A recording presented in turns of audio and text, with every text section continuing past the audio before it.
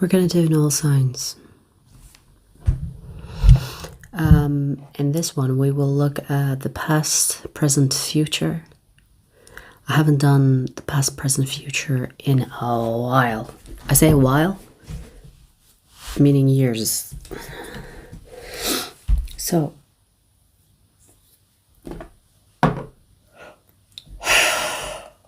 it's going to be interesting, I think. We'll see.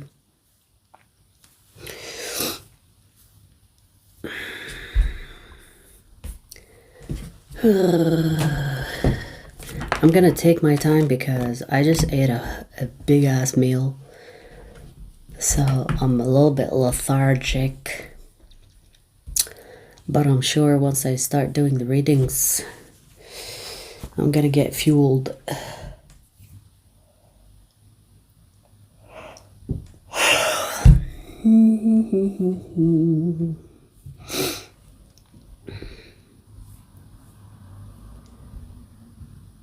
I'm not going to do any other readings today besides the all signs,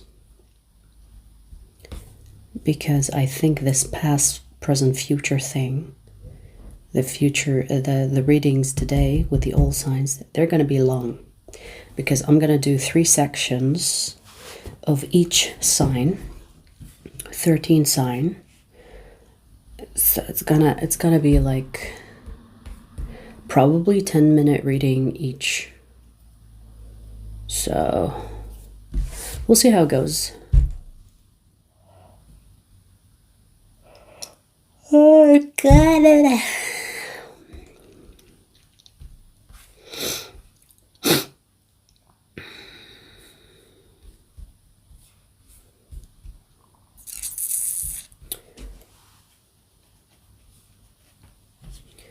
Right, so this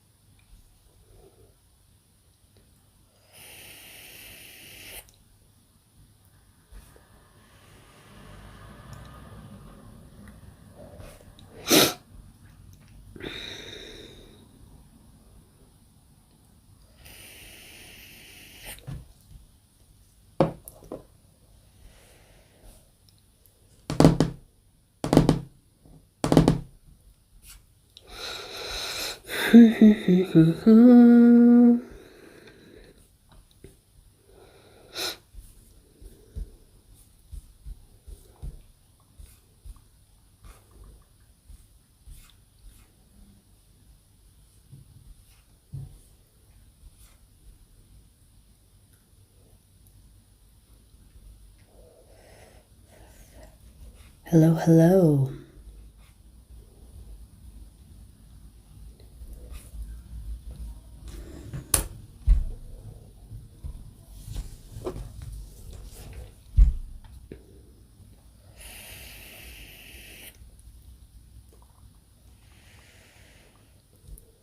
We're doing all signs, you guys. We're not doing personal readings. We have done that yesterday. We do it every Sunday.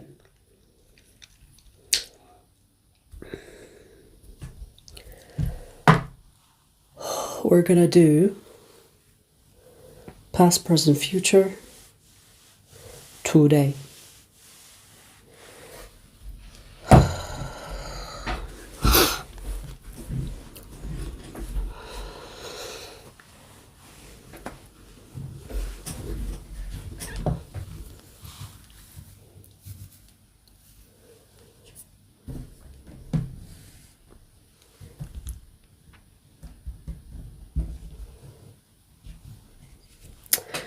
Why is the setup annoying today?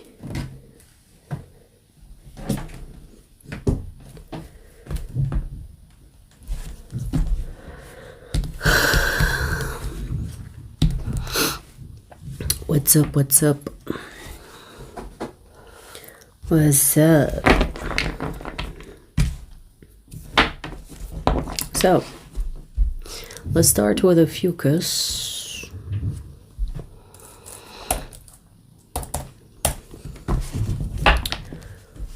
Ophiuchus. What was in the past for Ophiuchus? What was happening in the past for Ophiuchus? Okay.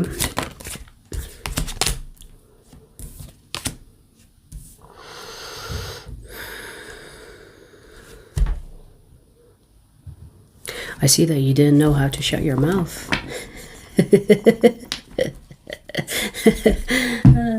Whatever that was on your heart, on your mind, you were like just speaking on it.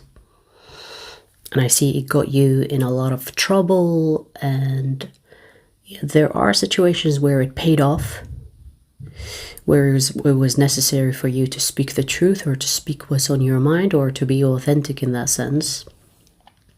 But I see also it got you in trouble. And I feel like the way that you were speaking out, it either created friends or enemies. There was no in between. Okay. I see also that you've had some people that aligned with you or aligned with your truth, and it's like you developed some type of friendship with these people. I also see that you fell in love with someone, and I'm not sure if they love you too, but you fell in love with someone in the past. We'll see the present. Let me pull the present. I think it'll make sense of the past. Show me the present for Ophiuchus.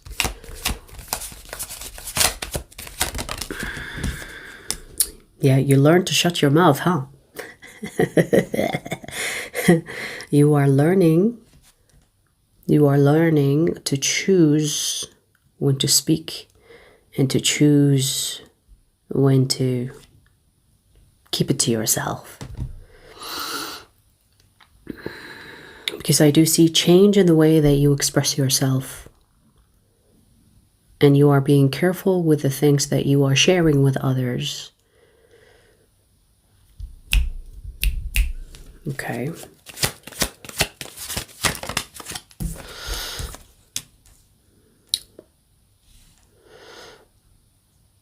You know, I'm getting that you have more peace right now in your present moment than you had in your past. And there could be a realization about you speaking your truth in the past got you in trouble. But actually what brought you peace is not speaking your truth. Which is interesting, right? I mean, I don't know if that's a good thing or a bad thing. I guess if it's bringing you peace, it's a good thing, but it's also the fact that you are not speaking your truth. I'm going to put it this way. If you, I feel like in the past, you had no filter. You had no filter and you didn't care if you hurt whoever you hurt. And then there could be enemies, I want to say unnecessary enemies, retaliating because of you not giving a fuck. But that costs you your peace. So you are changing into a person that is holding your truth when it's not asked for, when it's not at the right place, right time. And you've noticed that it's bringing you peace. You seem to be more in control of your life in comparison to your past. Because maybe you were thinking, if I speak my truth, then, I'm in control. But what you realized when you didn't speak your truth, you had more control. And there is this epiphany about that. There is this epiphany. It's as if you matured, you know? Naturally, when people grow up, they become more mindful of what they say because they understand there are consequences to everything that is being expressed. So, okay, so there's more peace in your present moment because you are changing the way that you express yourself. And you're keeping your head down, focusing on yourself. Fuck other people. I don't need to prove anything to anybody. I don't need to tell them the truth. Let them die in their delusions. Like, there is this energy of, maybe you were before, maybe you were like an advocate for, I don't know, some fucking human rights, or you were speaking for what's right. But you discovered that it got you more in trouble than it benefited you. Or even when it comes to others, it didn't benefit the others. You created enemies, or you created a lot of drama in your life because of how you came across. So now you are calmer. So I don't know if you are like young and then you hit a certain age and then you're calmer, more mature now. Don't know. But it has that energy where you're calmer now. You're choosing what to say and if it's necessary to say or not. Understanding the consequence of what you say or what you do, which is resulting in you having more peace, more control, and more focus, more time to focus on your things. You know, keeping your head down, focusing on your life, your advancement, rather than trying to just have your say. This actually reminds me of when people post things on Facebook. And, you know, when they post things on Facebook, it's about like things that are wrong in the world, or things that are wrong when it comes to like customer service or some shit like that, or it's about a business. And it's like, that is not doing anything for anybody. And if you think it's making a difference, it's not. You know, when people post things thinking that they're making a difference, and it's just like social media turned into this complaining platforms. I mean, hey, I fell for that. Sometimes I do it too. But it's like, let's understand that we do it to vent, or we do it because we're pissed off. It's not really that we're making a fucking difference. I don't think. Unless you have like a big following. Maybe. But even that, you will create a division, right? Like, do you notice when people express themselves, it always creates two opposing people in the comment section. It's like, and then they fight each other. It has that vibe. Maybe you are starting to understand that what you're going through is your experience. And if you have something to say, maybe say it at the right time rather than just say it when you're feeling the emotional the emotional intensity, right? How do I explain it? Like, sometimes, you know, when we feel something and then we are like, I'm going to give you an example, okay? Because I do this. Before, I would record something and then post it. And at the time, I'm like, yeah, that's a great idea. But now I record something and I leave it in my gallery. And then when I come to it again in a month or so, or in few days, few weeks, I look at it, I'm like, why, it doesn't matter. Why did I say that? And I delete it. Do you understand what I mean? Like, there is something about choosing a better time, postponing the thing that you want to say, that is actually bringing you more benefit than when you were speaking your truth.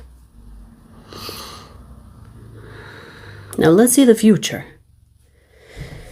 Let's see the future. Show me the future for Ophiuchus based on this energy. Let me tell you something, Ophiuchus. You're going to be obsessed with self-development. Because you're like, wow, if I've improved so much in this period of time, then can you imagine what I can do if I keep on improving? So it's actually inspiring you. It's interesting because your progress or your development is inspiring you to be even more involved in developing.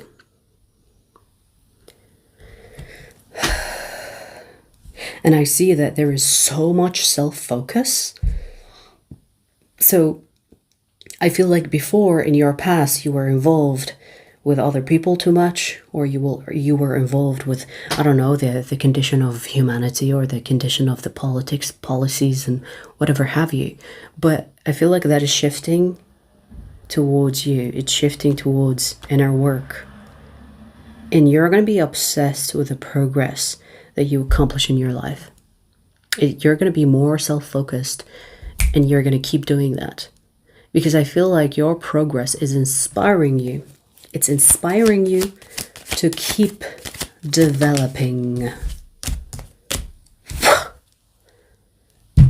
Six of Cups and the Chariot.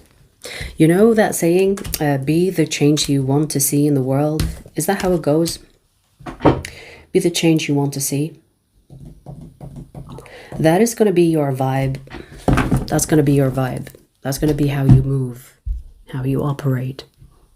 You're not going to be wasting time convincing people what like how things should be. You're going to either develop yourself to live that reality, or to focus on your own flaws, weaknesses, rather than the flaws and weaknesses of others. Because as you discover more about yourself, you discover that there is more work for you to do. So why are you wasting time worrying about other fucking problems or other people's flaws? Let me focus on myself. Let me develop myself. Oh my God, I can see that changing myself is benefiting me, bringing me more peace, more focus, more serenity. And it's going to be this obsession with that. It's like, I wonder how much I can bring more positive things in my life, rather than trying to be positive outwardly with my expression only to get a whiplash back. It's like, fuck that shit. Okay, well, if I want to improve the world, let me be the example, or let me be the one that lives that reality first, and then the fucking sheep will follow. And that's true, you know? Like, people will learn easier if you show them how to do something rather than tell them how to do something, you know? It's true. So there's something about you focusing on yourself, which is going to lead naturally to you becoming or leading by example. And then you will not have to say much. People will come to you and ask you questions like, oh, please teach me. How did you make it here? Or how did you become this peaceful? And then those people, maybe you can mentor. You understand? Okay, it looks good. Like, I feel like there's a lot of learning here. Learning from experience, turning inwardly, doing some shadow work, doing some development, and you will see the benefits, and then you're going to keep going. I scared my cat with my snapping. And then you're going to keep going. The Chariot. You're going to go far in life, honey, if you keep this up. Okay? If you keep this up, you're going to be addicted to winning or addicted to developing. It's like, that's what life is about. You know? See, I told you they're going to be long readings. Oh well. We, 15 minutes? Okay. That was for Ophiuchus. I like this reading for you, Ophiuchus. I kind of relate to it as well. I'm a Scorpio Ophiuchus cusp. I kind of relate to it a little bit.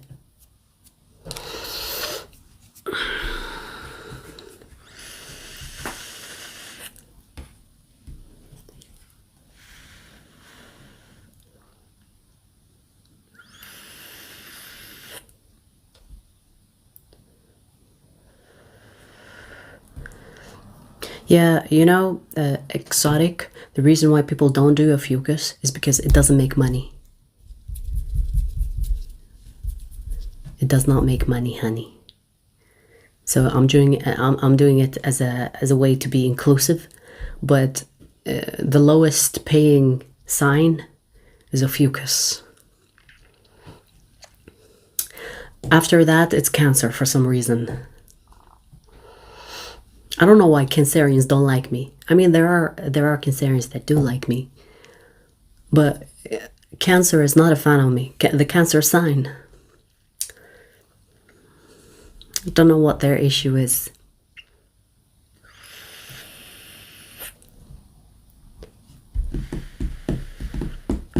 Anyways, so we finished ether. We're gonna do fire next.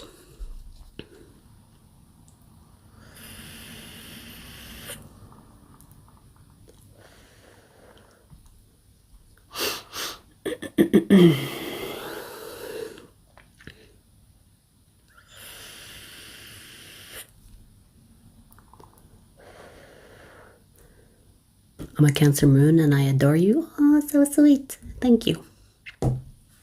See, that's why I keep going. Like, I did think, you know, like, if you think about it, like, sometimes I think about money, obviously, because I'm ambitious. I want to grow, continue to grow, right?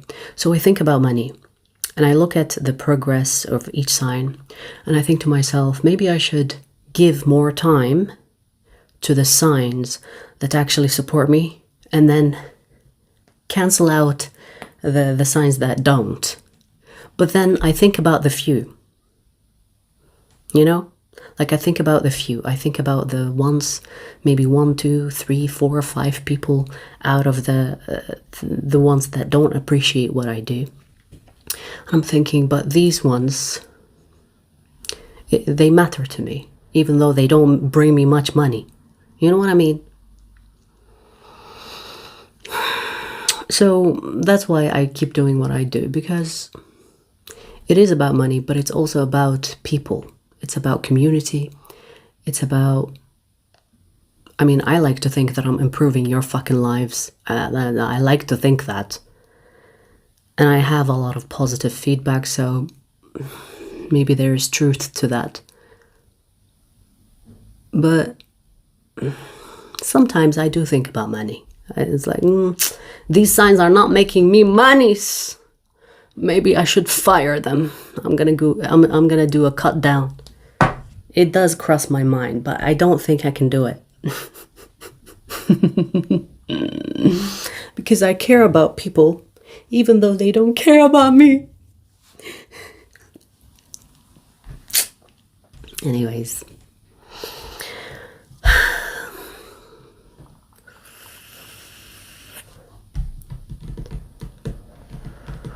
You know, my best paying sign is Sagittarius. Sagittarius, you are the base, the root of this channel. Even though since I identified with being a Scorpio, there was a dip, but you're still number one, Sagittarius. You're still number one, honey.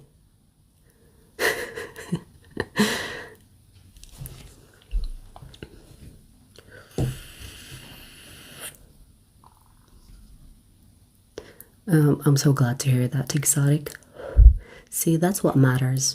Honestly, that's what matters.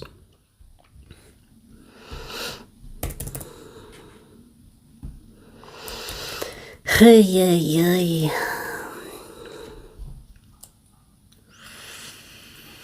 All right, let's do. Speaking of Sagittarius, let's see.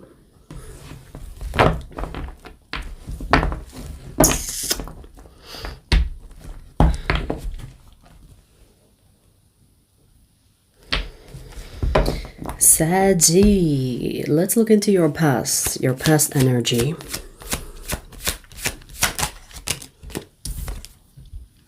Okay.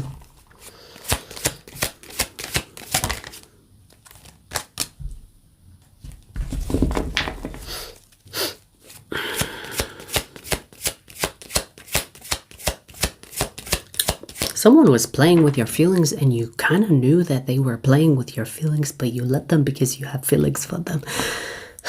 I said that in one breath. Do you understand? Like someone was playing with your feelings and you kind of knew, but you let them because you have feelings for them. You wanted to be so fucking wrong about this person, but you couldn't. You couldn't deny what you knew. Okay, so you saw this person for who they are. Like if they were playing any games with you, mind games, emotional fucking games, you knew. You knew, but you let them. You I don't know if you were self-sabotaging or if you were like trying to prove that maybe I'm wrong. Maybe I'm imagining things. Maybe if I give them a chance, they will change. And you let their energy consume you. You know? Like, I feel like there were days where you couldn't sleep. Kind of like possessively thinking about them, or obsessively, I should say, thinking about them. There are days where they fucking killed your appetite while you were eating. Because you understood that something between the two of you was very real, intense, deep, but you never understood why they couldn't see it or why they preferred to stay on the surface rather than be real with you or be authentic with you or kind of surrender to the connection that you felt that is happening between the two of you. And I feel like your intuition was on point when it came to them playing games with you, or you knew that they were playing games. You know, it's kind of like when you have like a child that is trying to manipulate you and you're the adult. And you're like, oh, I know what you're doing. Oh, really? And you entertained it. Maybe you found it endearing even that they are manipulating you or trying. So you were patient with them. You were giving them the benefit of doubt. You were letting it slide because you have feelings for them. And I feel like you paid a price for that. You did. Let's see the present moment. Or let's see the present for you. Show me the present.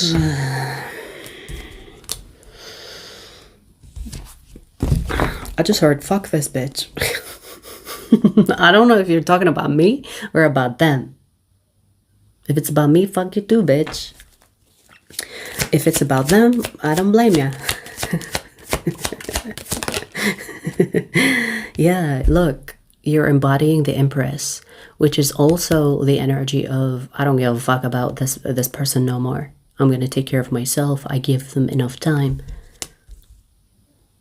Why am I letting this child play with me like that? So I feel like you came back to your senses. You came back to your senses about the situation. Maybe you were in a period where you were self-sabotaging. I don't know. You know, like sometimes when you're feeling down, you're like, you know what? Let it win for a couple of days. I'm down. Let me go downer. Let me sink into darkness for a while. Maybe you had that moment in the past where you're like, okay, bad things are happening. Let it happen. Not now, though. Look at you coming out of the darkness with the sun. Me, myself, and I. Interesting. Total shift. Look. When I said in the earlier, fuck this bitch, I think it's about this person because look at you leaving your feelings behind. It's like, yeah, I have feelings for you, but fuck this bitch. I gave you enough time. I gave you enough patience. I'm out. So you are recovering from this, whatever, this game you were putting yourself in with this person. And I see you taking care of yourself, your health, your mental health as well, especially your mental health. And I feel like you look better than before, meaning your physical body is looking better, healthier. You could eat better now than before, or sleep better now than before. It's because you removed the burden of them changing or seeing your worth. You removed that. It's like, I'm not going to do that anymore. I was waiting for you to step up, to be different, to realize what the fuck you're doing with your life and with me, but you're not changing, and I've had enough of giving you the benefit of doubt. I'm going to focus on myself. 9 of Pentacles. I'm going to remember who the fuck I am, the Empress. I'm going to involve myself in situations that nourish me rather than deplete me. And I'm gonna look good while I do it as well. Queen of Pentacles. Queen of Wands. Maybe Pentacles too, hey. So, there is a shift. There's like, you woke up one day and decided, fuck this bitch. End of. And you decided, okay, I'm out. I'm hearing out of mind, out of sight. Or out of sight, out of mind. I always say it out of mind, out of sight. Interesting. Maybe because when we don't think of something, they cease to exist. So maybe the correct order of that saying should not be out of sight, out of mind. It should be out of mind, out of sight. I always say it the opposite, out of mind, out of sight. When it's out of sight, out of mind. Do you know what I mean? But maybe it is out of mind, out of sight.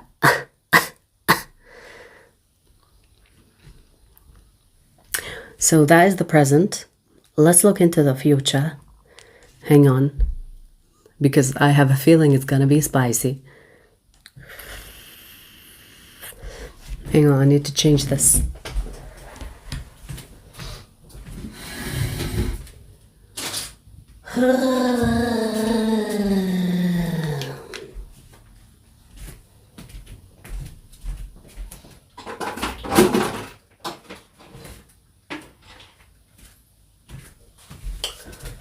Right. Hello, Germany. So let's see the future energy for you.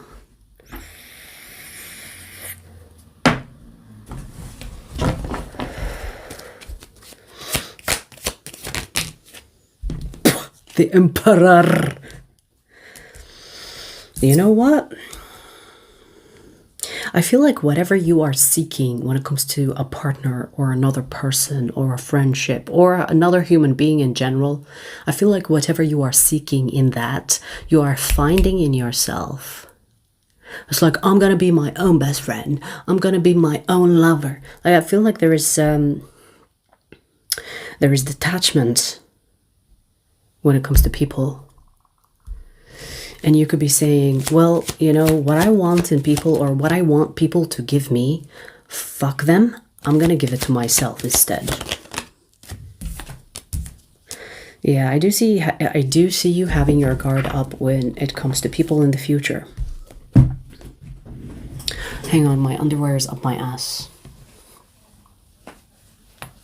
So, I do see you... I do see you having your guard up when it comes to people in general, and whatever that you are seeking when it comes to people, you are finding within yourself. We literally have the Empress and the Emperor, and these two energies are you. It's like, fuck the other half. I'm going to be the other half for myself, my other half. I'm going to be the other half for my half. I'm going to be the one that I'm looking for. I'm going to be the person that I want to find. I'm going to give myself what I crave others give me. You might be...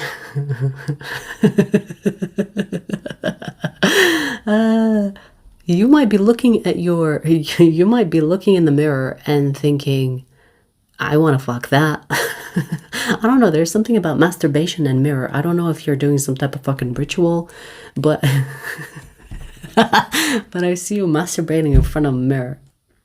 Or if it's not like full-on masturbation, you could be just like desiring yourself, or you could be touching yourself in a sexual way. I don't know. I'm gonna let you decode that. But there's something about you being in front of a mirror and and you desiring yourself. And I feel like maybe that is a way to say that I don't need other people to compliment me, or I don't need other people to desire me. I desire me. Do you know what I mean? Which is, I can support that. You should be the one that desires you, if that makes any sense. Like, if you look at yourself and you don't like what you see, then how do you expect other people to like what they see? You know what I mean? It has that analogy, or it has that philosophy, right? I feel like when it comes to other people, you will not trust them. In the future, I feel like there is this idea of I'm not gonna have my hopes up with you, or I'm gonna have zero expectations with you. So when you deal with people, you're not gonna expect much from them. You're not gonna delude yourself into believing something significant can come from this connection or this partnership. You're gonna just take people as they are. And I feel like people that like you will have to be really clear with their intentions with you. Otherwise, you will just skip it. You're just gonna be like, yeah, they're just being nice. I'm not gonna read into it. They're just being nice. While someone is hinting at liking you. You're like, nope. Friendly, just friendly. Until they come to you and say, Sagittarius, I like you. I want to be in a relationship with you. Otherwise, you will not entertain it. You'll be like, oh, they're just being nice. Do you know what I mean? It's going to be like that. And even with that, you will not be fully going in. Like, you will not fully go in. Because there is this energy of, it's like, I don't know what's happening, and also guard up. Detachment is here, okay? There is detachment. Because here's the thing.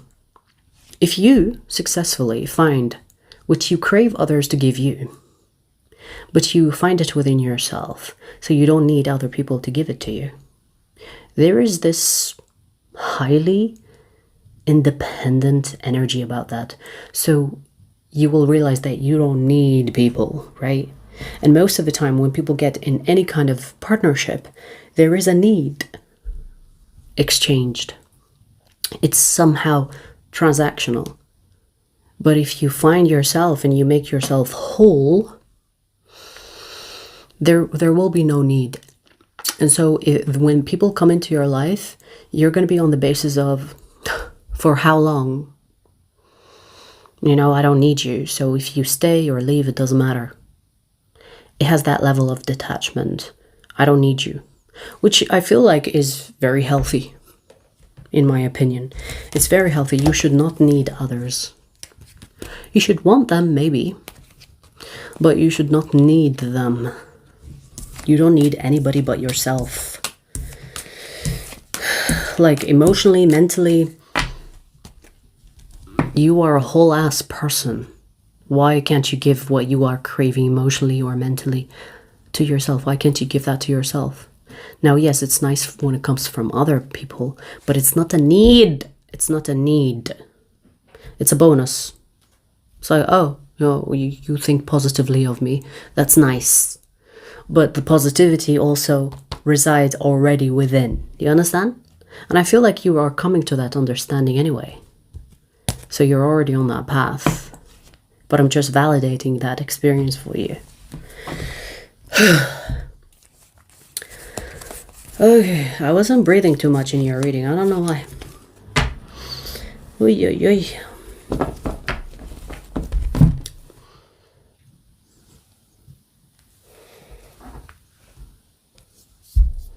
We just finished 2 signs, you guys, and it's already been an hour. I'm gonna be here all day. No way. How long did I do the Sagittarius reading for? I didn't even feel it.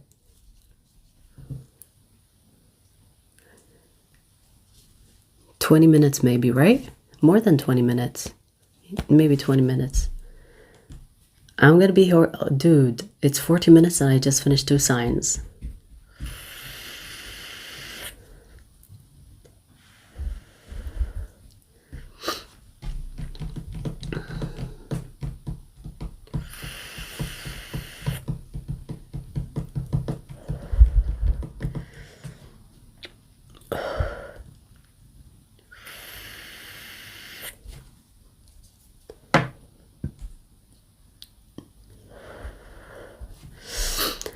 Alright, let's see who's next.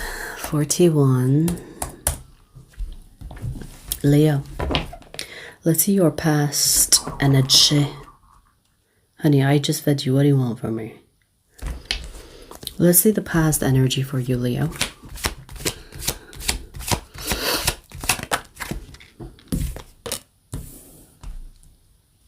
Okay.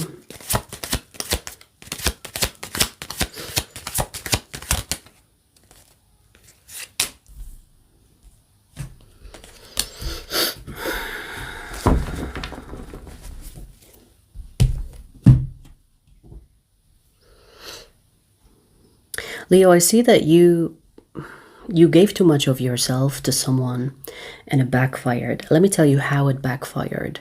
Because you were giving them on your expense, meaning you were giving them more than they were giving you, which led to you being depleted and them not, which created resentment. Now, this resentment is like, why can't you do what I do for you? How come I always give you and you don't give me anything? So it created this friction between you and this person. And it's almost like it turned the love into negative. I don't want to say hate, because hate maybe is a strong word for that. But it turned the love from sweet to sour. It's almost like you could even resent yourself for loving them, because you put yourself on the backseat or on hold, or you put yourself aside for their sake. And this is the past energy, so maybe you've changed, but we'll see what the present energy is. But I see that in the past, you have put yourself aside for someone else's fulfillment, satisfaction, comfort. And you did it out of love. I see that you did it out of love. But then at some point, you realized your cup is empty. And no one is filling your cup. Or at least not at the same pace that you were giving. And it created this resentment because you are depleted. You are not getting what you're giving out.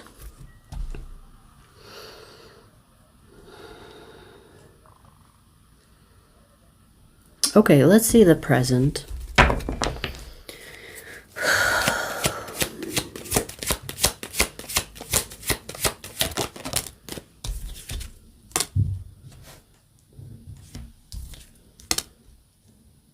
Interesting. You are currently working on your connection with others rather than focusing on one person, which is this person that you gave a lot to and everything to. So you are more involved in your community to get your mindset or your headspace out of this resentfulness that you have towards this person that you gave everything to with not much in return. So I feel like there's this energy of getting back in community or getting back to the community rather than giving everything to one person in your life. I feel like maybe this person that is in your past is still in your present, but you are not focusing on them as much as you were before. And you are trying to get back in the community, whether this is through friendship, focusing on your hobbies, your interests, your work, colleagues,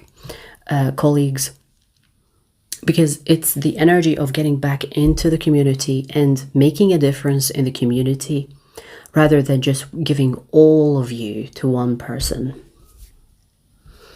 I feel like there is a search for purpose, a search for fulfillment, a search for meaning in the present moment. You could be searching for that meaning. It's like, what's the point of my life? Surely it wasn't about giving everything to this person. So it feels like I'm in the search of purpose. I'm in the search of fulfillment.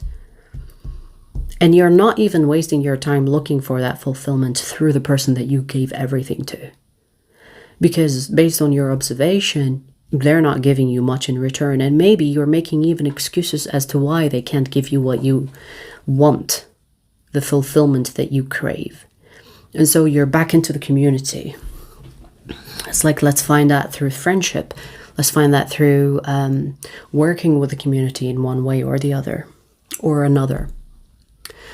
So I feel like this community stuff, it's actually bringing more life to you. It's bringing more life force into you. It's giving you a meaning, even if you don't know what the meaning is yet. But you are on that path of searching. You are on that path of finding out. So it definitely feels like you are on a path of discovery.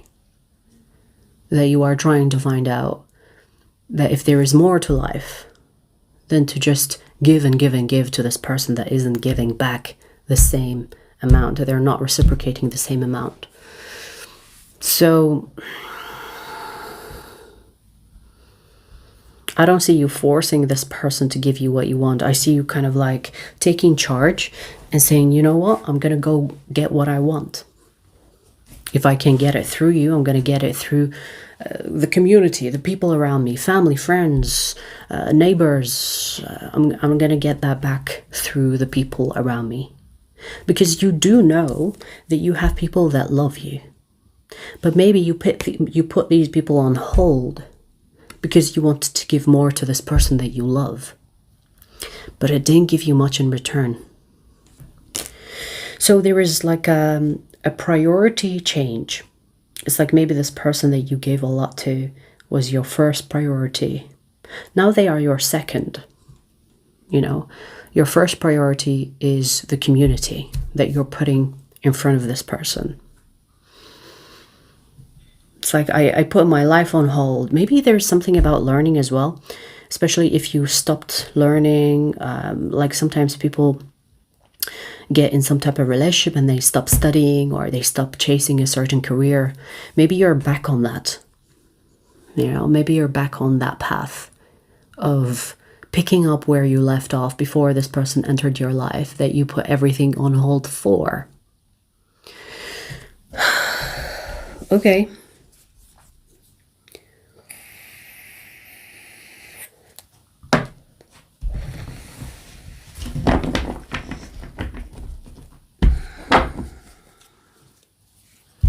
Let's see your future energy, Leo.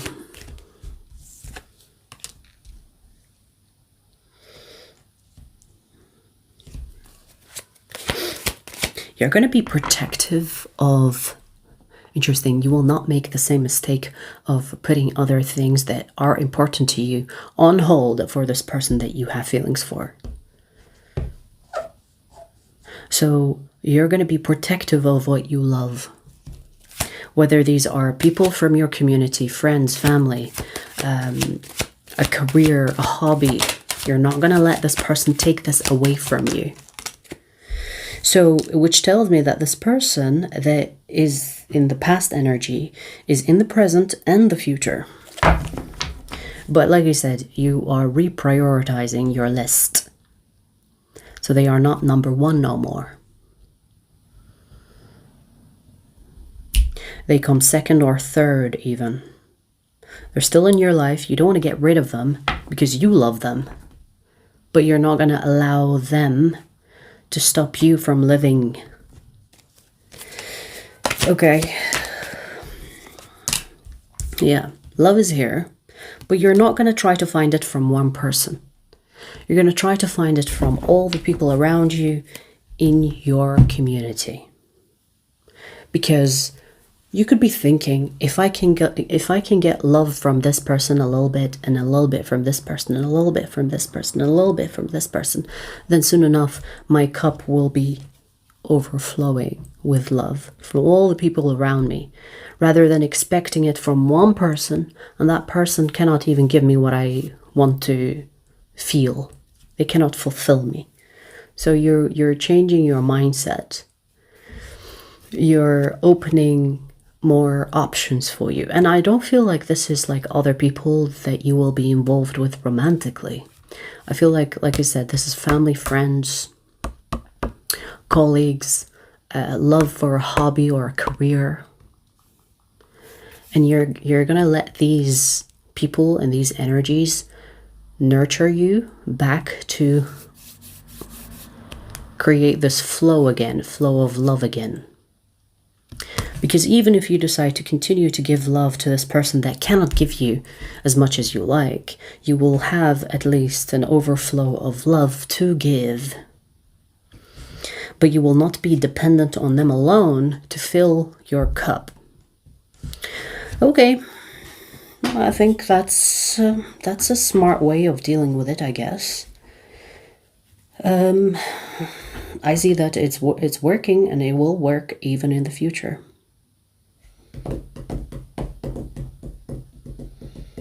You know, your life is not going to stop because this person is not giving you enough. You're not going to sit and cry about it.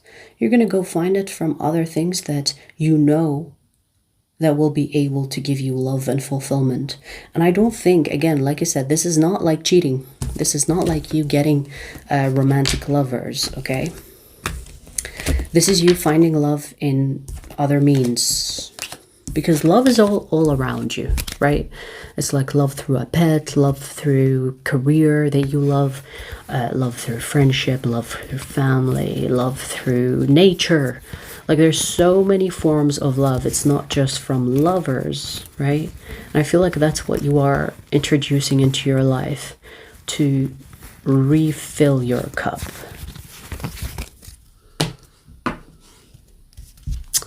Okay.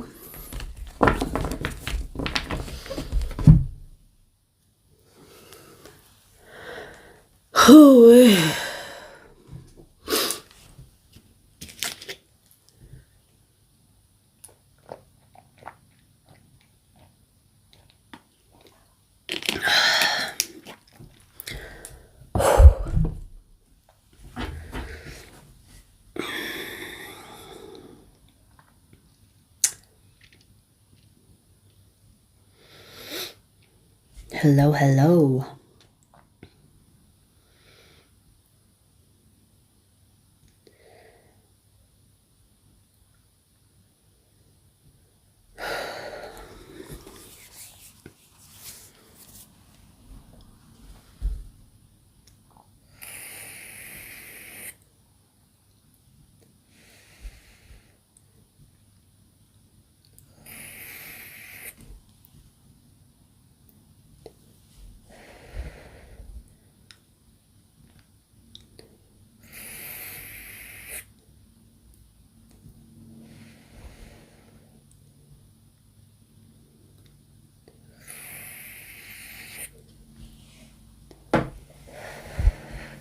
No one is asking you to believe in tarot.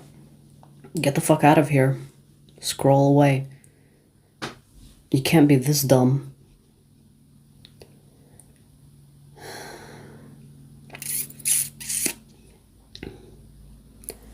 You guys, I'm pregnant with a mountain of rice and a mountain of chicken curry.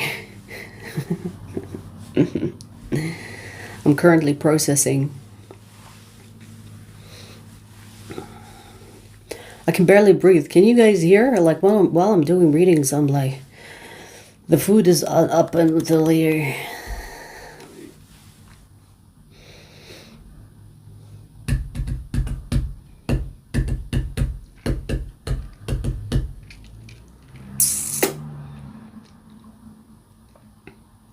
Hi, Prachi.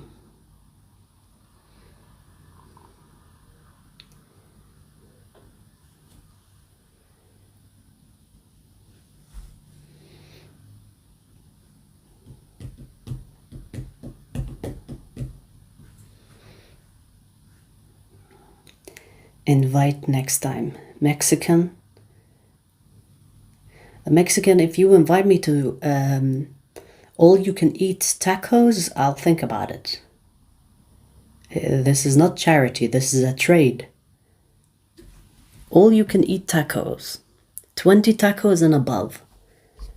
I don't think I've eaten 20 tacos, but still.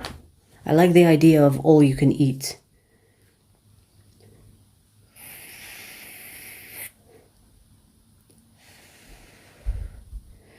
Anyways, let's do Aries.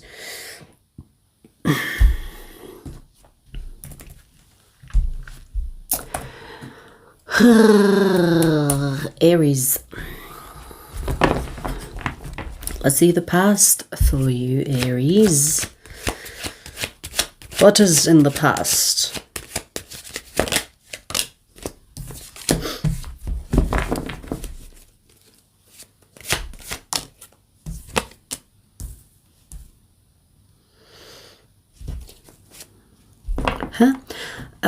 Okay, you had, maybe you still have, but we'll see the present in a bit. But you have, or had in the past, you had feelings for someone that you did not expect to have feelings for, or how do I explain it? Because to you, it made no sense to have feelings for that person. Like you had feelings for someone that you didn't expect to have feelings for. And it really threw you off. You know what I mean? Like it threw you off. Like for example, you liked someone or you had feelings for someone that you don't even like.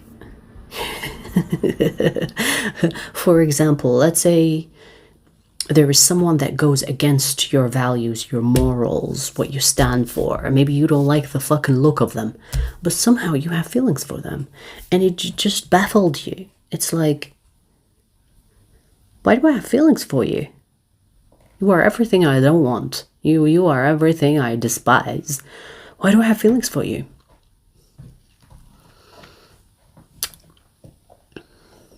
And it made you question yourself. It made you question your own sanity. It's like, am I losing my marbles? Am I okay? Let me check my temperature. There's something about them, like being the one that you like or being the one that you're developing feelings for. It made you question yourself. It made you... You surprised yourself. You surprised yourself with developing feelings for someone you don't even like. Because look at you. There's like this inner conflict that is about the feelings that you feel. And you know, let me tell you, these feelings are strong. Like they are not like, oh yeah, I would fuck them maybe one night. No, this is like deep level feeling. It's like, wait a damn minute. Since when do I...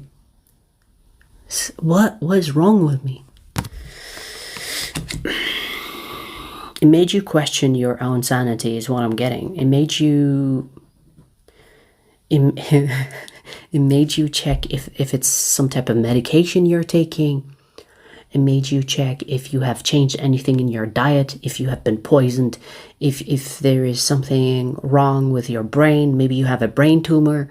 Like it made you think that there's something wrong with you because you would never like someone like them.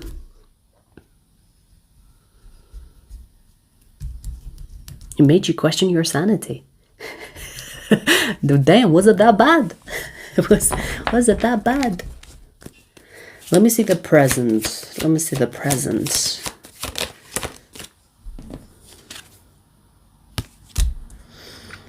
You know what I'm getting, Aries? I mean, this person is definitely definitely not your usual type. And when I say your usual type, I'm not just talking about physical appearance. I'm talking about mental level, emotional level, political level, moral level. I feel like this person is not someone you would date, full stop. You developing feelings for them threw you off. And because if they go against things that are important to you, let's say your morals, values, what you stand for and what you don't, it made you break your own heart because you would never want to be with someone like that. So in this present moment, you are grieving this person because you decided you don't want anything to do with them, and that's it.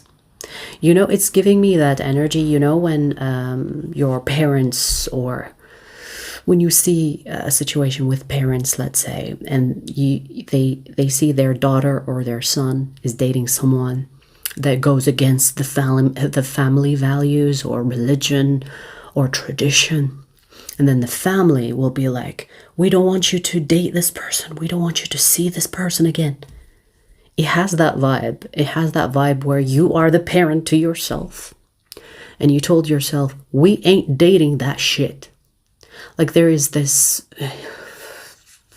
there's mixed feelings about this person. Your heart, they want that person, like your heart wants that person, but you are saying, no way in hell will I date someone like that. Because maybe they go against everything you stand for, right?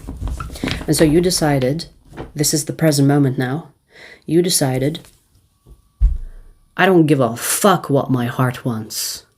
I'm not going to date that person. I'm not going to be with that person. Full stop. I don't care. You can cry all you want. I don't care. So you are forbidding yourself from even thinking about advancing the connection between you and this person, or even thinking about advancing it.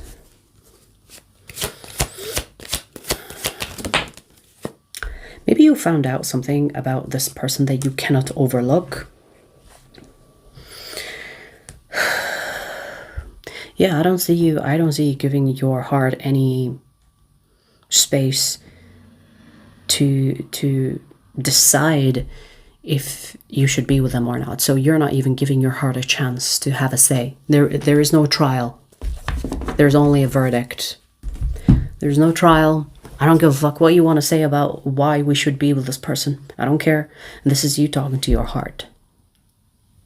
It's like I've made up my mind. There is no democracy here. You don't have the right to say what you want. This person is not someone that we will date, and full stop. And your heart is like pleading. It's like, no, but please listen to me. These feelings, and then we can. No, don't give a fuck. I feel like what you believe in is more important than the love that you've developed for this person. And maybe it is. Maybe it is true, you know? Because if this person goes really against everything you stand for, then it would be dumb to be with them, right? Think about it. It would be dumb to be with someone that you know is not good for you, even if you have feelings for them. Think about it. You're basically deciding to stop suffering that you can potentially experience in the future. I think it's smart that you are realistic about what you want and what you don't want. And even if you have feelings, okay, we've developed feelings, but let's be realistic. This is not going to work. So let's not bother. Yeah, King of Swords. You are being in this logical way of thinking. You're not letting your emotions decide where your life is heading, honey. For sure. Which is interesting, Aries. You know? But not all Aries are the same, and the stereotypes of the signs are not always true. So you're taking a very logical stance here. You're like 1 + 1 = 2. me and them will never fucking happen. Even if I have feelings for them, so what? I'll get over it. I'm strong. I can handle it. I will survive. And I do see that you might be questioning from time to time if you've done the right thing by not entertaining the idea of being with them. But you don't even sit in that for too long. You could be like, yeah, we're never going to be together. But is that okay? Or is that right? And then maybe a minute passes and you're like, yeah, of course I'm right. We're not going to be together. Because the reasons are obvious. Do you know what I mean? So you're very logical. And I feel like you have a good grip on your feelings. I'm not saying that you are suppressing your feelings. You are acknowledging that you have feelings for them. But you are also not falling for the trap of let's abandon logic and let's abandon the facts. Let's abandon reality and go for the feelings. Because that's just dumb, right? So consider the feelings, even though I feel like you are trying to silence the nagging of your heart for them. But you're like, I know I have feelings for you, but I'm not going to be with you. Because being with you would be a nightmare and I know it. I think that's smart. I think that's smart. I think that's smart. You're not wasting your time. You're not enforcing your suffering. You know what you want and there is nothing fucking wrong with that. Thumbs up. Let's see the future in a second. I need a breather.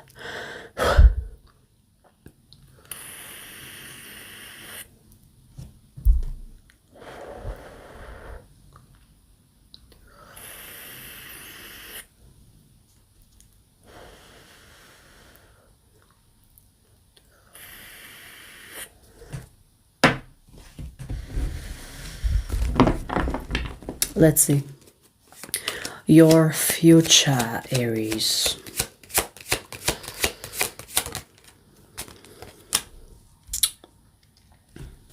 You're going to stand by your decision of not being with this person. And I feel like based on this energy, I can tell that you have done the right thing. I might be a little bit biased because I support the logical thinking. Like, I support it, but I feel like it feels right. Like, I don't know. It feels right. Like I said, you could have moments where you're like questioning, it's like, did I do the right thing? And then you do a little bit of calculation and then you think to yourself, yeah, I did. Okay. And then you move on for another fucking month. But maybe that thought will revisit you once a month or twice, every 6 months. And you're like, did I do the right thing with this person? Yeah. Because you will kind of revisit your analysis that you reached with your conclusion. And you're like, yeah, I've done the right thing. So you might revisit these thoughts, but it's only to look back and be reassured that you've done the right thing. I feel like Aries, soon enough you will be occupied with someone else. This is future energy. Soon enough you will be occupied either with someone else or something else. Because we have the Devil and the Six of Wands. You will not even have time to think about this person. So, based on this energy, I feel like you saved yourself time.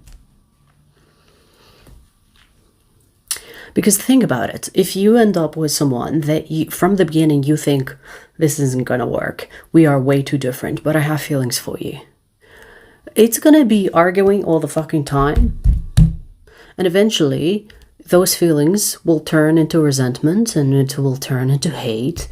And maybe even violence or some type of toxicity or abuse. And what's the point of that? Like, you already know where you stand. And they are on the opposite side of it. So why bother? Right? Like, process those feelings. I mean, I don't know what in them made you, love them. Or what in them made you catch feelings. Maybe reflect on that. Maybe see what exactly in them made you like them that way. And maybe that will give you some insight, right? Or maybe even highlight some type of shadow work that you need to be doing.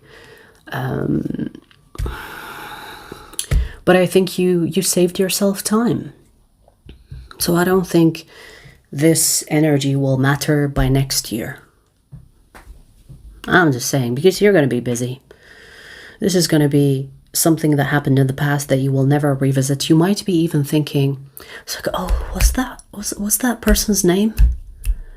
Where I had feelings for them, but I don't fucking stand the sight of them and what they stand for. What's their name? You might not even fucking remember their name. You know those types of people that we date?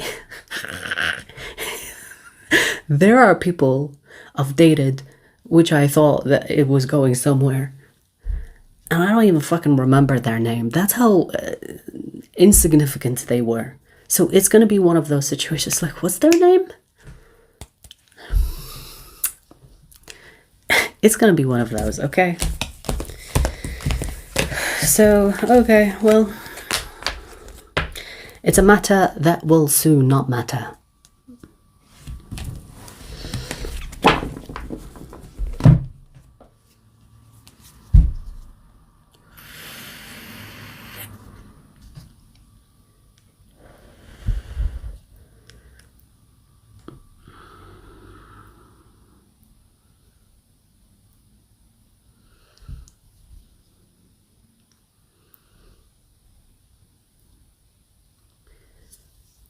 Hey Trish. T. Barak. Take your 2-inch dick and go to a porn site or something. You pathetic little twat. Imagine raising a child and the child turns into T. Barak. Going online on random people's live streams. Imagine you raise a child, you push that child out of your vagina after 9 months of suffering, and then the disappointing fucking reality of T. Barak comes into play. Like, imagine. I feel sorry for your mother. She should have aborted you when she had the chance.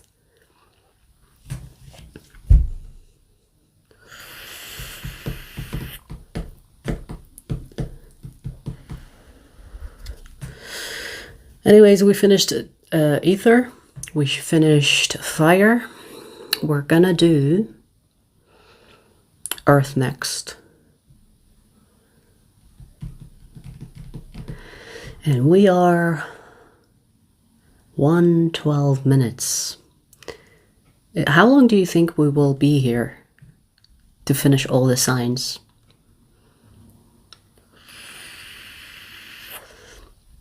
For the ones that know kind of how long it takes to do the all signs, how long do you think we're going to be here for all the signs? 2 hours? 3?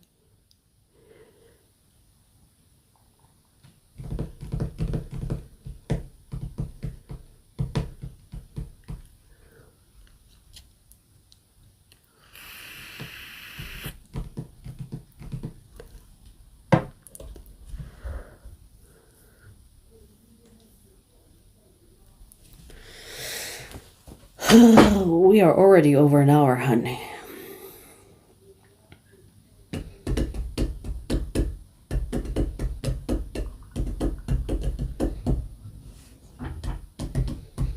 I'm not asking the idiots for the idiots that are they don't even know anything about tarot. They just want to be relevant. I'm not asking the idiots.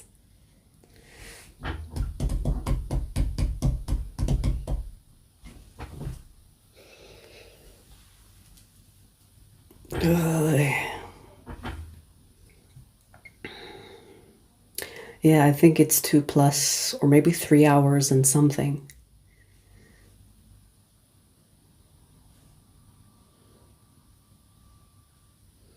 I'm a Libra rising, honey.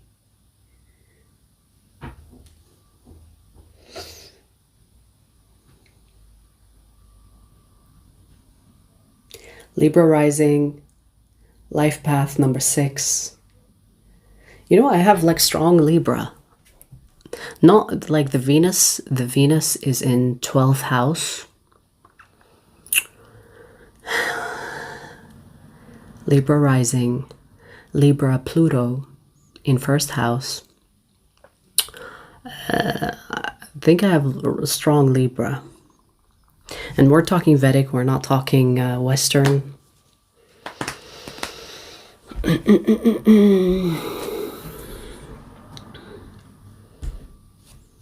I'm a Leo moon.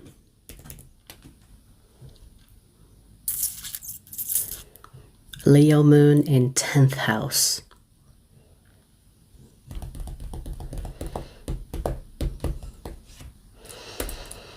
All right, let's do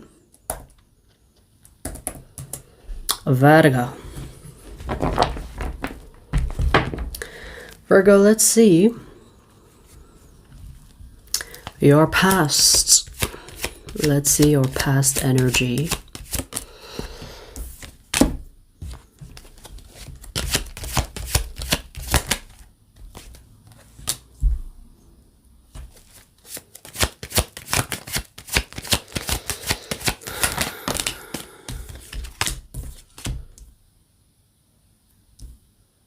Damn, Virgo. I see in the past that you let someone step all over you. And I feel like you did it out of love. You did it because you thought maybe they're going to appreciate what I'm doing for them. Maybe I'm going to convince them that I'm someone that is good. Like there's something about you proving yourself to this person, but it backfired. It backfired. I feel like this person took advantage of you. And maybe you let it happen. Maybe you were aware that this person was taking advantage of you, but you let it happen because you thought, oh, they're going to realize what they're doing soon enough. Or they're going to realize that I don't deserve to be treated like that. So you let them get away with things. You let them get away with things because you liked them. And you paid the price. And I feel like it took a toll on you mentally, emotionally, maybe even physically, because when you are not clear here and here, you will fall sick. Maybe even physically you felt ill. You lost weight or you gained weight. And not knowing subconsciously that this person is the reason why. This person is the reason why your health started deteriorating. I feel like this person took whatever they can take from you. And because you kept on giving, they just kept on taking. Now, I don't know if they did that on purpose or they are not self-aware of what they're doing to you. But most of the time, people know exactly what they're doing to you. They just play dumb, or they see that you are naive, or they think you're naive, and they just will exploit. That's what happens. So you have one of those. You put yourself and your health and everything else on the line for someone that didn't mind putting you at risk.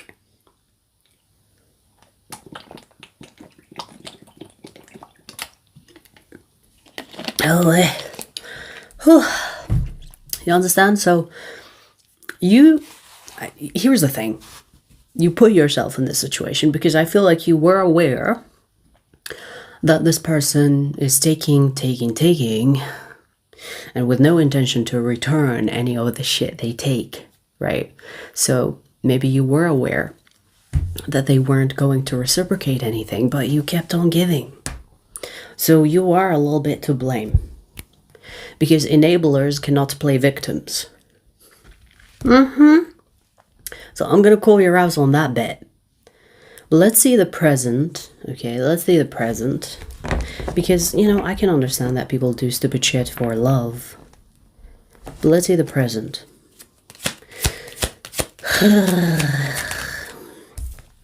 Okay, you are wisening up. Okay.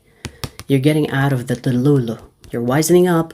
You're standing up for yourself. You might be even telling this person to get the fuck out of your sight. It's like, hey, I don't know what you think is happening here, but I'm not going to take it anymore. So I see you standing up for yourself. You are no longer allowing this person to take, thinking that you are just a dummy. Or maybe you let them know that, hey, me continuing to give you things, or me allowing you to step all over me, was out of the kindness of my heart. So you might have told this person that, hey, just because I was your doormat doesn't mean that I don't know what's happening. I was a doormat by choice. You could have told them that I was like letting you step all over me. I was aware of that shit. I'm not. But I see that you're fighting for yourself, or you're standing up for yourself. In the present moment, you're not taking any of their bullshit no more. Wow, interesting. You know what I'm getting? I'm getting that this person is refusing to let you go because they got used to the things that you give them. So they actually feel entitled to you. So even if you try to get rid of them, they will insist on being with you because there are benefits to being with you. And you're like, no, I don't want to give you anymore, or leave me alone. And they're like, no, I'm not going to leave you alone. Because they got used to it. Damn. Now, here's the interesting part. The dynamic between the two of you shifts, or it shifted. So you were chasing them before, now they're chasing you. And I see that you kind of like the fact that they are chasing you. What is this? So now you are like, leave me alone. I don't want to talk to you no more. But because they're chasing you, you're like, I kind of like it.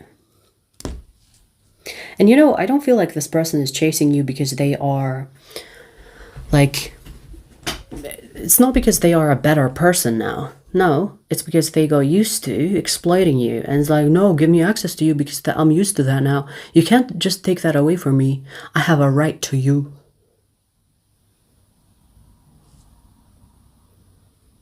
If they are telling you, if this person is telling you, oh, I'm going to change, I promise, they won't. They won't. They just want access to you. So don't fall for it. Now, I do see that you're kind of enjoying the back and forth with this person, which is turning into something toxic. So be mindful of that, because you changing the dynamic between you and them, and like now you are the runner and they are the chaser. It's not really. It's not gonna make the connection between the two of you better. It's just gonna complicate things. Okay, let's see the future energy.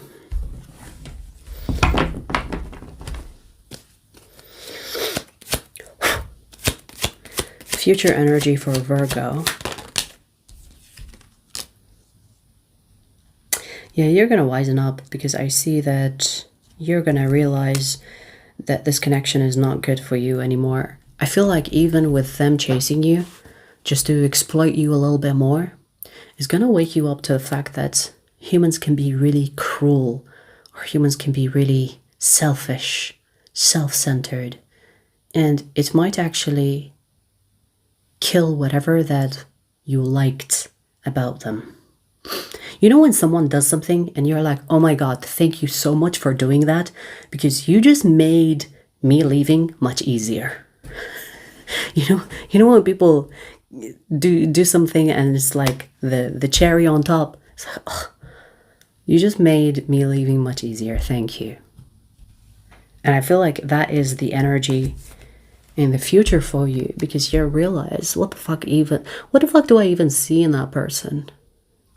Knight of Pentacles, Emperor. You're going to wisen up. You're going to be like, I wasted enough time. Let me focus on myself. Let me focus on bettering my life, because I'm done bettering other people's lives on my expense. And it's so interesting because it's actually a stereotype of a Virgo. Most of the time they say Virgos are people that will be of service. But it backfires when you do it to the wrong people, right? And this person was definitely seeing it as an opportunity to take advantage of you, to exploit you, to, you know, take whatever that they can take from you. So in the future energy, there is empowerment, self-empowerment. You kind of waking up from this illusion of liking them because they will do something that might give you the ick and help you move on from them, right? Let me pull one more.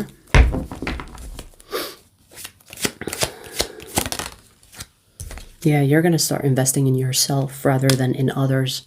So this will be self-focused. Now, I do see that you will be disappointed by the whole experience as a whole. You will look at it and think to yourself, why did I even bother? So there could be regret for entertaining this person from the first place. But, you know, don't get stuck in that for too long. Yes, you know, maybe process the feelings that come up, like the guilt, the regret, the shame. Process these emotions, but don't be stuck in them, right? If you feel shame, feel the shame. It's okay. It's not going to kill you. Feel the fucking shame. It's okay. It might actually help you prevent a situation like this happening again in the future, right? So feel the shame, just don't be stuck in it. Always feel the negative emotions as long as you don't get stuck in those emotions, because it's healthy. It's healthy to feel those negative emotions, but as long as you don't get stuck in them, okay? So if you want to cry, if you want to be angry, if you want to isolate because you feel shame, do those things. Just don't get stuck. And I don't see you getting stuck, to be fair. Like, these energies are not in hiding. You will be soon enough getting yourself out there, you know, focusing on yourself, bettering your life, rather than giving away all that energy. And actually putting that energy towards yourself. You know what's so interesting? I've noticed there is a lot of... there is a theme so far in the readings. Not necessarily the same way, but there is this energy of self-love, self-focusing, self-development. And it keeps on coming up. Which is great. Because if the collective are experiencing self-focus, especially in the future energy, that's hopeful. That's good. Okay.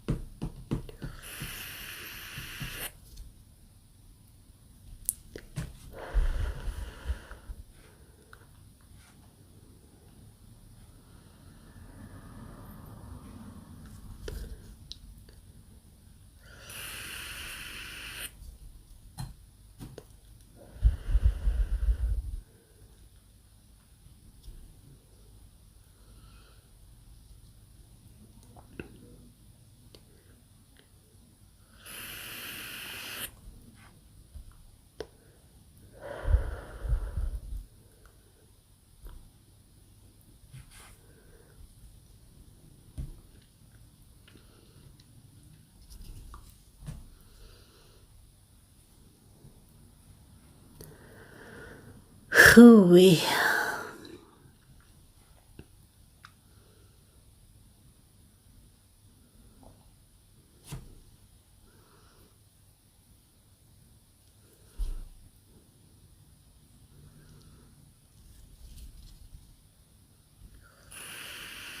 Yeah, the Emperor keeps coming out for the readings, huh?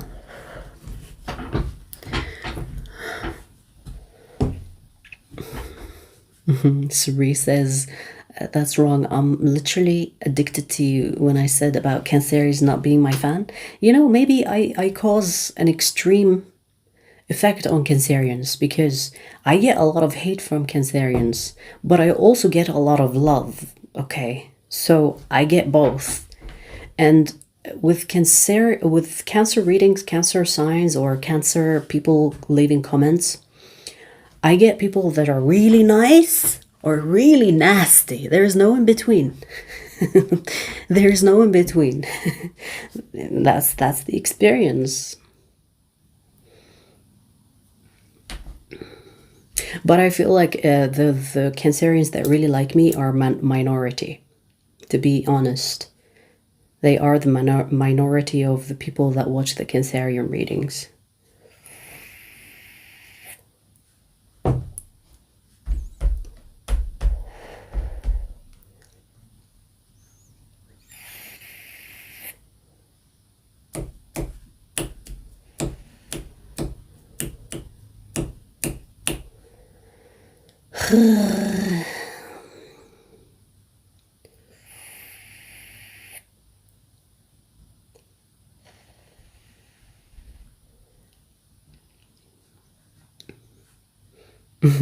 Angelic assignment. Yeah, I think that's it.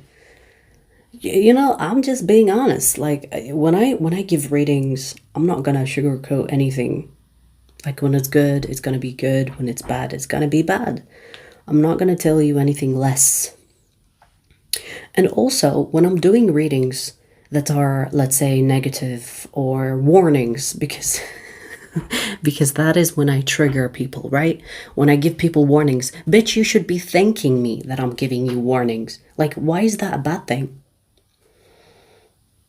Like, you should be, like, I'm helping you. I'm not telling you your life is full of rainbows and farts, because that's not realistic. You know, if you want one of those readers that will be like, oh my God, nothing will stop you, everything will happen for you. You know, there are plenty of channels that will give you that shit. If you want that, go watch them, I guess. But I'm not gonna do that. I'm gonna be real with you. If you can't handle real, then, you know, there is something called mental institution therapy. You know, maybe even reconnecting with your parents and finding out why you are a delusional twat. Because I didn't raise you. If you are an adult and you can't handle a no, that's bad, then there's something wrong there, okay? Because if you always need to have a yes, yes, yes,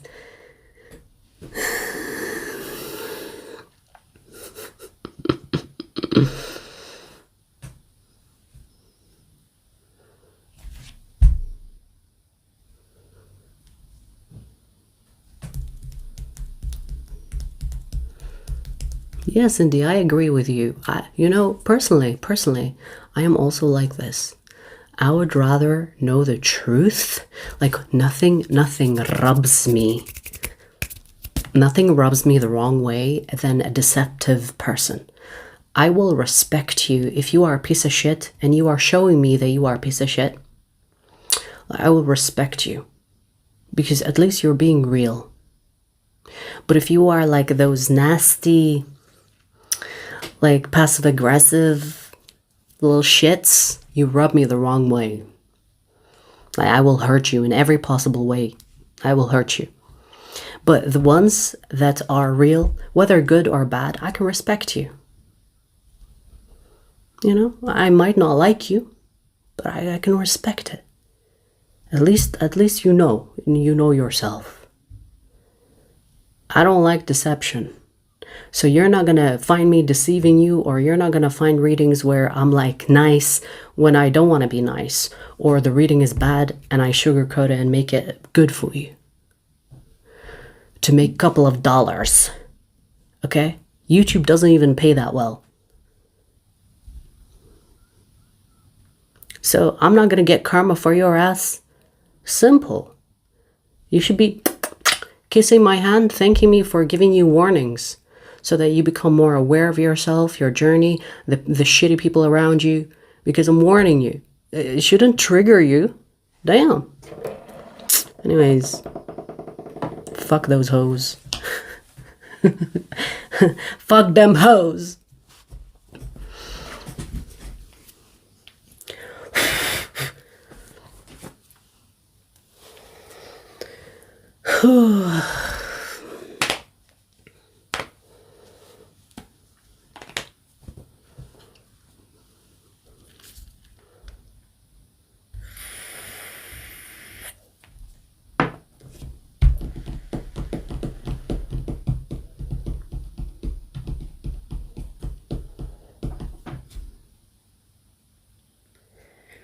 Yeah, exactly. You know, this type of work brings, like, there are people that are self-aware and they are on a journey, which they understand what I'm doing.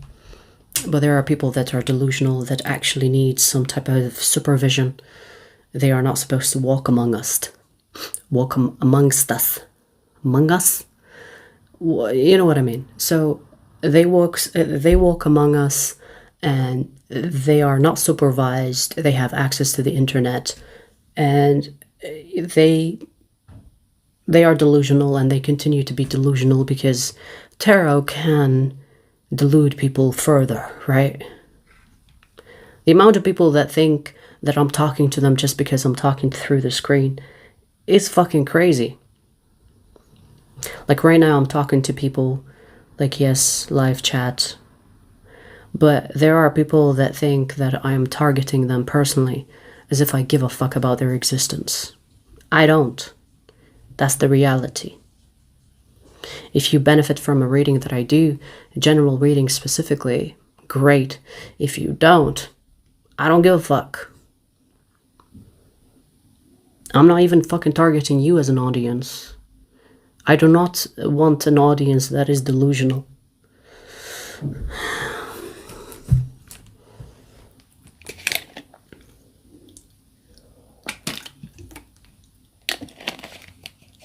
Anyways, let's continue.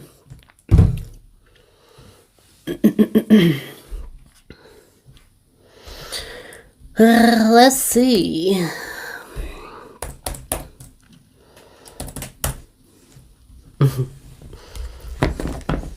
Taurus. Taurus, let's see the past energy for you. Wow. Okay.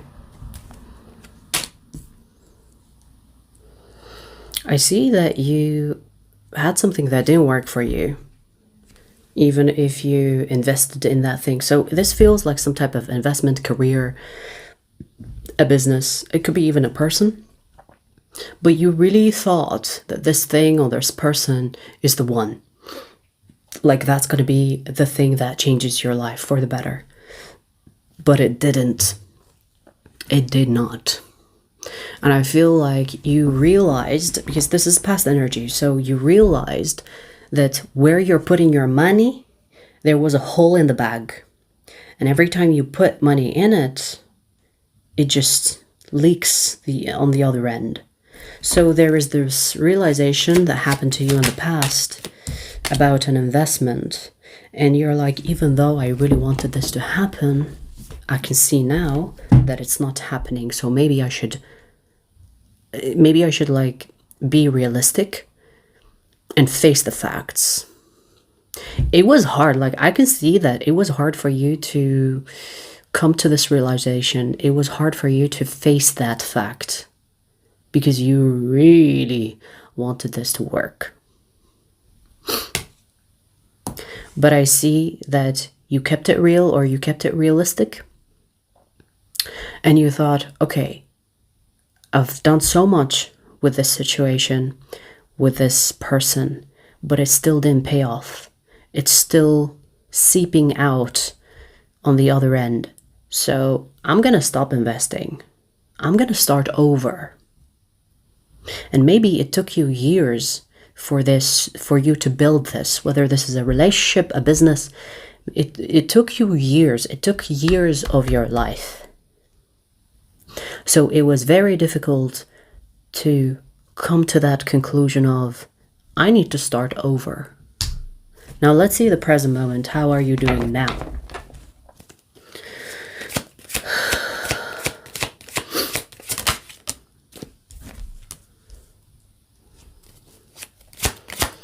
Interesting, your priorities are changing. So what mattered to you in the past has changed now. So for example, this is an example. For example, let's say if in the past all you cared about is money, now your priorities have changed. All you care about is family. It's an example. You can apply it to your situation, but it feels like what you prioritized in the past did not pay off, and maybe that shifted something in you that told you, okay, maybe I should change my priorities. Maybe the things I'm focusing on and think is important is not, so let me shift. I feel like you're focusing more on connection, experience, rather than longevity. Interesting, very interesting. The reason why I say interesting, it's because it's a big shift. It's a big shift, okay? Especially for a Taurus, I want to say. For example, if you thought, like, if you invest in someone or something, that's gonna be like there forever. Now you think differently. Now you think everything is an experience, everything has a phase. You could be thinking in terms of, let's enjoy it while it's here, rather than having expectation for it to be there forever in your life. Because the things that you thought would last did not last in the past. And so now you are kind of removing the burden of, oh yeah, it's gonna last. But then adopting the idea of, I'm gonna enjoy it as long as I have it. Okay. Wow, okay, we have plenty of cards here. Let me see. So, you're not really attaching too much to the future. So you are more, I feel like you are more invested in how things make you feel rather than how long they last or how long they stay or how long it's gonna be in your life. So there's this idea of, I'm not gonna have high expectations. I'm not gonna have high expectations. I'm gonna take life as it is. If something is not working for me, I'm gonna let it go. I'm not gonna hold on to it. I'm gonna take life as it comes to me. I'm not gonna cling onto something that has expired, because there's something about expiration, okay? There's something about, I'm not gonna cling onto things that have expired. Relationships, businesses, goals, whatever. Especially if in the past you were the opposite of that.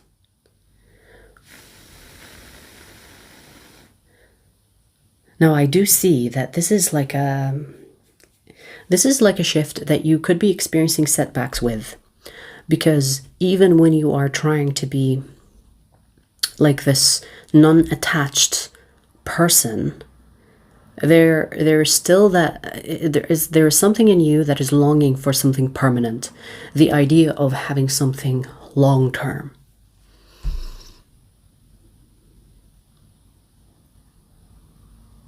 Because it's not that you will never have something long-term. I'm not saying that. I'm just saying I feel like you're struggling with the idea of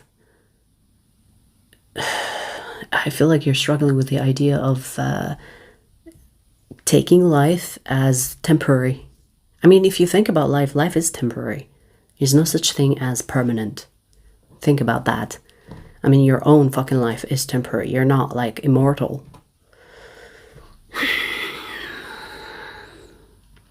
But most of the time, people think in terms of, they think in terms of, we're going to live forever, right?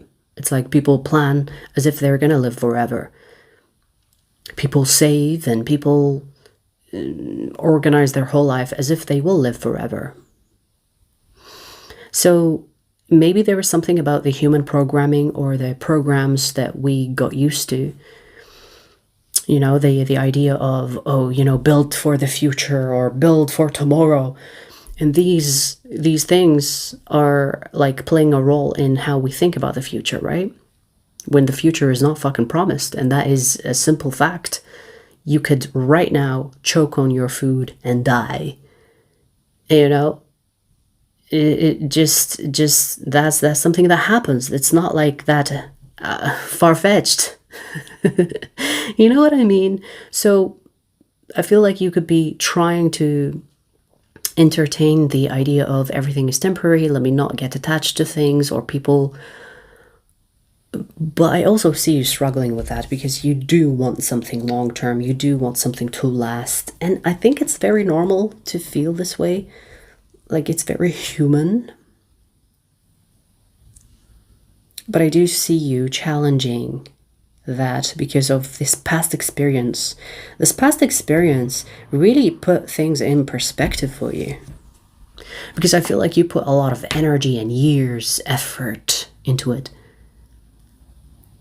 And then overnight, you decided, you know what? This is actually costing me a lot. Like money, energy, whatever else. It's over.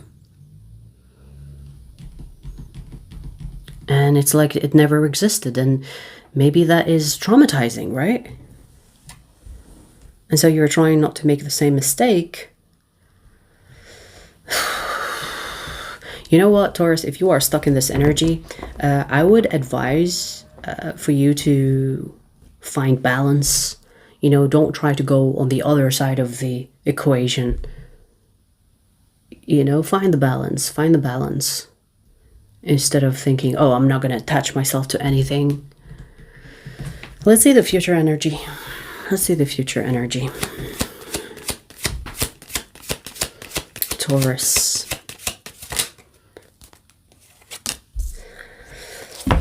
Okay.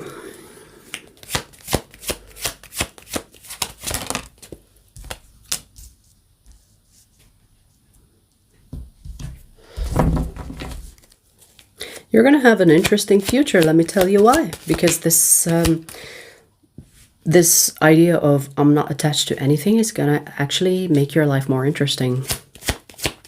I see adventuring, traveling, perhaps. You're not carrying the same weight that you have been carrying in the past. So in the future, you're going to be more relaxed. If something bad happens, you're like, pfft. Life. Like, I feel like you're gonna laugh about it, even if it hurts a little bit. But I feel like there is something about when you get in situations or invest in situations, you will also have the idea of this might not work. I might lose everything. And if you do lose it, it's gonna be like, I'm not surprised. So there is something about your faith. So in the future, you're not gonna have so much faith in the things that you invest in. So if things don't work out, you're gonna be like, pfft, I kind of saw it coming. You're gonna be more like that. And you know, you might have even friends and family tell you like, what's wrong with you? You've changed. You know, you never used to be like that. Because your energy in the future is taking life not so seriously. Like, if things work out, it's like, okay. If things don't work out, okay.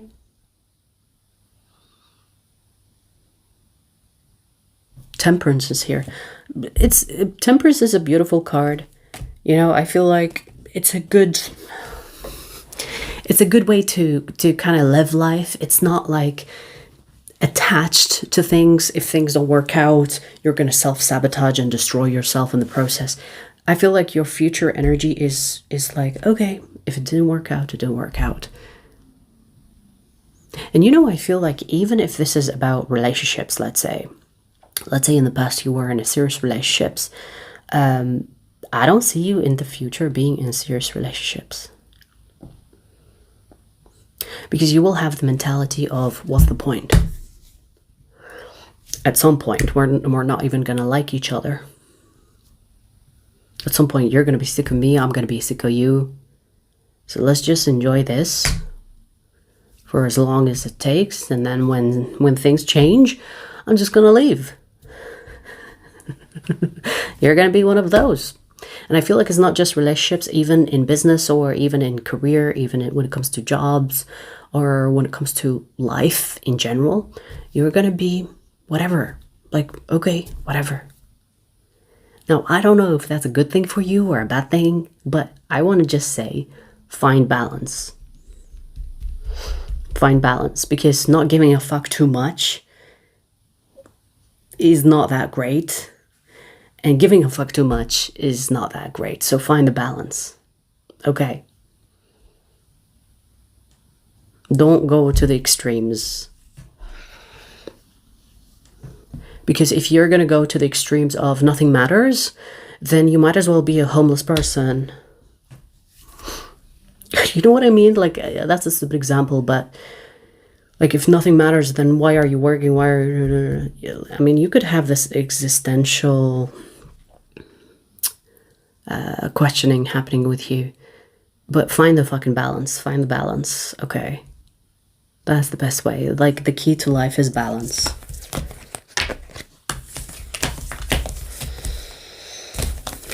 All right.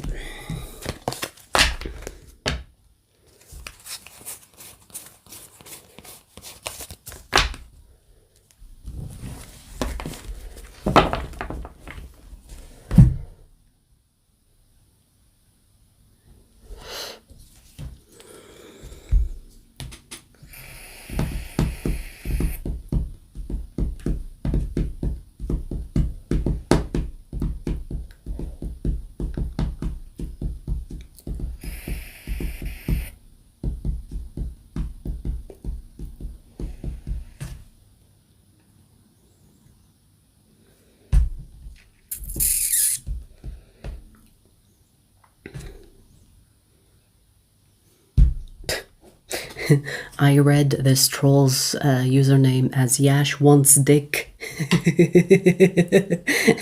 and it says Yash wants, but I read it Yash wants dick. That's what you want. You want some dick, Yash. That's sad. My cat is napping.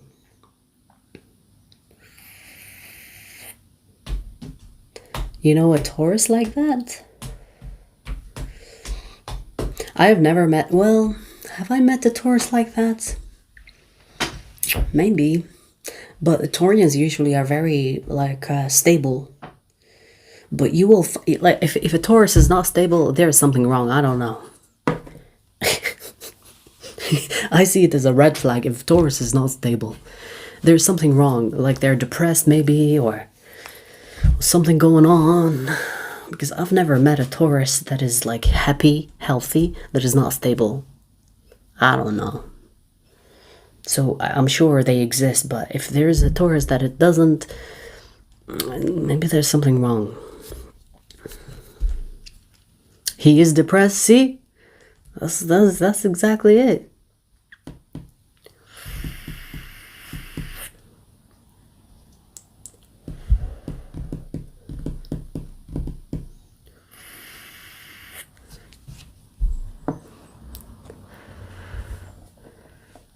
Lala, you don't give a fuck now, to like in comparison to before, or vice versa, you mean?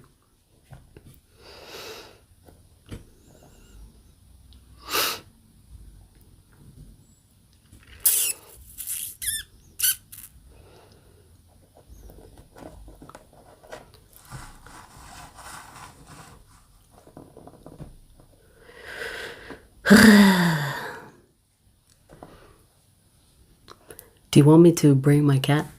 I can bring her by just summoning her. Do you want to see? That's good, Lala. Balanced. That's good.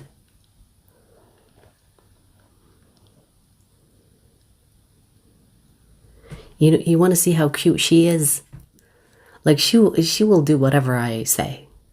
Look. Night. Did you hear that? Now, come give me some love. Give me some company. Come here. She's considering. Come here. Here she comes.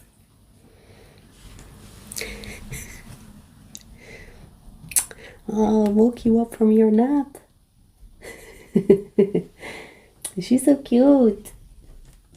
Look at all the hair though. Look at the hair. Look, that's just one.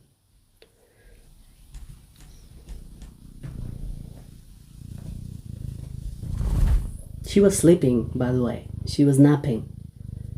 But she's always here for the company.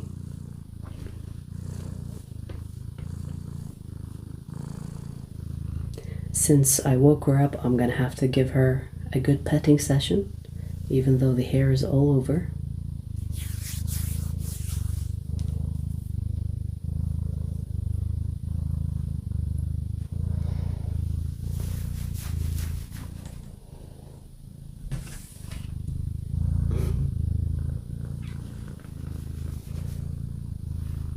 Wait, you have hair on your face. Damn, girl. The hair is really not joking. So much hair. So much hair.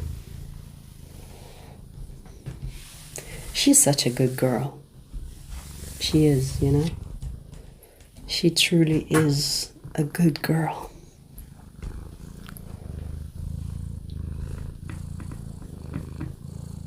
For example, when I'm sitting on the couch and she's like sleeping on this chair, she will come next to me on the table to just keep me company, and then she will nap next to me, you know?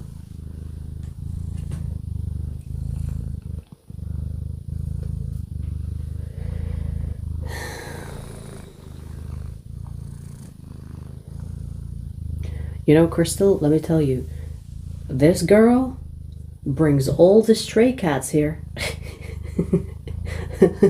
Once I left my flat and I looked by my window and there were like 3 or 4 cats outside at her disposal.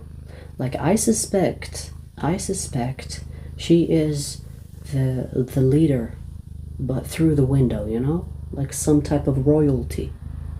Like she doesn't leave, she doesn't go outside, but she definitely brings them here. She definitely calls them here.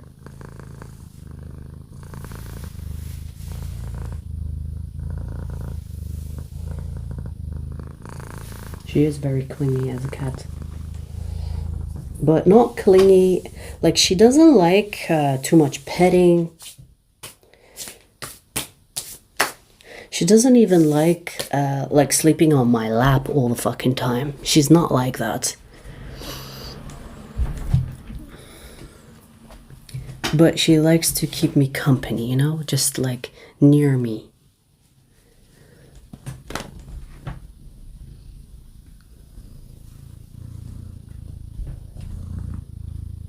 Thank you. Thank you for listening. Hang on, do you have something in your eye? Wait. She hates that shit. Okay. I just annoyed her. Did you see that? That's why cats are hated, because they will teach you boundaries. It's like, don't do that.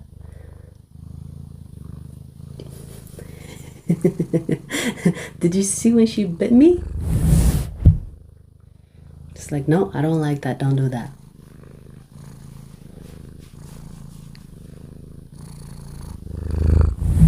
It's about, I think her love language is quality time.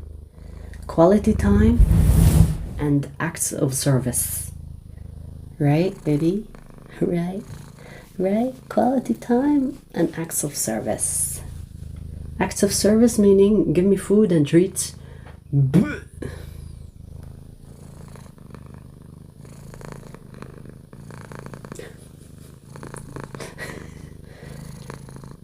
Are you overstimulated now? Too much petting?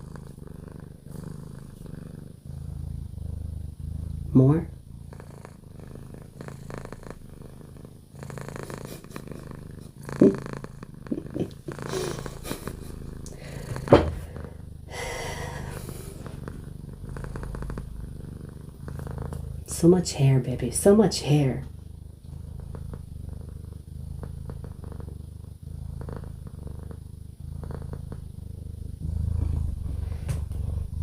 She was looking at me and thinking, is that it? That's why you woke me up? You know what I mean? She's like, is that it? That's why you woke me up?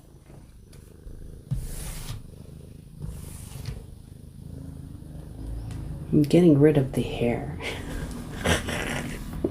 I wish there was another camera here, like from my point of view, so that you can see how she looks at me.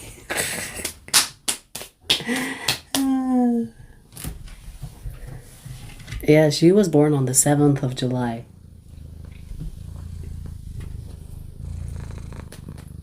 She is a Cancer in Western, Gemini in Vedic. Look how big she is. Did you see that? She's huge. Like, I mean, she's tall.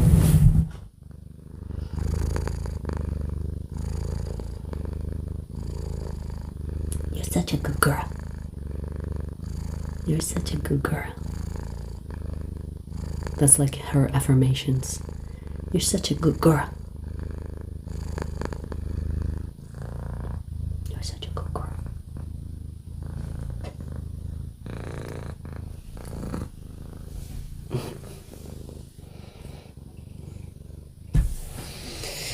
All right, well, I told you I could summon her. That's it. She's like, okay, petting session over. She's the one that decides.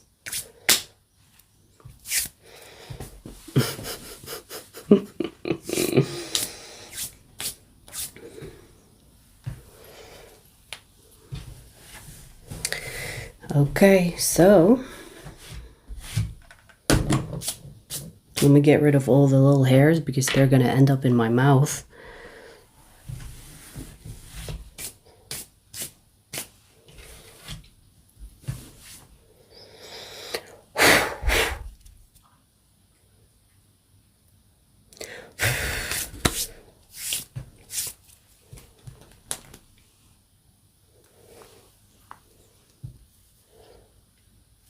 Oh yeah, she's territorial. She is fucking territorial. Like, she will fight. If she needs to, she will fight. Especially what she did to that poor dog.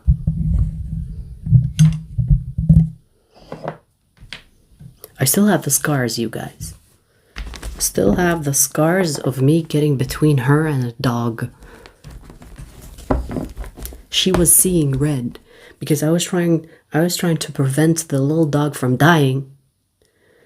And I got in between them and she was like, get out of my way. And she gave me the whole ninja jumping shit. Got scars all over my leg.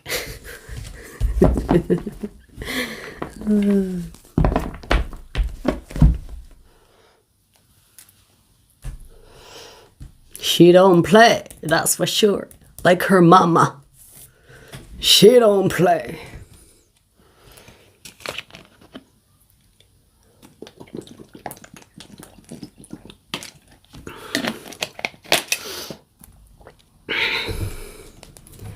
I love a fluffy tuxedo. Yeah, she's a mix. She's a mix moon cane, I think they're called. And a tuxedo. Cat. So she's actually big for her. She's bigger than the average cat and she's smaller than the Maine Coon. All right. Shit, my phone. Hang on. Hang on, I need to charge my phone.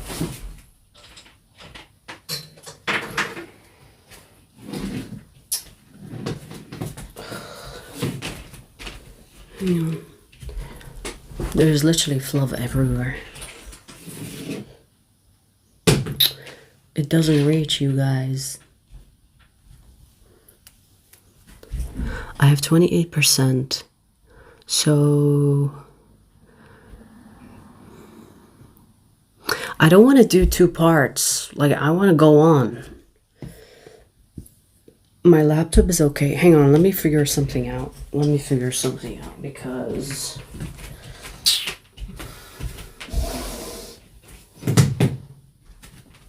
Let me see. Bring this here.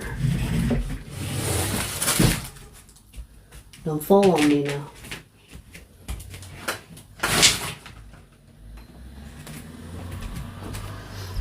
Will it reach? Yes. But the mic will be out, so you might hear me differently.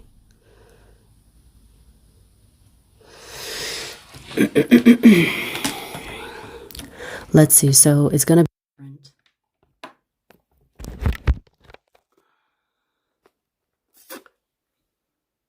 Can you guys hear me? Is it charging or what?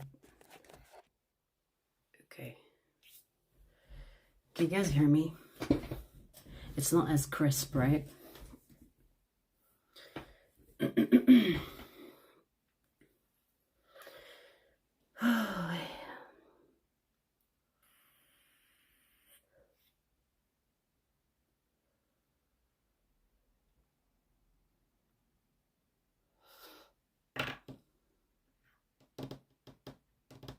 Yeah, just increase your volume.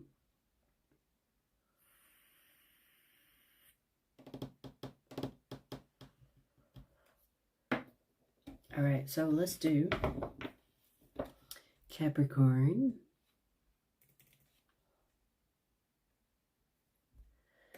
207 12. Capricorn, let's see your past.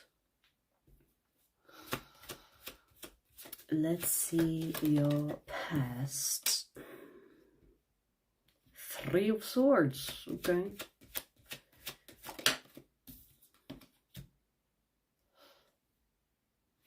Wow. You were either dealing with a karmic or I want to say twin flame, but I was going to say soulmate. Okay, so it's a serious connection. Okay, so in your past, you've had a difficulty with someone that you really cared about. And when I say cared about, it's fair to say that you love that person. But something happened between the two of you which led to heartbreak, which led to the both of you not being together. Okay, so someone you truly loved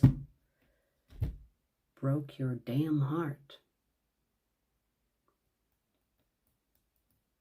And I feel like it wasn't one thing that happened between the two of you. I feel like it's multiple things that happened.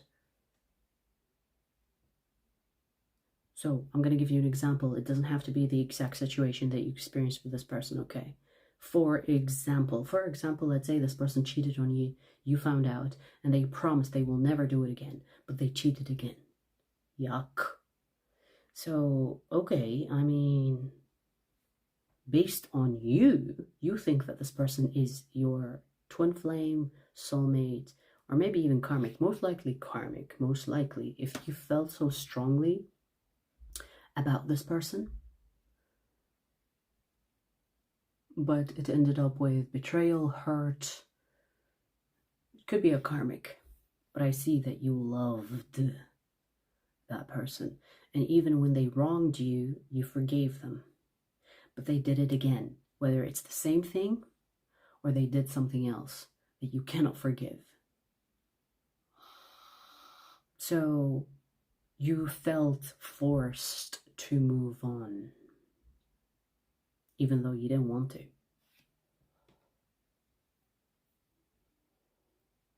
Okay.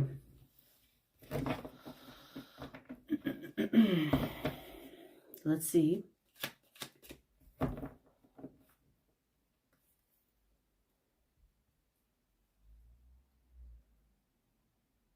Let's see the present.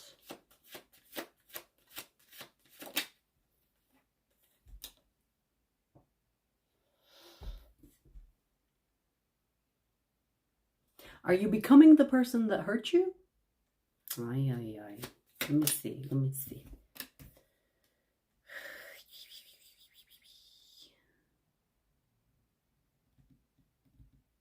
You know, maybe you are someone, maybe you lost faith. You lost faith in love. You put an X on love. You're like, fuck love, I'm not doing that no more. Let's say with the example I gave you. The example I gave you is someone cheating and cheated again, right? Now you are the one that is doing the cheating. So I see you being involved with multiple people and being the heartbreaker rather than being the heartbroken. Now, it could be a retaliation of some type, you know, because people will hurt others because they are hurt. But that is no excuse, okay? So if you are someone that is like, oh, I'm not going to be the one that becomes, that gets heartbroken no more. I'm going to be the one that breaks hearts instead. That doesn't make you better, you know? It's not like a way of life, okay? So I'm going to call your ass on that and say, heal. Let me pull one more. Or two, I guess.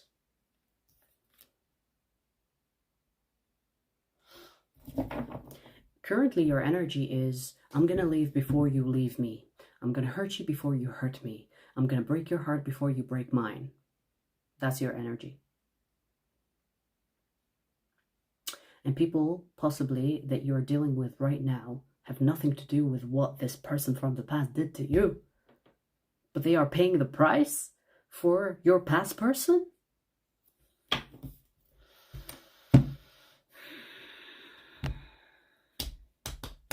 I'm judging ya. I'm judging ya. I'm judging ya.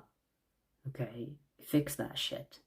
Now, we're going to look at the future energy and see if you're fixing that shit in the future or not. But this is not okay. Just because someone hurt you does not mean that you get to go around and hurt others. Because, oh, I was the victim. I was the victim of the situation. Now I have the right to hurt others. Because people hurt me. Now it's my turn to hurt others. If you're going to hurt anybody, hurt the person that hurt you. Like, that is my logic. My logic is, if you want to hurt anybody, hurt the person that hurt you. That makes sense. Right? I get it. If someone made you a victim, go after the person that made you the victim. Not a random person that doesn't know anything about you and nothing about your experiences and have not done anything to you. Why are you taking it out on people that haven't done anything to you? Huh? Ay, ay, ay.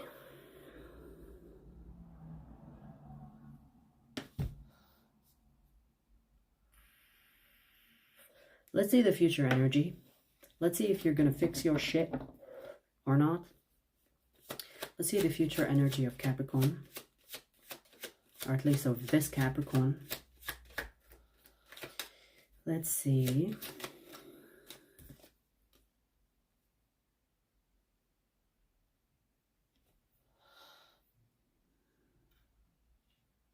Yeah, there will be a realization in the future about hurting others is not going to take away the hurt that you are experiencing or have experienced. So, you know, when people talk about, like, for example, when you watch a movie and let's say the person that got hurt, or let's say someone close to them got killed, and then they will go after revenge. But then someone in the character or in the movie will say, oh, revenge is not going to bring them back, or revenge is not going to make you feel better. I promise you that. And then the person that want to take revenge, they're like, I don't care. I want to. I need to. It's going to make me feel better. And then they do take a life of another. And then they don't feel better. I feel like at some point in the future, you will realize that the issue is not being resolved within you by being the person that does the hurt. And when you realize that, someone sneezed. My upstairs neighbor sneezed, so if that's not a confirmation, I don't know. I don't know what is. Okay, confirmation sneeze. So you will realize, Capricorn, that being the person that hurts you is not good enough. It's not going to make you feel better. It's not really serving you in any way. And it's almost like hitting a brick wall. And this brick wall is like stopping you from going any further, right?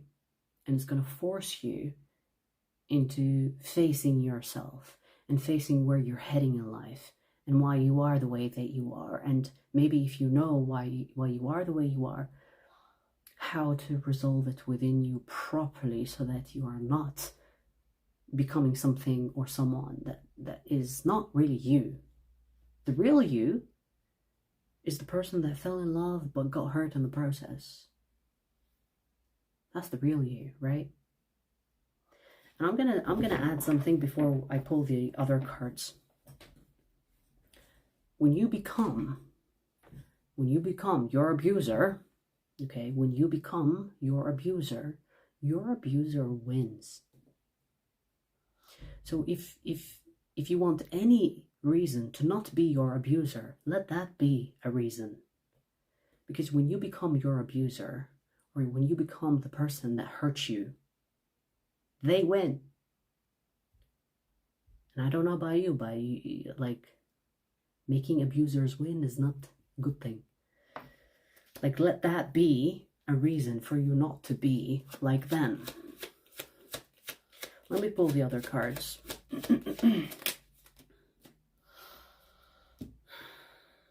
Yeah, I do see you wisening up. I feel like you will do self-reflection. You might be forced to do it. Like you said, you could, reach a dead end. You might feel a sense of emptiness. And you're like, okay, we have to address this because I can't live on like this. And you will have the opportunity to work on yourself or restart or rearrange the way you see life or the way you are operating in life.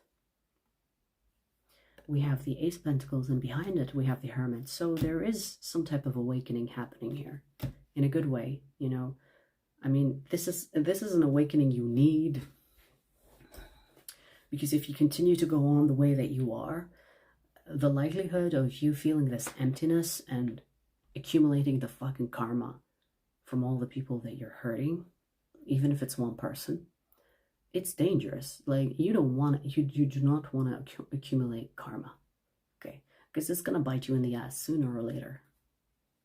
So wisening up is better sooner than later.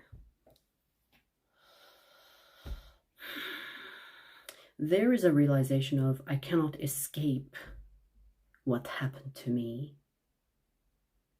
by hurting others.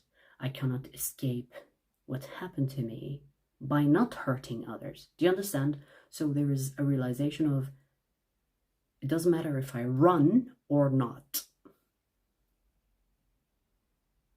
And once you realize that, you will understand that you have to face the hurt and work on that, heal that, in whatever way that works, without involving or hurting others in the process.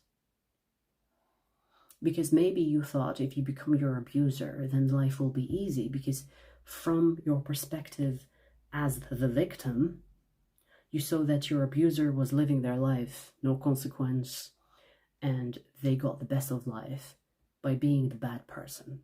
And you thought, I'm going to be that. Fuck being good. Maybe you thought being good is a weakness. But then, while you are hurting others, you will feel this emptiness in you, because being bad is not something you truly want to be. You thought it's what you wanted because someone else made you think that is the way of life. So I see you doing some serious reflection, and it's gonna change the way you are operating currently, which is good, because it's going to connect you to your inner empress. Okay, this is like better life choices, better decisions, better health decisions, better habits. So soon enough, you will reconnect to who you truly are and also work on the hurt that you experienced through another.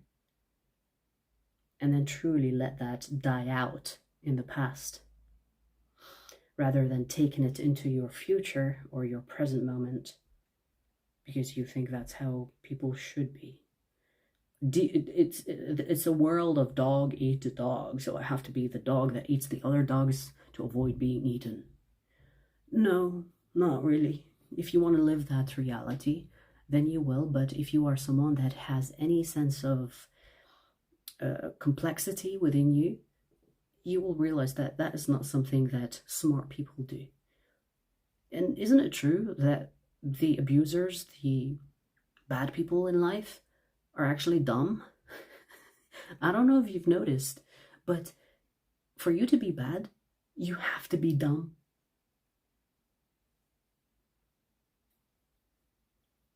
You have to. No empathy, no emotional intelligence, no sense, like there's something not lighting up in their brain. I mean, psychopaths literally have a very inactive brain. Do you understand? Like, I consider that dumb. I consider bad people dumb. I don't see them any other way. Honestly, it takes intelligence to be a good person. And it's so interesting because we see the opposite. Like, people try to promote the opposite is true, but actually good people are smart. Because they can even feel bad for an idiot and forgive. You know, forgiveness is fucking, like, it requires intelligence. A dumb person will not be forgiving. I'm just saying, we live in an upside world, and it's time that we upside it back again, if that makes any fucking sense. Anyways, so Capricorn, there is a shift that is going to happen in your future, and I think it's a good thing, because you pretending to be something that you are not, it's not going to last. It's not going to last, which is good.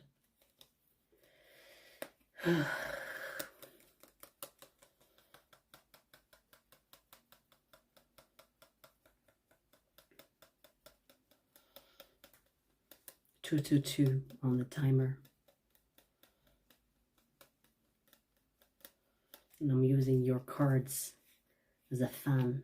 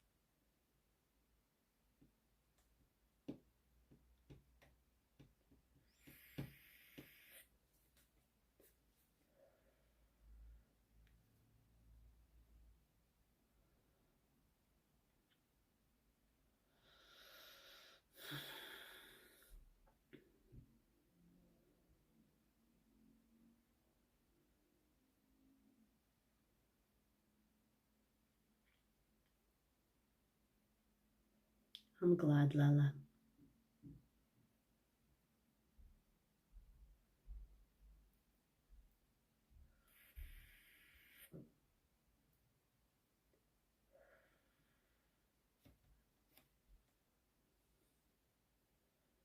Kim, what the fuck you're talking about? What? Muslim daycare center? Checks.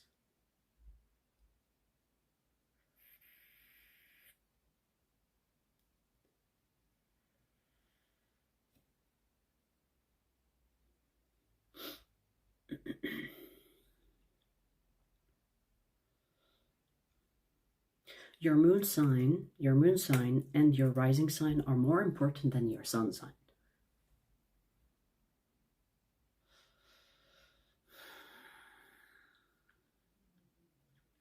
Especially from a Vedic astrology perspective.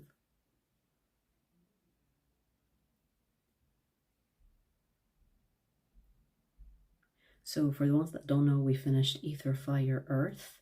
We're going to do air next. If someone doesn't want to be healed, let them.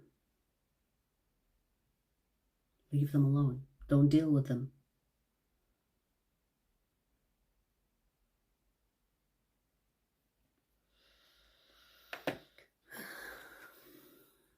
Like, I'm going to give you a stupid example because I'm about to drink water. If I make a choice to drink water, okay, what is this act? I made a choice to drink water, but if you force water into someone's throat, it's a literal torture technique. Do you understand? So if I'm thirsty and I make a choice to drink water, amazing.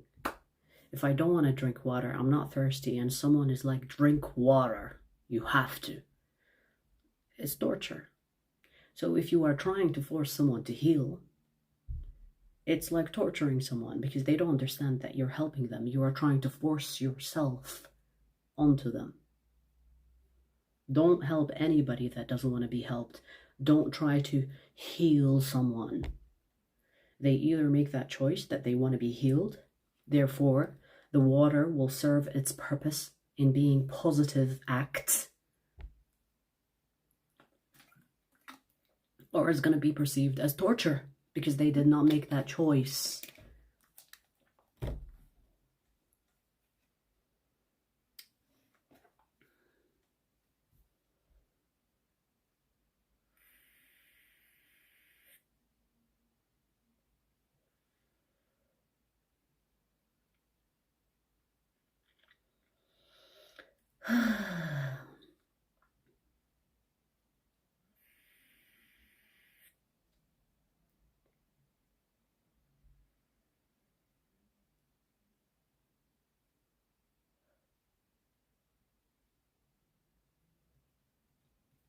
Kim, I still don't know what you're talking about.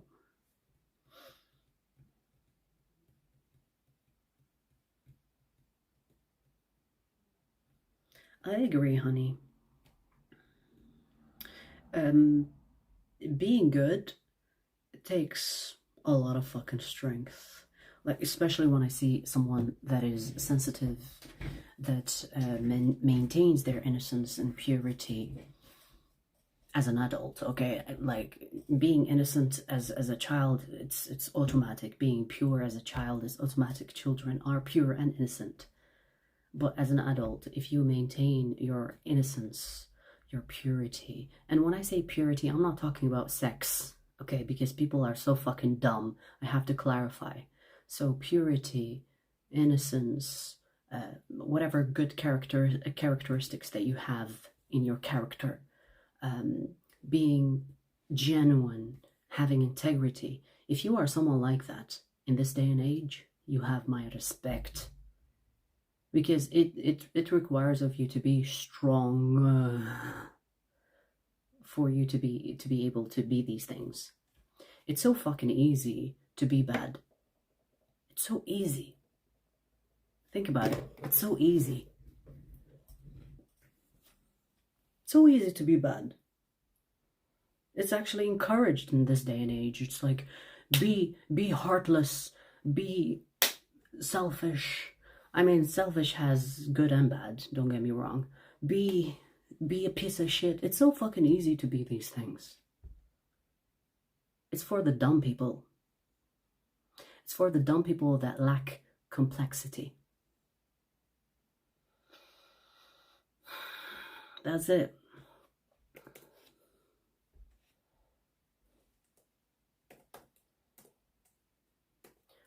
let's do air signs. Aquarius.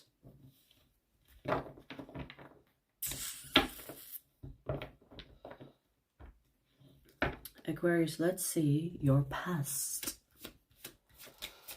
Let's see your past energy.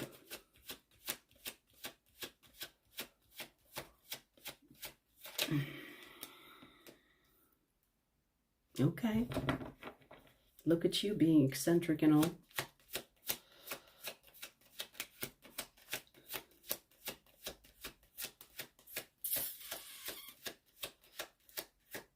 You could have an Aquarius sense of fashion. I just want to say that. You could be really eccentric in the way that you show up physically in your sense of fashion. Because I'm getting that you are someone that likes to be very expressive in your uniqueness. And that's it. That is such an Aquarius vibe. Okay. All right.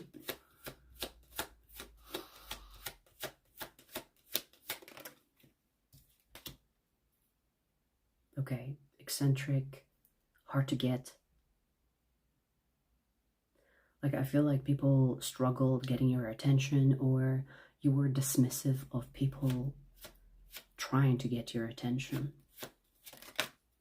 So you had your guard up. You might even feel like people are weird, and I don't blame you. I don't fucking blame you.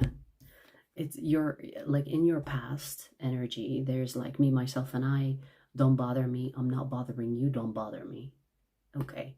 It's giving cat vibe.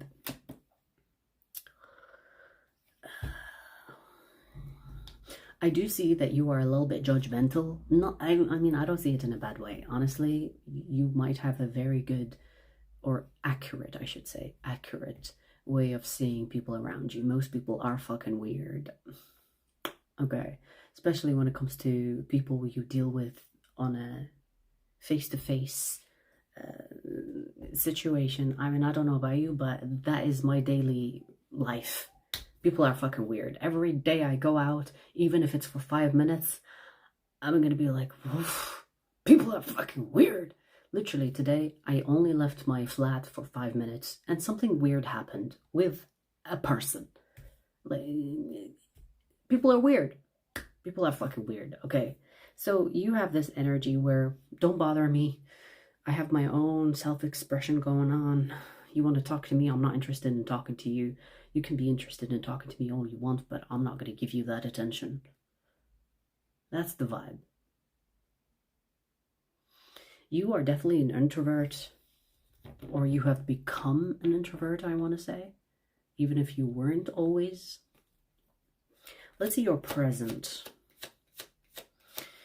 because it could give us more clues as to why this is showing up. I see that you believe in self-love, you believe in me time, you believe in me, myself, and I. Very loner vibe.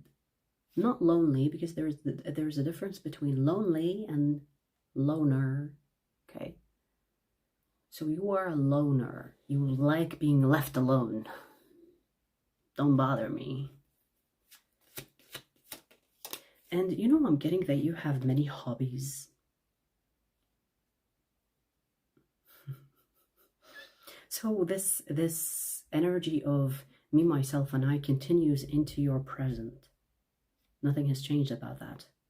And I feel like Aquarius, you get a lot of things done when you are left alone. So you thrive. You thrive alone. You are better on your own than with people. You are better solo. Like, you fly solo, I want to say. You fly solo.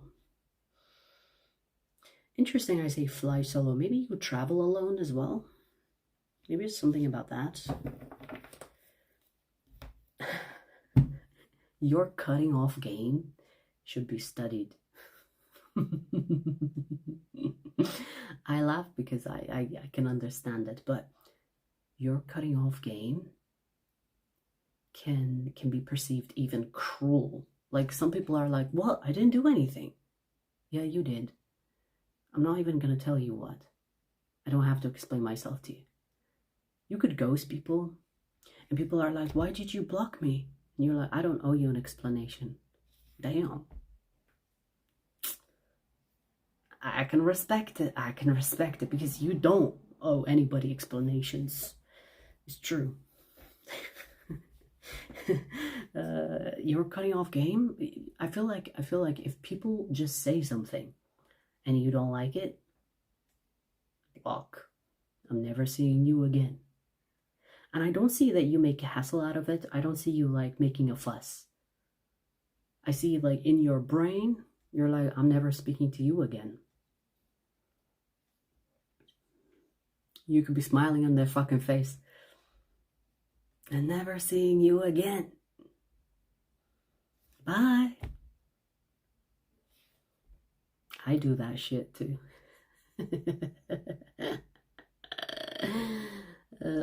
Sometimes I smile, sometimes I don't. Depends. So I see you carrying this energy in your present. I see, like, okay, let's talk about finances, because whatever you're doing on your own, okay, because the loner vibe is here, okay, but let me tell you something. Financially, what are you doing? Because, oh my God, it's going to pay off. There is something you're investing in. The Wheel of Fortune is on your side. It's next to the Seven of Pentacles. Whatever you're investing in, it's going to pay, it's going to come back maybe even 10 times better than you expect. So there is something here that you're up to that is actually really beneficial for you and your future. Let's see the future energy. Speaking of the future.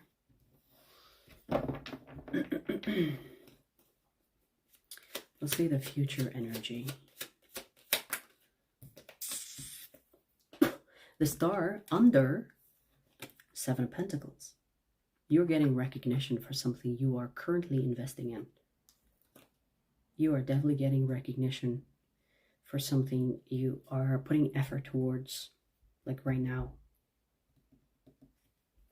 Let's see what else.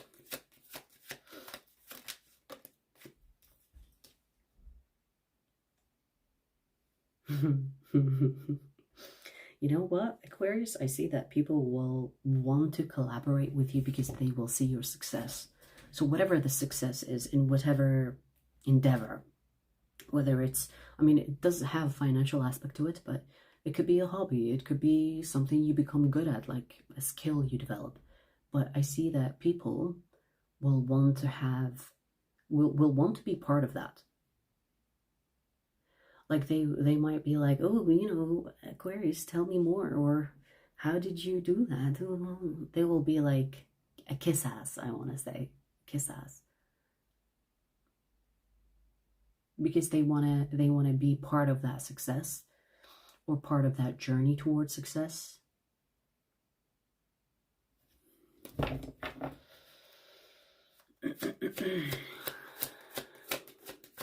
Okay.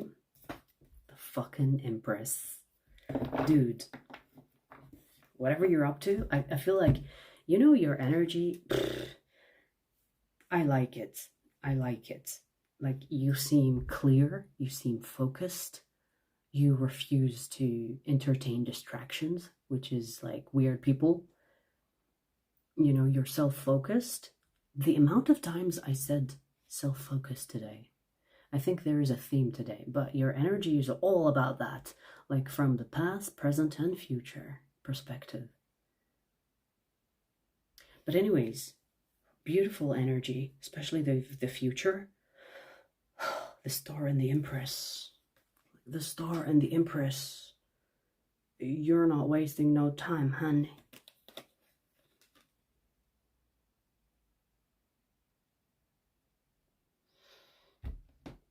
I mean, at this rate, I wouldn't even blame you for keeping people at an arm's length, arm's distance, because I have no time to waste on you.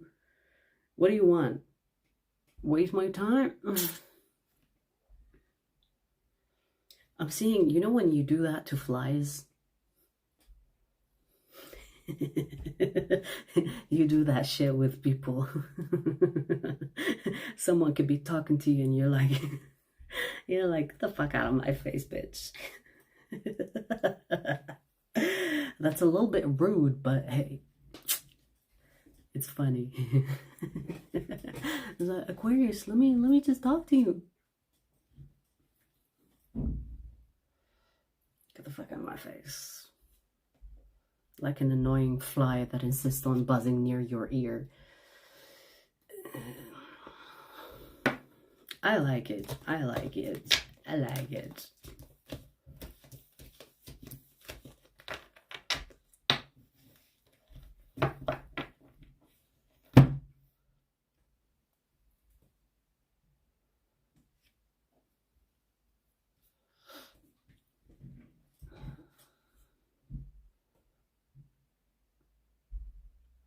Lone wolf, that's so cute. Thank you for all the love.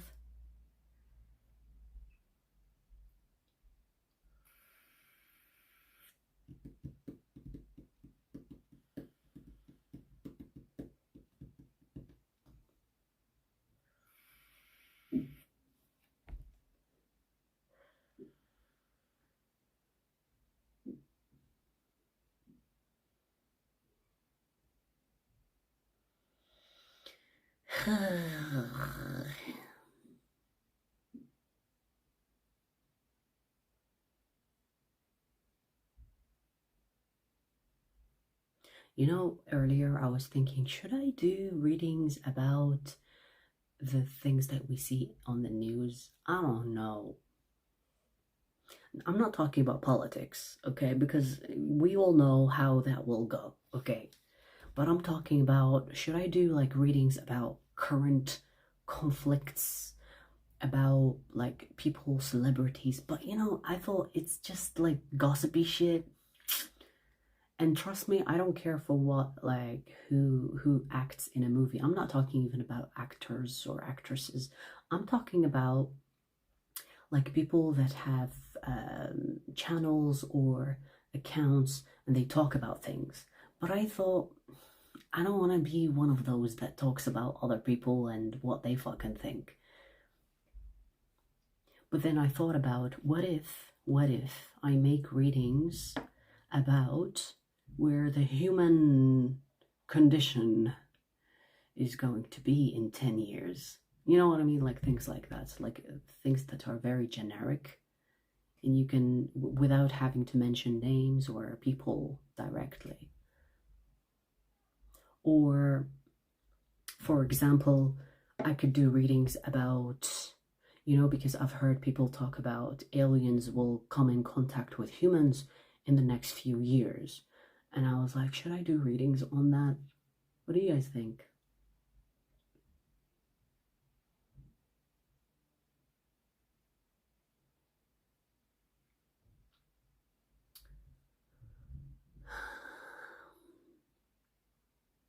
Not the brown nosers? Who are those?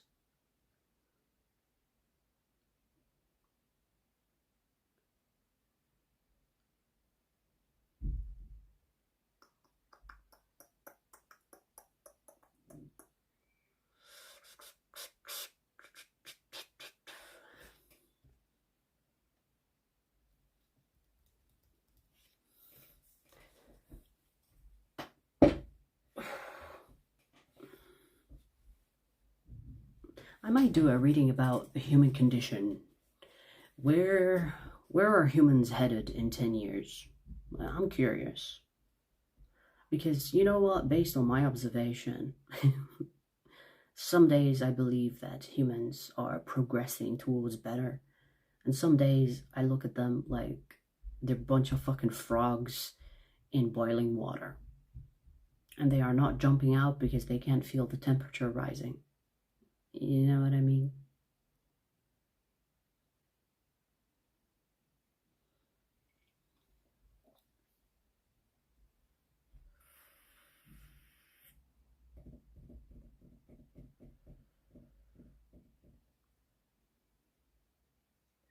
Revelation time?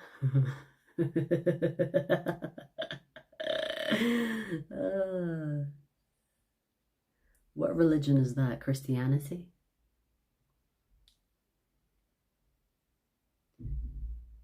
Yeah, I might do that, Carol.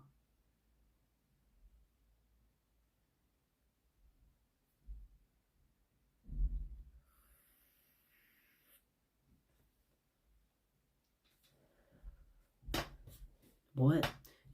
You probably okay, would probably get away with just about whatever you was to say, long as you says it how you do. What the fuck? Are you having a fucking stroke? Let me read that again.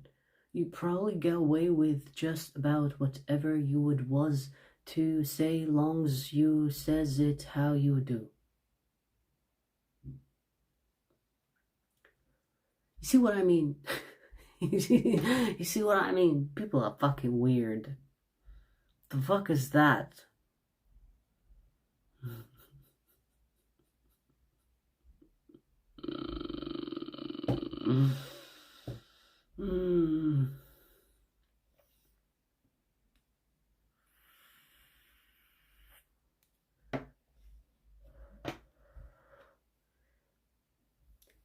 Slang talk. That doesn't even make sense though. What is being said? If someone translate the slang talk for me. Crystal, do you know what that means? Translate for the slang living. Please.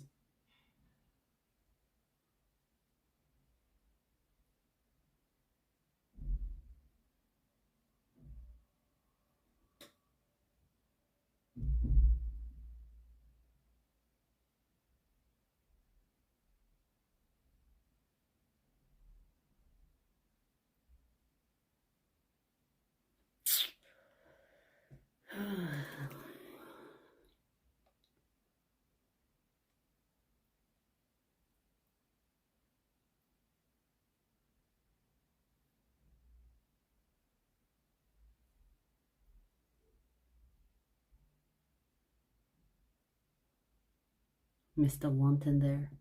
Sorry. Okay, I feel bad for you now. Okay, that's fine.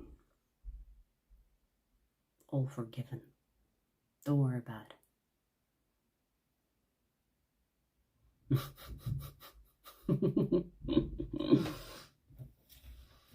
Alright, so let's do Gemini.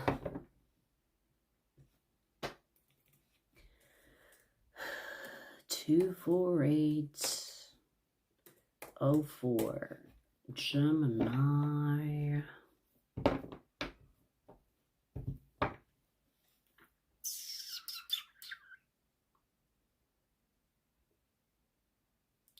Gemini, let's see your past.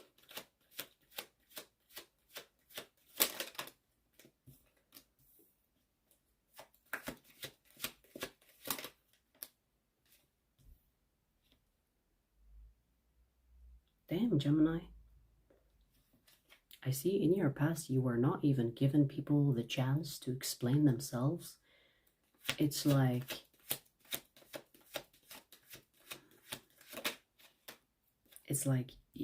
you're sending people to the death row with not much evidence. Wow, what a way to see it. What a way to see it. We have the Lovers in reverse, okay, which was a beautiful confirmation. Not maybe in a positive way, but it was a confirmation to what I was saying. You are not sparing anybody. You were, like, I'm talking about the past you. Maybe we'll look at the present and see if it's still that. But in your past, you are not sparing anybody. If anybody even thinks about doing something bad, you'll be like, I already know, and there is already a warranty on you. You are wanted by the authorities because I caught you before you even thought about doing that to me. I already did it to you.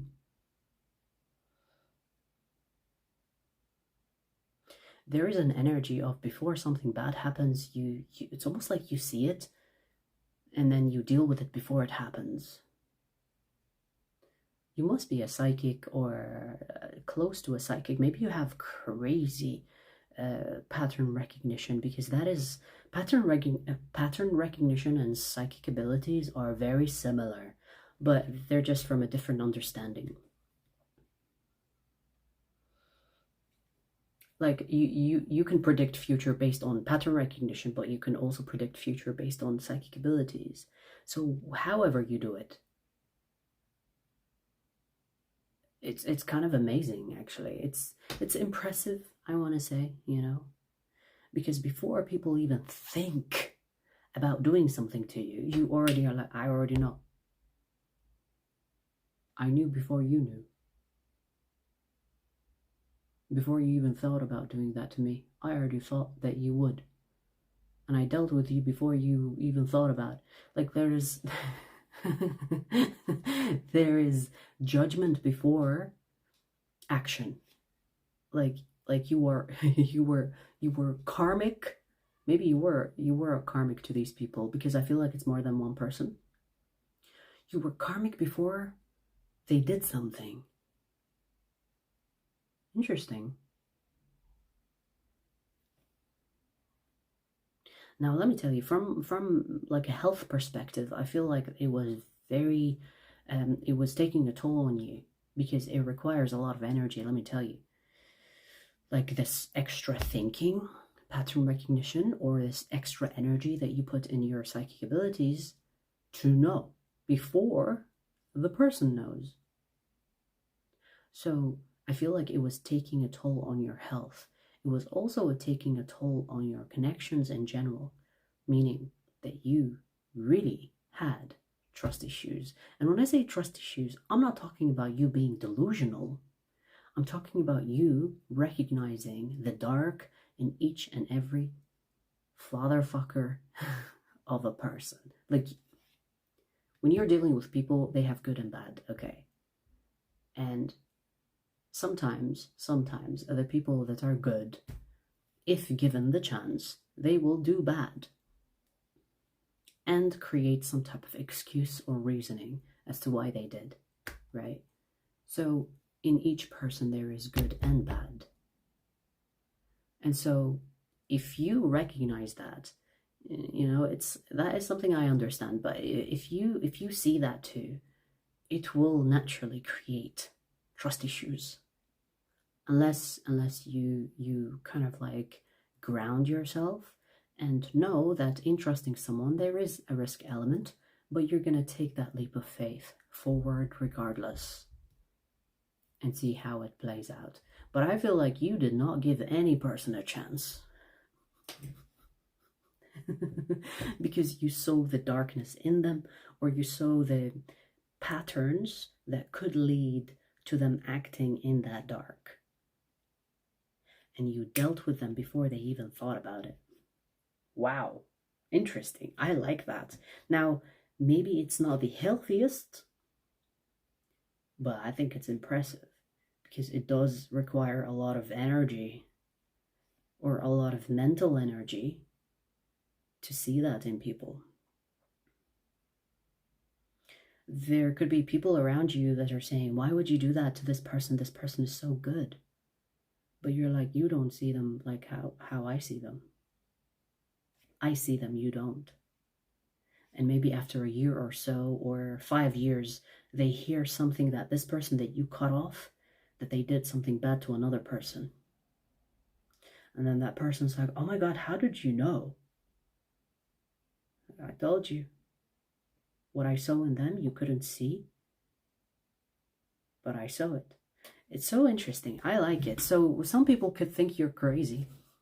Some people could think that you are fucking insane, because you are like being unfair. But I feel like what you saw is as clear to you as concluding, like when you concluded who you're dealing with, it did not take you much to recognize if they were to do something bad or not. And I feel like most people, like I said, they have dark and light. And when you see the dark side, it's ugly. Let me tell you, it's very ugly. When you see the dark in people, it's ugly. And if you are someone that is not showing mercy, or you're not really becoming, like, you're not really giving them a chance. You're gonna cut everybody off. I don't even fucking blame you. Wait. We're not done. I was gonna close your reading. Interesting. We're not done. Let's see the present. Present Gemini.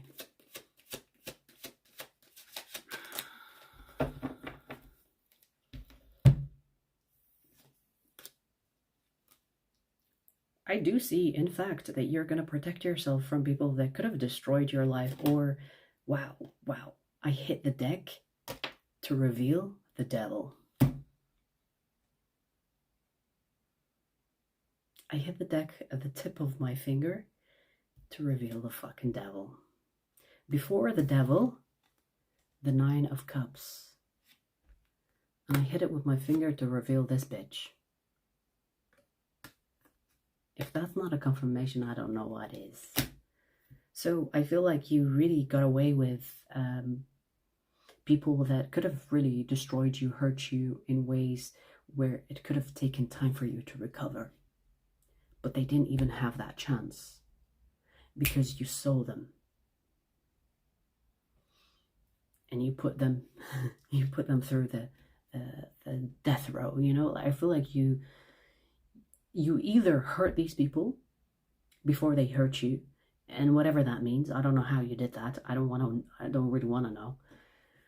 Or you got them out of your life before they get to hurt you. I feel like in each scenario that I mentioned, you remove them before they hurt you anyway.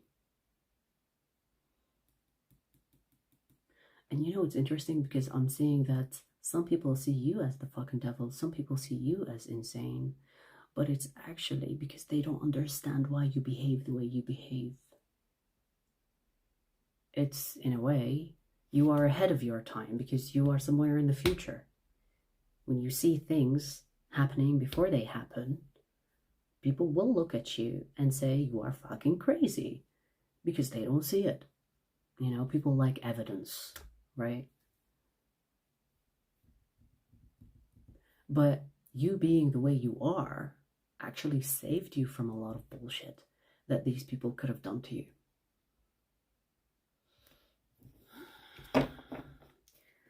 Let me pull one more.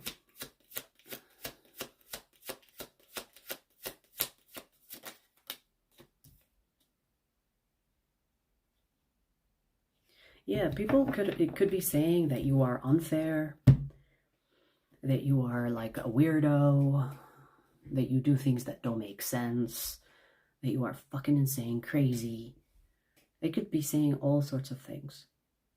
And even on your energy, based on your energy right now, people see that you're doing really well. You could actually have people that you cut off that are trying to tarnish your reputation or to try to make other people believe that you're crazy if they don't.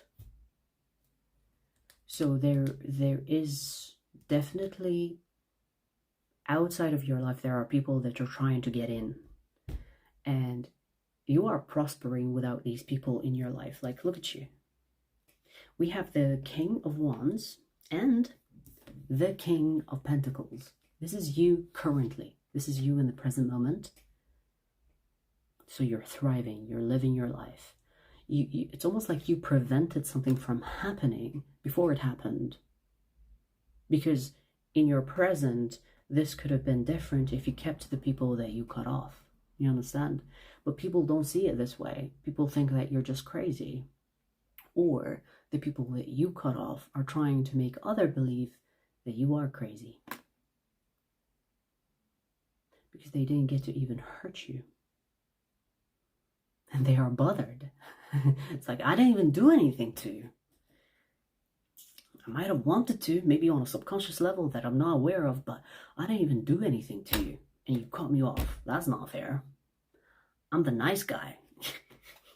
I fucking despise men that say that shit. Whether they are men or women, but most of the time you hear men say, I'm a nice guy. Whenever you hear a man saying, advocating for himself for being a nice guy, just know he's not. I'm a nice guy. I'm a loyal, you know, this is especially on dating apps. I am loyal, honest, I'm nice. Red flag immediately. Why are you telling me who you are? Are you trying to hide the truth? I am nice. I'm a nice guy. It's so weird. It's like, imagine I'm going out there and like, I'm a nice guy. I'm a nice person. Trust me. You have no reason not to trust me. I'm a nice person. Fucking creepy. I find it fucking creepy when a man says that. What are you hiding? Why are you telling me you're nice? That should be the default. It's not an advantage. It's like a default. Like if you're what are you if you're not nice? Anyways, that just reminded me of that shit.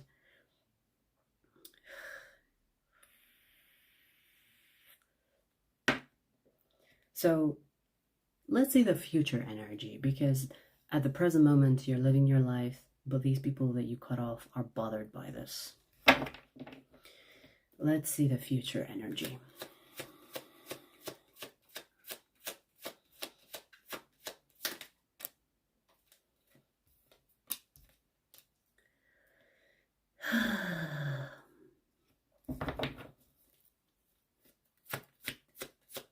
Okay.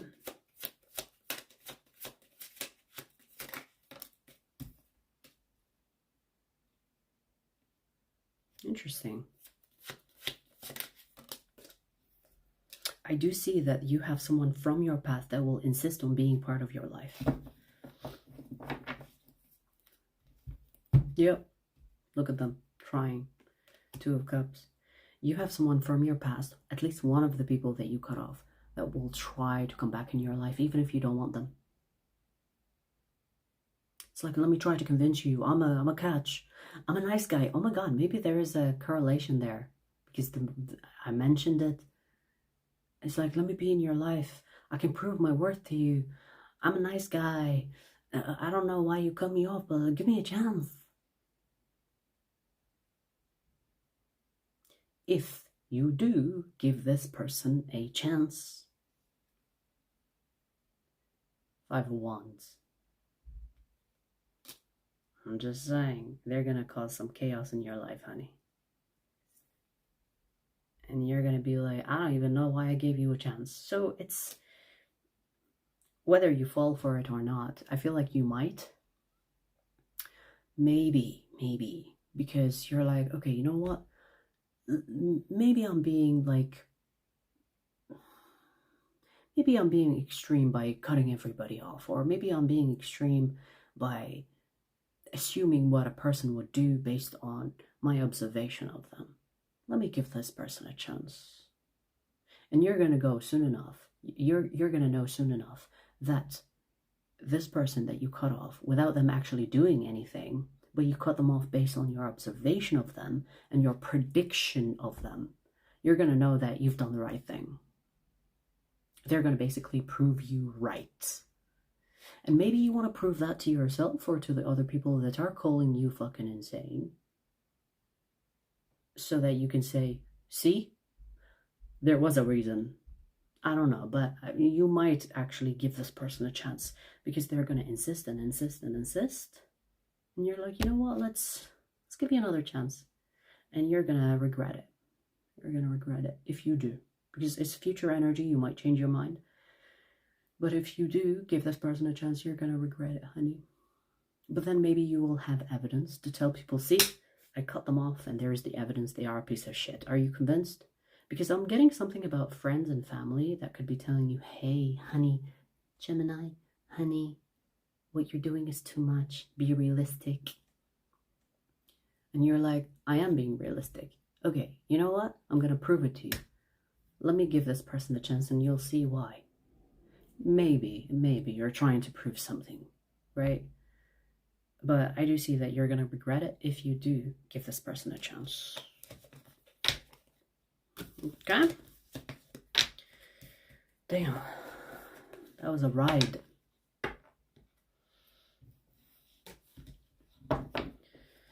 Hang on, you guys. I need a snack or something to... My throat is dry now. Hang on. Hang on.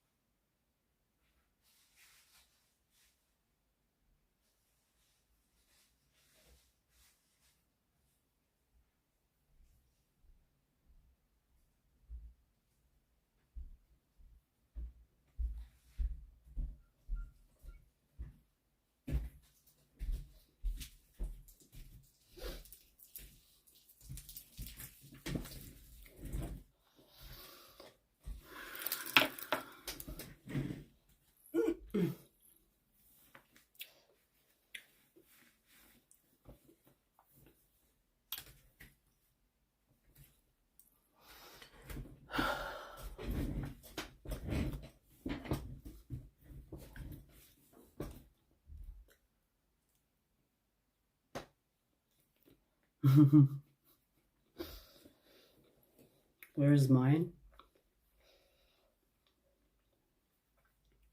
In the grocery store.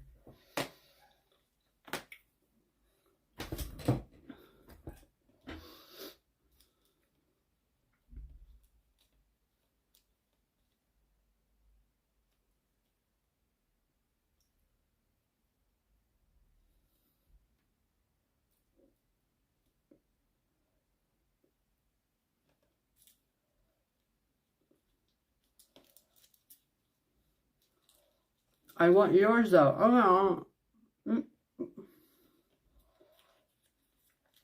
I'll spit it in your mouth if you like.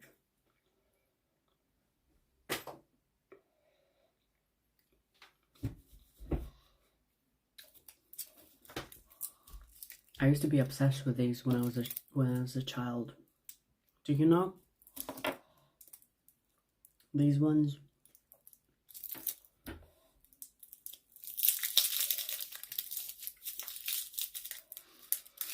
You know when you eat something that you ate when you were a child, it has that nostalgic taste.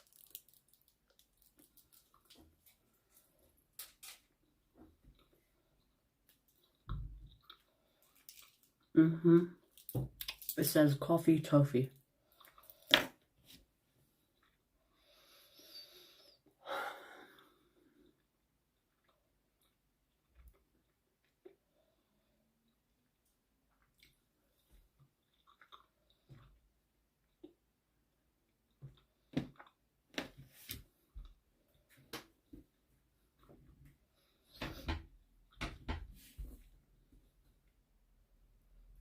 They are caramel. Oh my god. It's like, I can't get enough of them. But they are very sticky. So they get stuck on the top of your mouth and in your teeth. But they are worth it. I don't care. I don't care.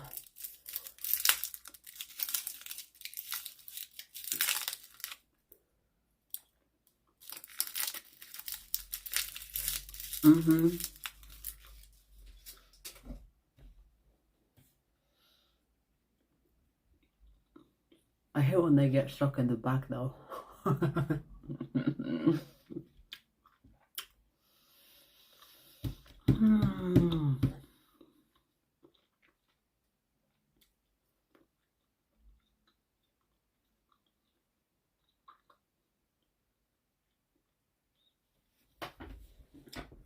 Who are these people coming up in here?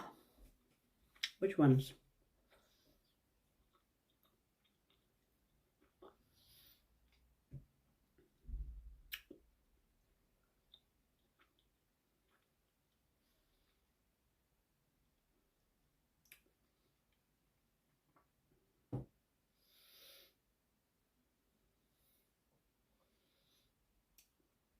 I'm eating spinach and beet pizza? Damn. I don't envy that. Have fun.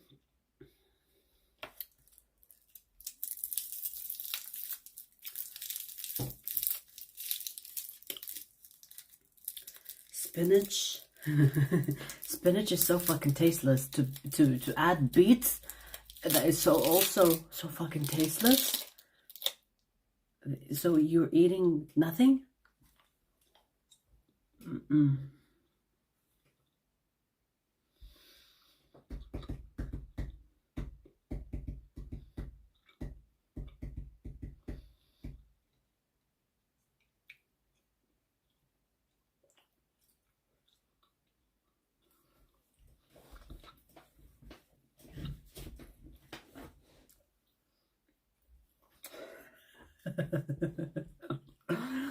Tasteless cardboard. Tasteless bread. It's like eating bread with colorful things on it. Hey, let's not do that to Universal. She's a cutie. But I'm just saying, it's like eating bread with red and green on it.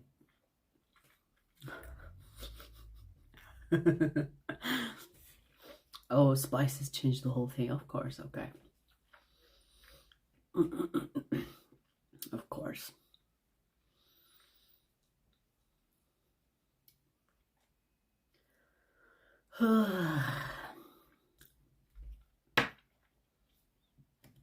That was better.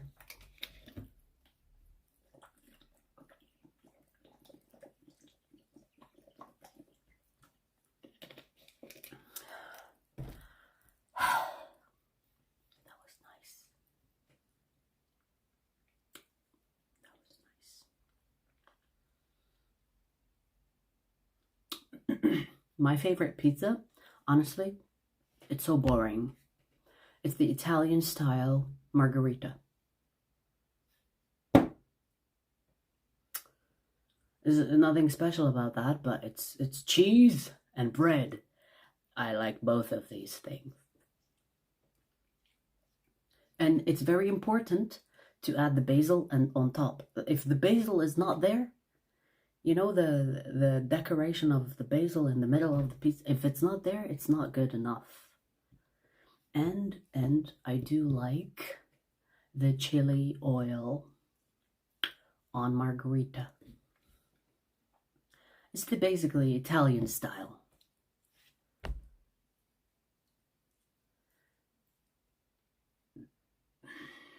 And I will eat it with my hand. I'm not gonna eat it with a fucking fork and a knife. Even if I am at a restaurant, I don't give a fuck. You know when people eat like pizza with a knife or fork? Fucking weirdos. Eating a fucking pizza with a knife or fork. You look dumb as fuck. I know you're trying to look civilized, but you actually look dumb as fuck. Scraping through the fucking plate, trying to cut through the pizza. There's a little bit burnt on the on the bottom. Grab the fucking pizza and eat it with your hand, bitch. It triggers me. I think I might be Italian because it triggers the Italians too. If you eat pizza with a knife or fork in front of an Italian, they will educate you.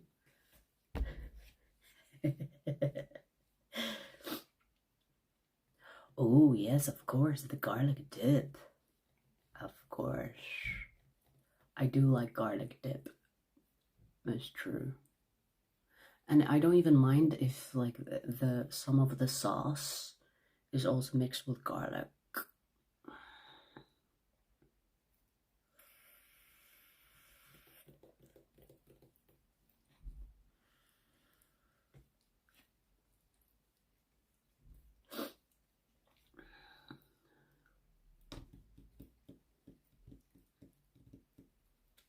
keeps the vampires away. It keeps also the lovers away. If I am out on a date, if my date is not eating garlic, I'm not eating garlic because it's gonna be, no. We both stinking each other, or we're not eating it. You know, I think it's very inconsiderate. Like, even if I'm not eating garlic and the person I'm out with decided to eat garlic, it's gonna be a red flag. I don't know. It's inconsiderate. Because you're gonna fucking talk to me face to face. Maybe even if you're sitting next to me, you're gonna be in my fucking nose. And you're gonna eat garlic when I decided not to eat garlic. Red flag. Yeah, and if there is a kiss, we both stinking each other, or none of us stinking each other. Choose. You know, it's a couple decision.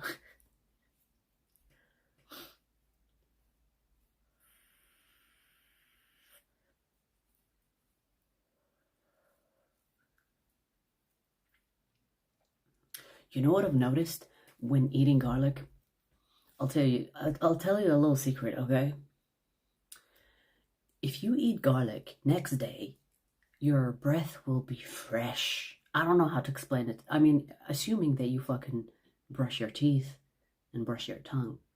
But if you eat garlic and then next day, if you do test, your breath will be fresh.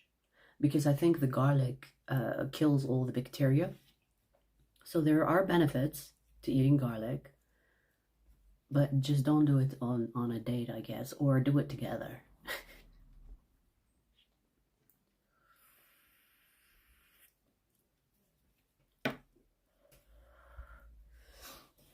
Yeah, garlic, ginger is really good for your gum health and tongue. Look at my tongue. It's fresh as a daisy because I eat these things. It keeps it fresh.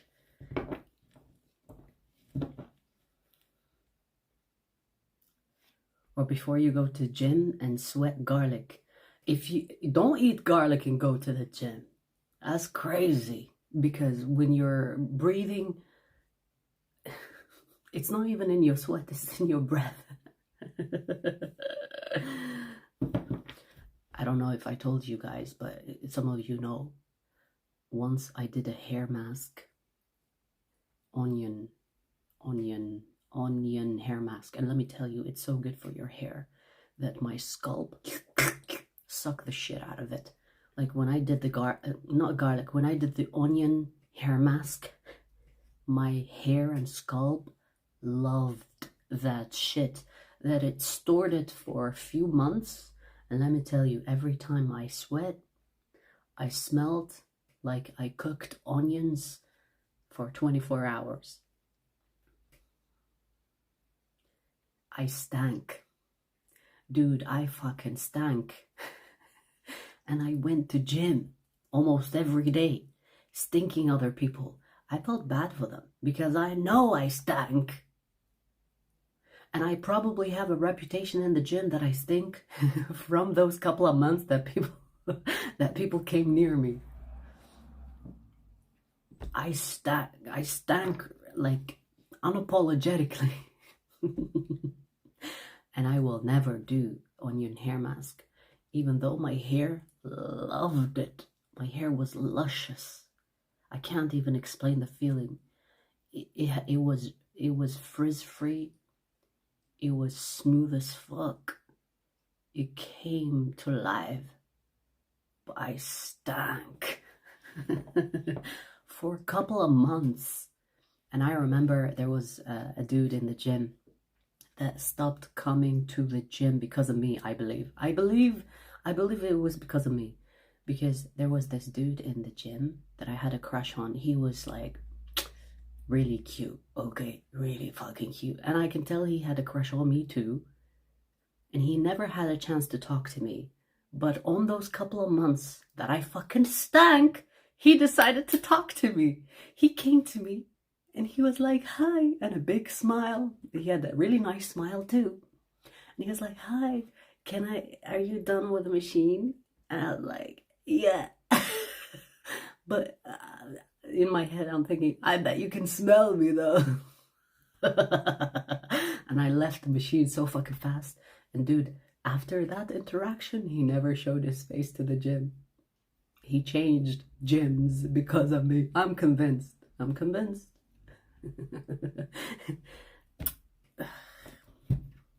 You know, the universe will do that shit to you. Humbling or humiliation ritual comes in like that.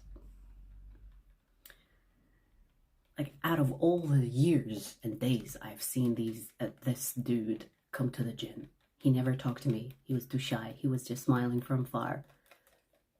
But the day I stank, or the month I stank in, he decided to talk to me. Anyways.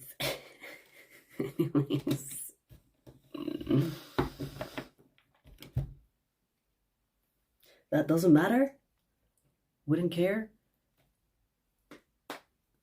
Nah, I would care. If I talked to a crush and he smelled bad, I would care. Come on now, you guys. Who wants to be with a stinky bitch? And I'm not saying bitch as in like me. I'm just saying people. I don't want to be with a stinking man. Ew. Even if the man is a little bit ugly, if he smells nice, I might change my mind.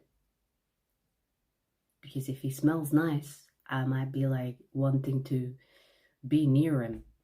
I'm just saying. Who wants a stinky fucking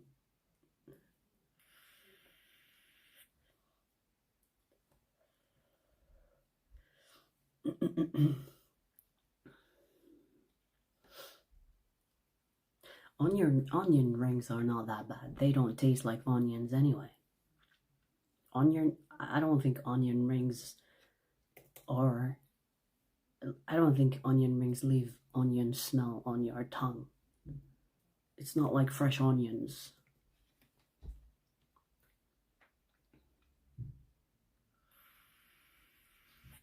If you stink normally, you need to shower more.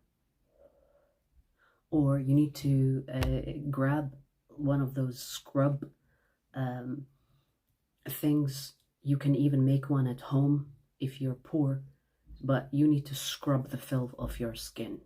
Because the reason why you stink is the accumulation of bacteria on your skin. Okay. So if you do take showers and you still stink, I would recommend it's time to scrub. And when I say scrub, I'm talking about the sugar-like scrubbing thing. Damn, I can't believe I'm teaching that shit now. Anyways, Libra.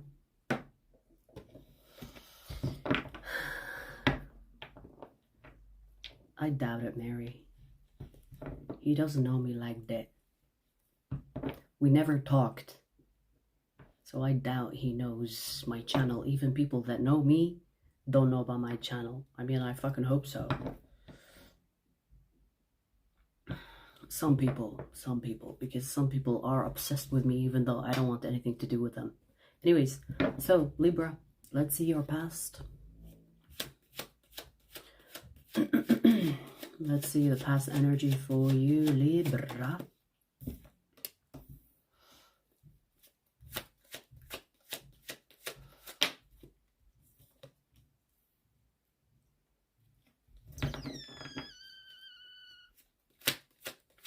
Okay. I am sweating like hell.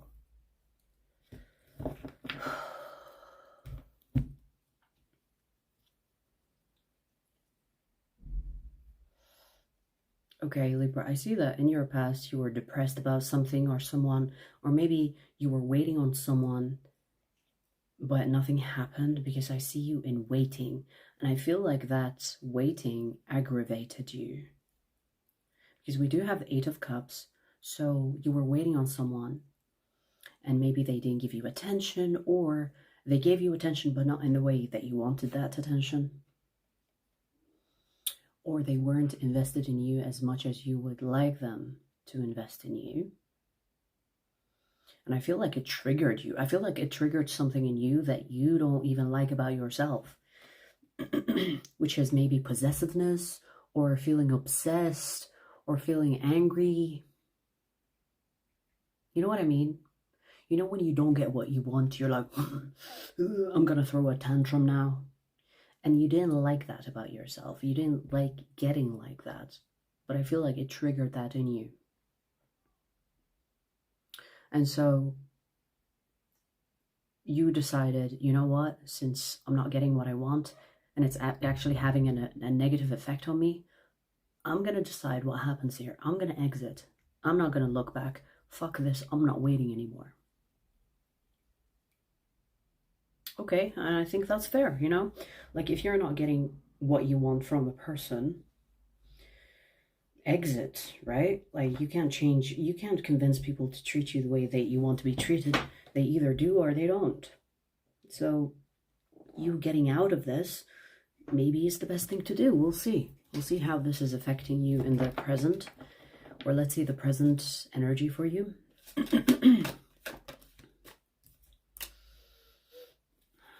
The amount of times I said self-focus today.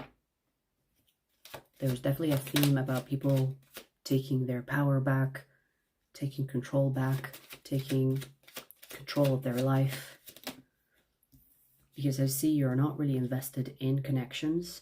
You are more focused on your worth rather than seeking it from others. So, interesting. Maybe you like yourself when you are not in love. Yeah, there's something about, it's something about like love bringing the worst in you, which is interesting, right? Like maybe when it comes to love, you either are attracted to toxic people or you're attracted to people that are unavailable. And that brings something you don't like about yourself out. It brings that to the surface. And you're like, well, I don't like me when I'm like this. So you know what? I'm not going to entertain these people or these types of people anymore. I'm going to change my type, perhaps. Or I'm just not going to deal with people in general. I'm going to focus on myself, focus on improving myself. You know, fuck unions. We have the 3 of Cups in reverse. Fuck unions. Fuck the validation that I want from the person that I like. Because I'm seeing that you know your worth, but you start to forget your worth when someone doesn't give you an indication that you are worthy. Interesting, right? Like when people, let's say they ignore you or they don't give you attention as much as you like, you start to question your worth. But you know you're worthy. You know you're worthy of love. You know that you deserve all the attention that you seek or crave. But when you are with these types of people, you start to forget. You start to question, am I even worthy? Am I even good enough? And you don't like that questioning. You don't like the fact that you question your worth when it comes to people making you feel like you're not good enough. So I feel like you're either changing your type altogether, or you're just like keeping people away for now.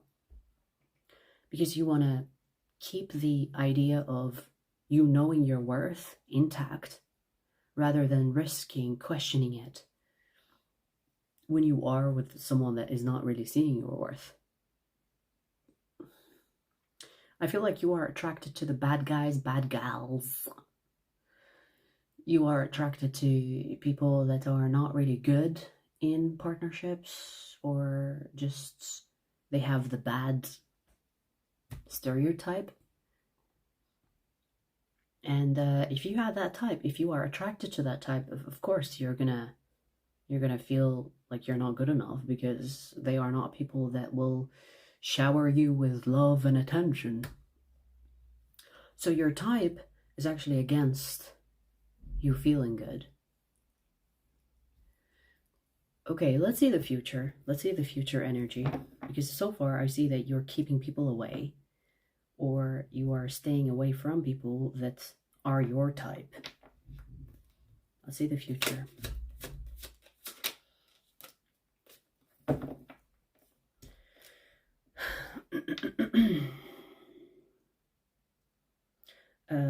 In the future, I see you entertaining a couple of people, like a couple of people at a time.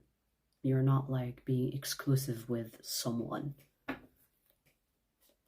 You're keeping your options open. You could be dating a couple of people at the same time, and you will tell them, it's like, hey, by the way, I'm not committing. I'm seeing you and I'm seeing someone else. So you're not going to deceive. You're not going to express loyalty and then date other people. You're going to be like, listen, we're not a thing yet. So I'm going to see other people while I'm seeing you, just to let you know. Oh, you don't like it? There's the door. And then you will bring someone else. Oh, by the way, I'm not just seeing you. I'm seeing other people. I talk to other people.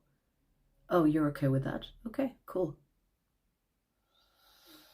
So you're not letting like connections become like so important to you from the start before they show you that they are actually worth your time. So I feel like you're doubling down on keeping your worth intact.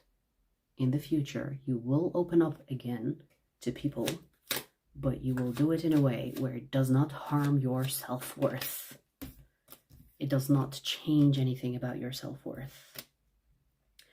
And once you see that one of the people that you will date are actually worth it, they're giving you what you want, then you will be like, okay, it's okay to let my guard down a little bit. So basically, in the future, I see you putting people in vetting systems. It's like, I'm not going to commit to one person at a time. I'm going to like, hey, everybody, applications are accepted within.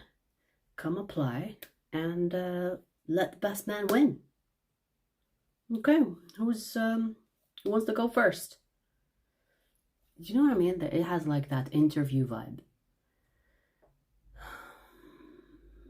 Because when you put yourself in a situation where you wanted something to happen and you already romanticized the person before you even got to know them, you paid the price. And I feel like you're not going to make that mistake in the future. You're going to be open, and if people don't like it, it's fine. So, okay, I want to know if you are worth my time or not. And I'm not going to commit in the process. I will commit once I find out you're worth my time. But before that, there will be no commitment. And I will continue to talk to other people and date other people. And I thought I should let you know. Like, that will be the mentality. And, you know, I don't really see anything wrong with that. I think that seems logical, sensible. When I say dating, because people think that, oh, you're sleeping with other people. Dating is not sleeping with other people. Dating is not relationship. So you shouldn't be sleeping around with people you date. You should sleep with someone that you decided to be in a relationship with, not dating. Okay, dating is to get to know each other and to see that if you are a good fit for each other. It's not about sleeping with each other. So the whole culture about dating, especially those fucking weirdos that expect sex from a first date, crazy. Like, fuck that shit, son. I'm waiting for that to die out. And if it doesn't die out, I'll stay single. Thank you very much. Because what the fuck is wrong with people thinking that a date means access? So when am I gonna get to know you? If the first date, we're gonna fuck. When am I gonna get to know you to see if you're a good fit for me or not? What the fuck is wrong with people? Anyways, Libra, I think what you're doing in the future, because the future energy is about interviewing people and seeing if they are a good fit before you invest, before you start romanticizing the situation and then losing yourself in that, which is smart. I think that will solve your problem until you find someone you really like, and then you can romanticize them because they want what you want. Okay?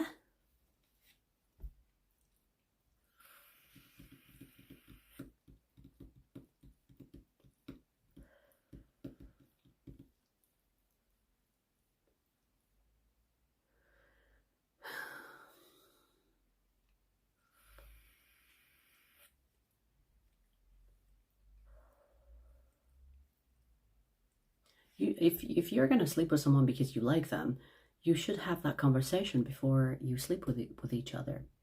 Like, I feel like if you go out on more than 3 dates, fourth, fifth, and then you're going to the sixth and seventh, you're gonna have that conversation. It's like, okay, so I like the vibe, we have the chemistry, I like you, you like me. Are we getting in a relationship? That conversation should start in early stages before you fucking sleep with each other. Because if you like someone, I mean, even if you are like, I mean, I don't know about guys, but if you like someone, ladies, even if he has a tiny dick, if you like him, you will stay with him. You know what I mean? So after you go out on dates and you like, the vibe is right, it doesn't even matter if his dick is tiny. You will put an extension on his little dick for the fun time. I heard of the extensions. Apparently there is a dick you put on your little tiny dick. That's good to know. There is hope for the tiny dicks out there.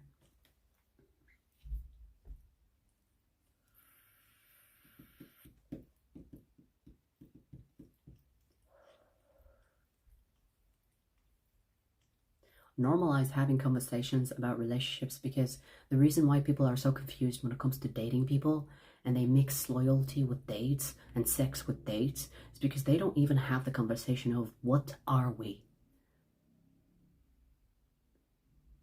When was the last time where you dated someone and you heard, okay, let's talk about us.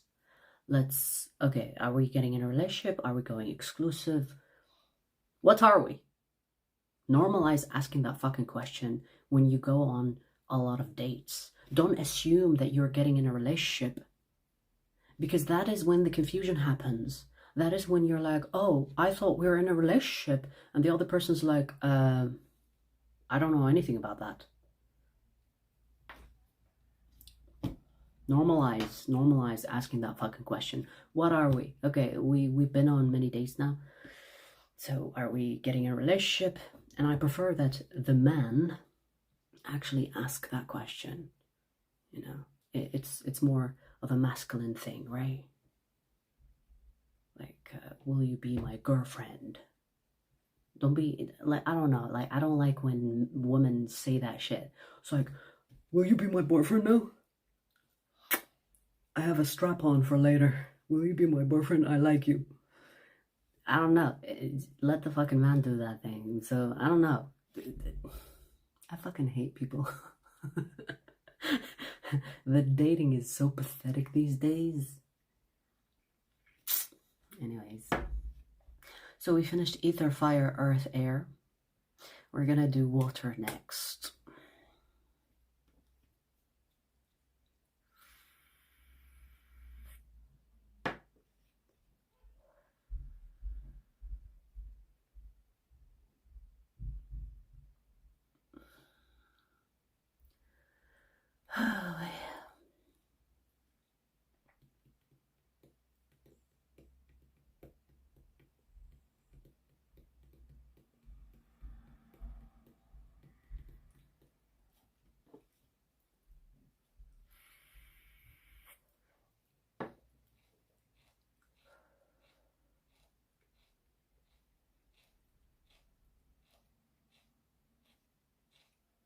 Are you guys fighting in the chat? What's happening? Sorry, who are you arguing with?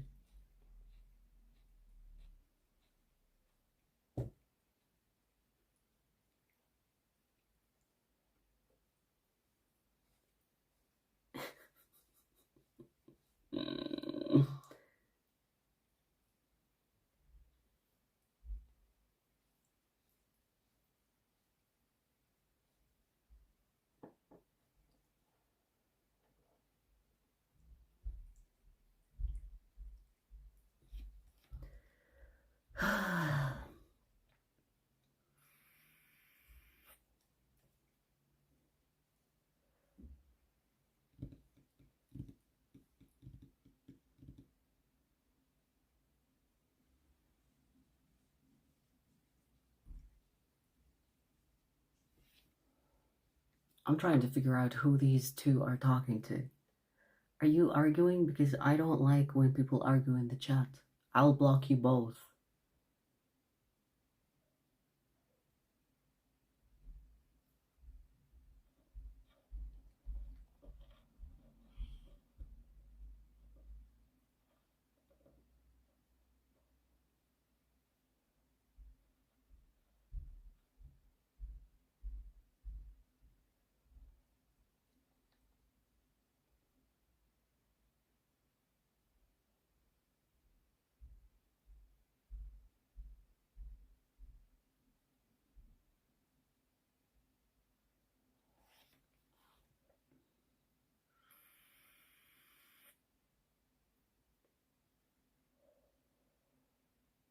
Is Rude trolling you, sorry? Is that what's happening?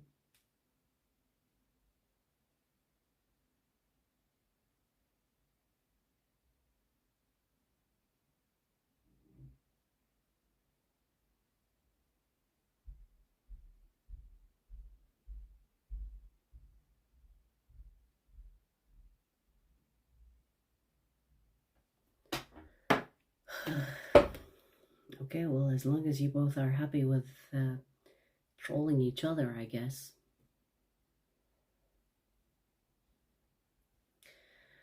So, oh my god, you guys.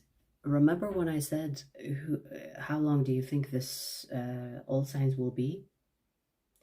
We are going into 4 hours. Are you kidding me? But, you know, whatever, because I'm not doing any other readings today. So this all signs will be all you get today.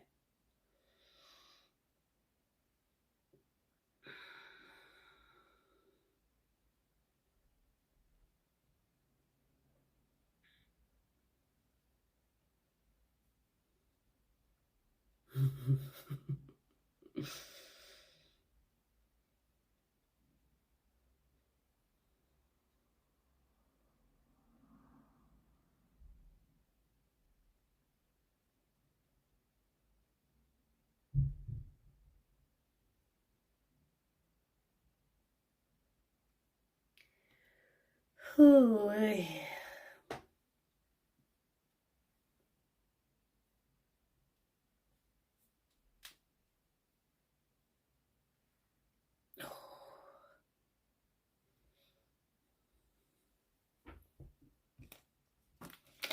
I didn't go to gym today, but I did sweat like I went to gym. That's for sure. Like, I took a shower 2 hours ago. What? I say 2 hours. Actually, before the live stream. And I already feel like I need another shower.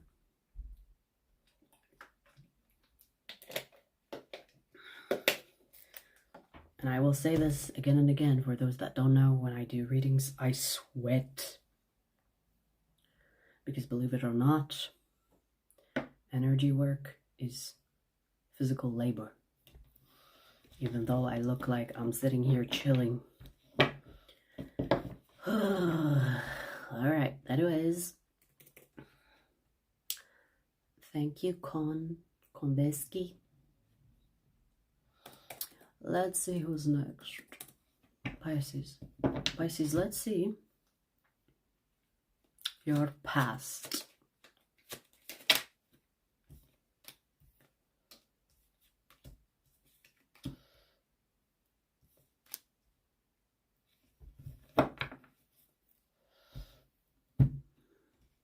Damn, Pisces. I see that you compromised and compromised for someone here. And I feel like you subconsciously, at least subconsciously, you knew that this person is not going to really appreciate it. They will take you for granted. You kind of knew, but you didn't want to believe that, or you didn't want to actualize it as the reality. Because I feel like you were really patient with them, you were really forgiving with them, you were really lenient with them. Like a mother to a child, you know what I mean? Like a child could do anything and the mother is like, oh, well, my son or my daughter didn't do anything wrong, even though they did. I feel like you were like that to this person. Now, of course, when you are like that with people, what ends up happening is that you will be disappointed. Hang on, I have enough charge in my phone to put the mic back on.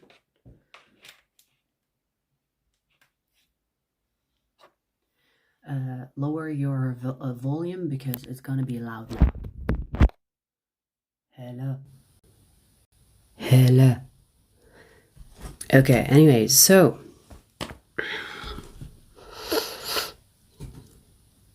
when you give a person so many chances, what they end up doing is taking it for granted. They will get so used to it that they think it's their right.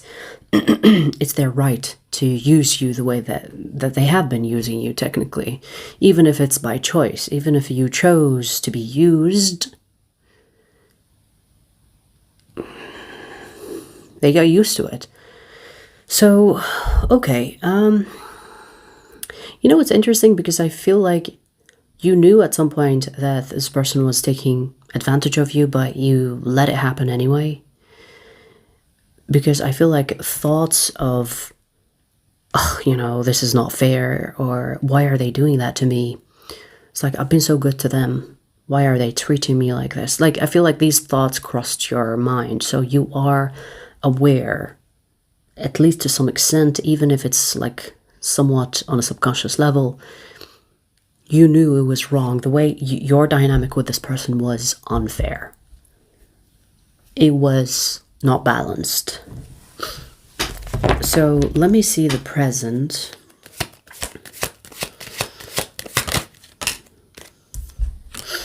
You will continue to invest in this person regardless of what's happening. Okay.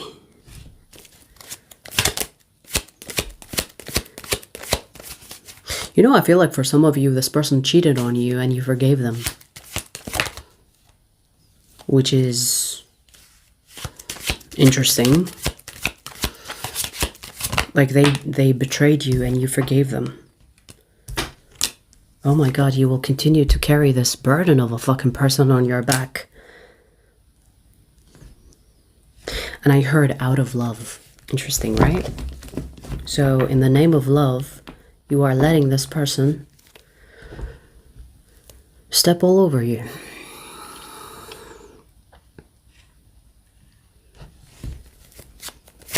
In the present, I see that that's what you are doing, meaning that this is not like a past situation that is no longer happening. This is happening right now. Okay, let's pull one more. You know it's wrong, but you keep on making excuses for them. You know what, Pisces? I would not be surprised if you wake up one day and shoot this bitch in the face. I'm just saying. And you know what? I feel like that is like justice being served. Even because I feel like you're going to reach a point where you lose your shit. And I'm here for it. I'm here for it. Because why the fuck are you tolerating this person's BS? Oh, I love them. Honey, this bitch is gonna become a statistic. They're gonna enter the statistics. Passion crime. I don't know if you're gonna be caught or not, but we'll have a look in the future and see where the fuck this goes. Because I feel like right now, whether you are aware of it or not, you're piling the unfairness that you are experiencing with this person. And it's like a ticking bomb. You might not even be self-aware. You might not even feel like you have a limit until you hit it. Until like one day you wake up and you're like, today's the day. And you're going to be like deadly. You're not going to be negotiating anything. You're going to be deadly. You're going to commit something. And you know what I mean? Like, I'm not going to like scare you. It's not really about scaring you, or I just don't want to say it really.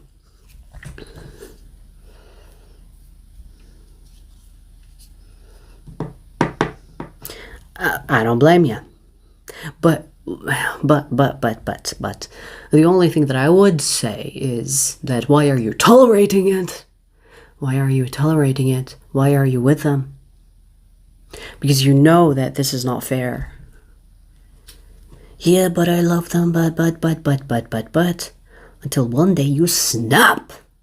And when you snap, there is no coming back. You're not going to be able to control yourself. You're just going to become like a deadly force, okay? A deadly force. You're not gonna show mercy. You're not even gonna think straight. You won't even care if you get caught or not.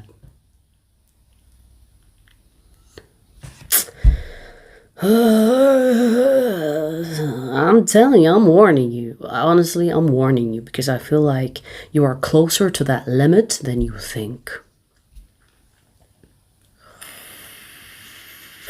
Let's see the future energy.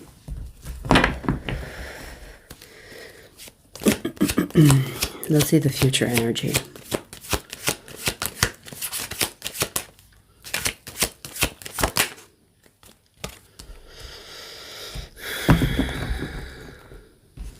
Okay.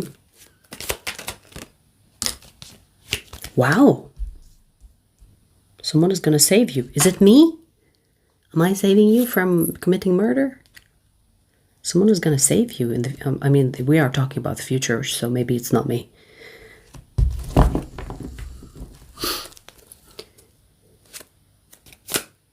Okay, let me pull the third card. Someone is going to save you from this relationship. Someone is going to save you before you commit murder. Okay, that's good. That's good. Someone is going to talk sense into you before it's too late. Before it's fucking too late. It could be a friend because we do have the Page of Cups. It's like, Pisces, what you're experiencing is abuse. What you're going through is not normal. Blah, blah, blah, blah, blah, blah. I know a thing or two about that, blah, blah, blah. So they will talk you out of being in this connection. And I feel like you're going to listen to them because you will find them relatable. You might know a thing or two about their relationship. And you will listen to this person and get out, which is great. Because if you do stay with this person in the future, they're going to end up dead. I'm telling you. I'm telling you. And it's not something they see coming. Like, I don't care if you are small or big. It's not about you being a woman or a man. This is going to be an attack that is off guard. Unexpected. If that scenario happens. It's not going to be like, I'm coming at you, here I come. No, it's going to be while they're not looking, or while they're eating, or while they're sleeping, or while they're fucking someone else. But the good thing is, in the future, someone is gonna save your ass, get you out of the situation before it gets really messy, let me tell you. And whoever this person is, they are a fucking angel. Like, maybe the universe will send you someone specific that will get you out of this connection before it becomes like so messy that you end up caught or on the run.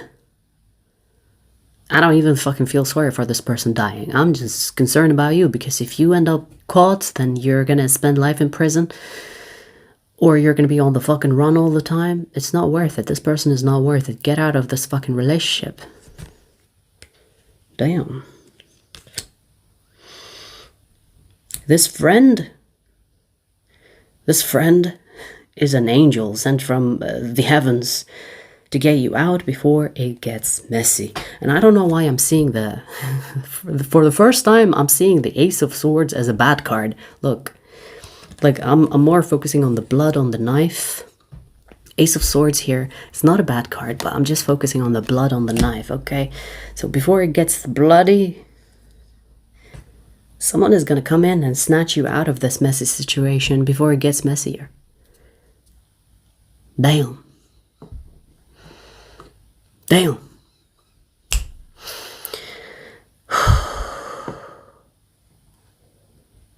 Because, you know, I feel like this saving situation, it feels like, in a way, it's like you don't deserve to suffer because this person is not appreciating you, or this person is taking advantage of you, or taking advantage of your love. You're not a bad person, but you are in a bad situation. And yes, you are a conscious being, an adult. You should be able to get yourself out of it. But maybe you lost clarity, or you lost your way, or you think there is no way out, or, you know, maybe some type of confusion happening that is keeping you stuck with this person, and you call it love. But this person that's gonna get you out of this situation, it feels like it's the universe sending you someone to get you out before you abandon your life, or you sell your life for an idiot, which could end up dead by your hands. But it shouldn't be your hands. Let someone else do though. Anyways, I feel like this piece of shit does not deserve you. Full stop. That's why you're being saved, because sometimes the universe will not save you because maybe you are a piece of shit yourself. But in this case, you're being extracted out of this bad situation because this person doesn't deserve you wasting your life for them, by hurting them, by you're gonna basically lose your life with them. Fucking hell.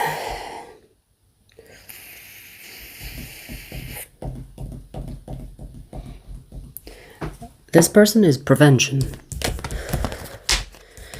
And it's a good thing that they will get you out of this, because I don't see this connection having a happy ending, honey. I see this connection becoming a fucking documentary of some kind, or entering the statistics. Whew.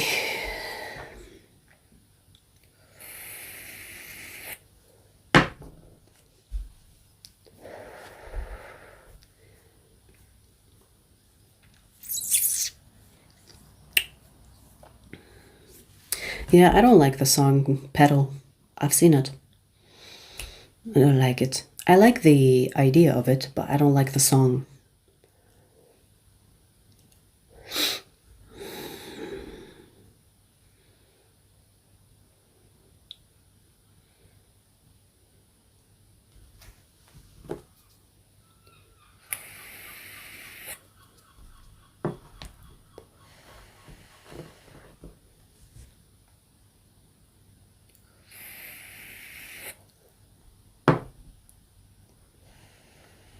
Can't believe I'm here for 4 hours, you guys. That's insane. I don't think I've done... never mind. I have actually done a live stream that was for 11 hours. If you know, you know.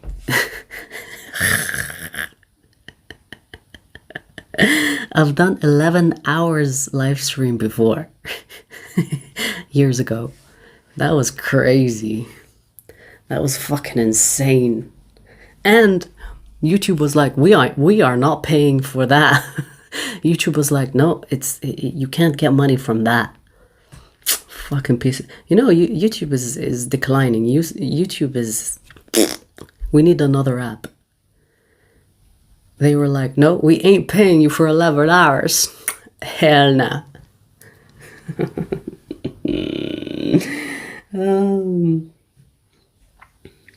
But to be fair, that live stream was a mess. I was literally cursing all the trolls. And you know, when you have a troll, they come in groups, right? So they kept on coming. I was cursing them and their bloodline. There are people out there right now that are cursed by me, and God knows what is happening to them, because let me tell you, my curses are deadly. So I used up all my credit with karma, because I do have a credit. I used up all my credit with karma in that live stream.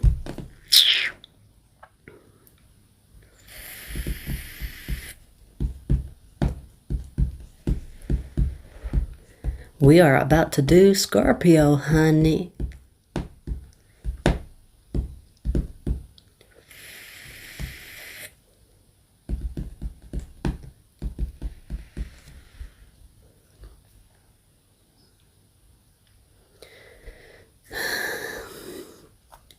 All right, let's do Scorpio.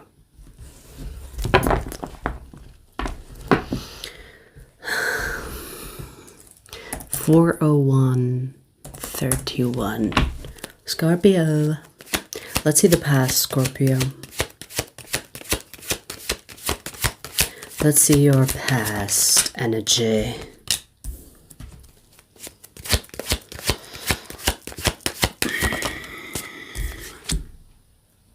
Okay.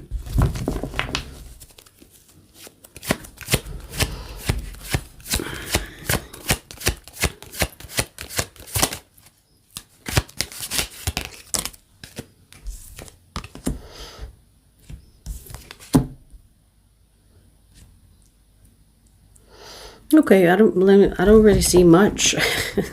It's like normal life. I see you minding your business. I see you being friendly with friends, family, maybe even fucking strangers. I don't mean fucking strangers as in like, you know what I mean.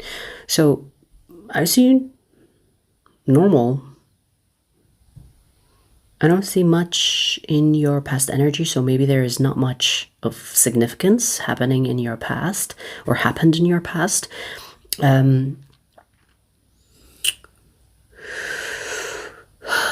I see lack of abundance, I want to say, or lack of, I don't know why I want to say gift, whatever that means though. So I'm trying to figure out what that means. Lack of gift? Lack of gift? Lack of gifting? Maybe you are surrounded by selfish people or surrounded by stingy people, I should say.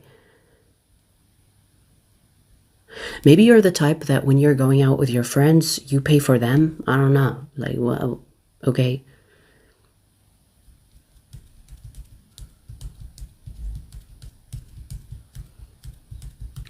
You know what's interesting though? I'm seeing that in your past energy, people don't really know you well, but people are known by you. So even when you're going out with friends, your friends are talking about their life more than you are talking about your life. So there's this one-sided interaction, really. You could be a good listener and you listen. You don't reveal much about your life. They reveal a lot about their life. So there's this energy of not equal, I guess, friendliness. You are there as a friend, but they are not your friend. And something about not giving you gifts, or not buying things for you, or they're not buying things when they go out with you. You end up buying things for them. Okay, it looks normal to me. Like, okay, it doesn't seem anything crazy. I do see that in your past you are investing in something or working on something, which is also normal. Okay, let's get into the present and see where this is going. Present for Scorpio.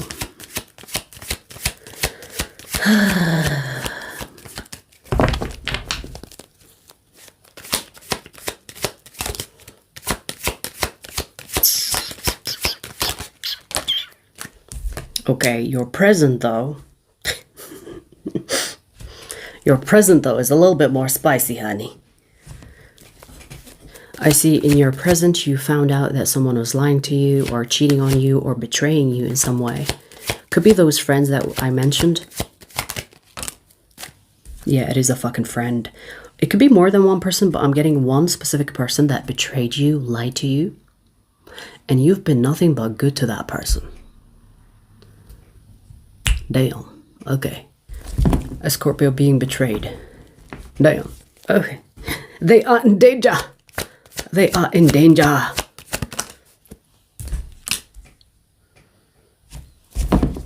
Maybe they're not in danger. Because I don't really see you that upset. I see you maybe cutting them off. It's like, okay, you are no longer a friend. But I don't see you upset. So maybe there's no revenge plan. Good for them, I guess. Good for you too, I guess.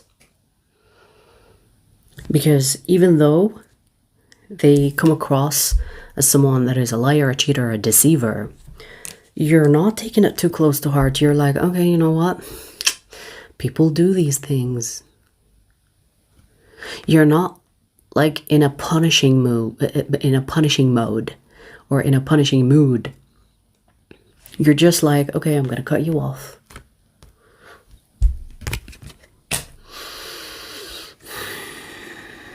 Interesting. I did not expect that, because when I saw the Seven of Swords, I thought, oh shit, it's about to get spicy.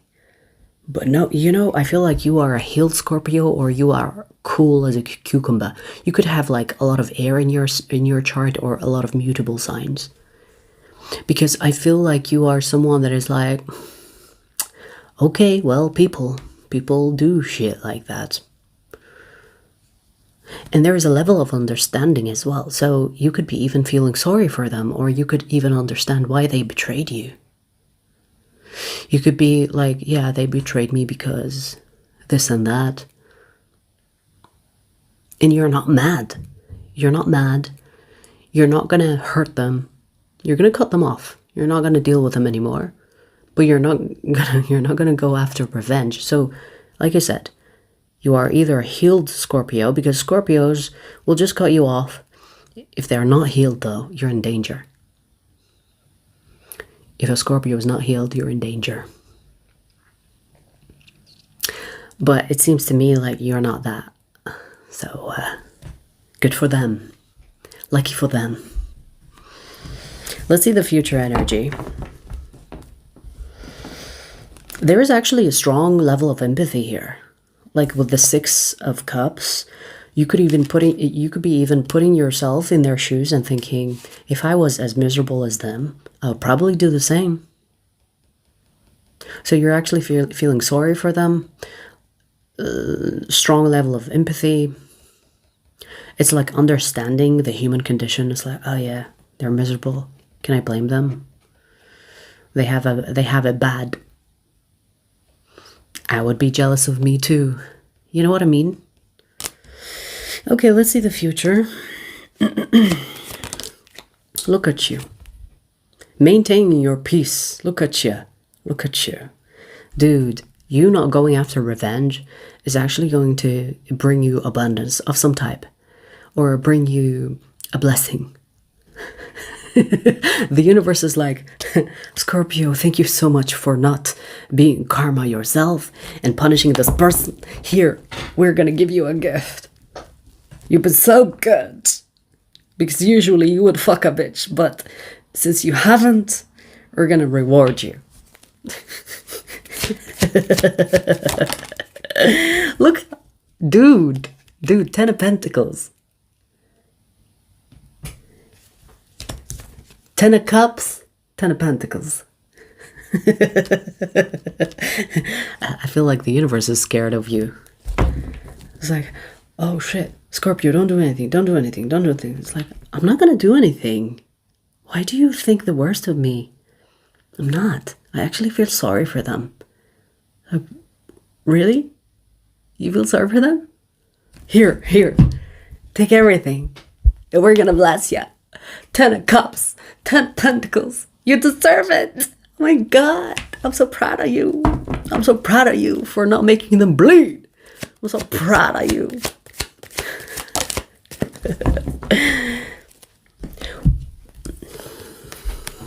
The Sun. 10 of Pentacles, 10 of Cups. The Sun. Whatever that you wish for, whatever this is, whatever your focus is, right? Like this is the 8 of Pentacles. Whatever you're focusing on, Scorpio, you're going to have good news. You're going to have like blessing, abundance. just because you didn't hurt a bitch. Who knew? If all Scorpios knew that, we would have more peace in the world.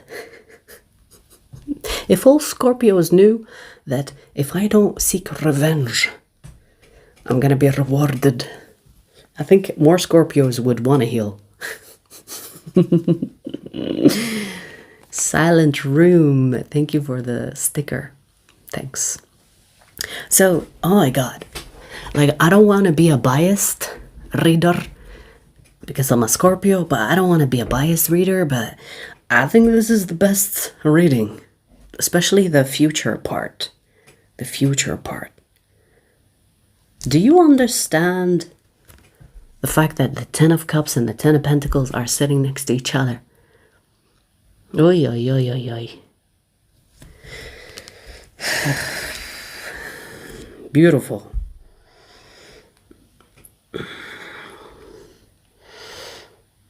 You staying grounded, you not taking things or matters into your own hand, you having this deep level of empathy and understanding and extending compassion. It's going to bring you that blessing or blessings. Like, do you understand 10 of Pentacles, 10 of Cups? That's like what everybody wants. To add to that, we have the Sun, which is the best card in tarot, in my opinion. It doesn't get better than that. Okay, well, Scorpio, you've done it right. You've done it right. It's almost like showing mercy, and then showing that mercy is what's going to bring you this wave of blessings. Because if you didn't show mercy, yes, you might have felt good about giving them karma, or being their karma. But it's the fact that you showed mercy and you felt sorry for them, or you felt like there's a level of understanding. It's like, if I were you, I would probably do the same because you're so miserable. So I get it. I get it. Okay. I like it.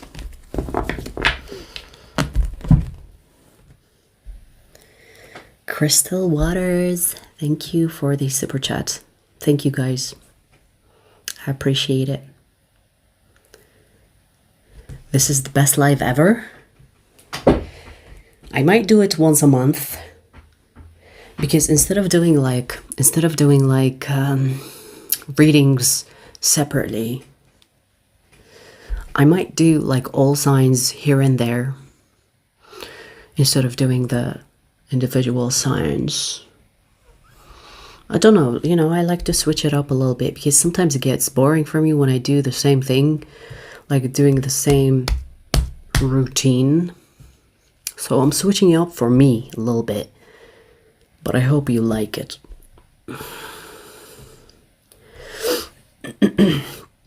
And I usually don't do readings for 4 hours, but hey, because it's different, I don't mind. Right? We're almost there. We have Cancer. Up next.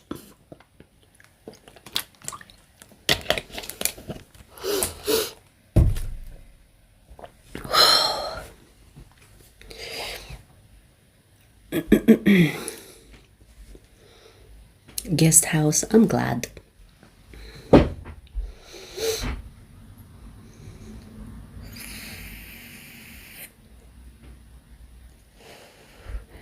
Scorpio that doesn't react is the most dangerous Scorpio.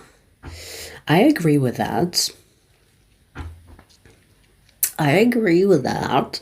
Because even when, like for me personally, even when I have trolls and I ignore them, they get karma. When I reply to the trolls and I handle them myself, I actually save them from karma. So when I ignore you and you are a troll, you better watch your steps.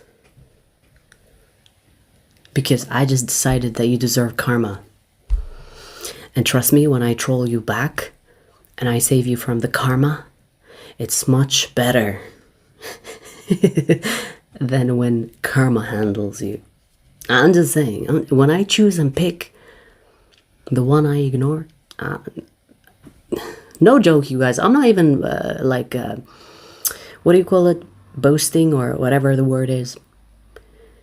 I am karmic as fuck.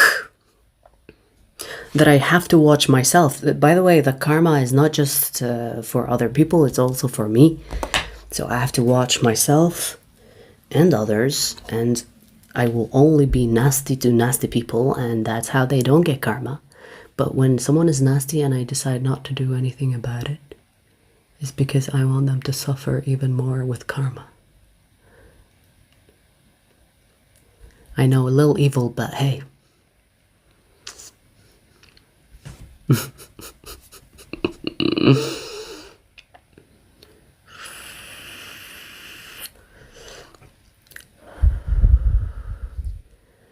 Beach Birds, thank you for the super chat. And I've said this so many times, you guys, like, people died. Like, when people mess with me, they die. Like, when I'm talking about messing with me, I'm talking about, like, serious betrayal, like, serious deception. They don't survive. They die off. You know how many people that are my age are dead?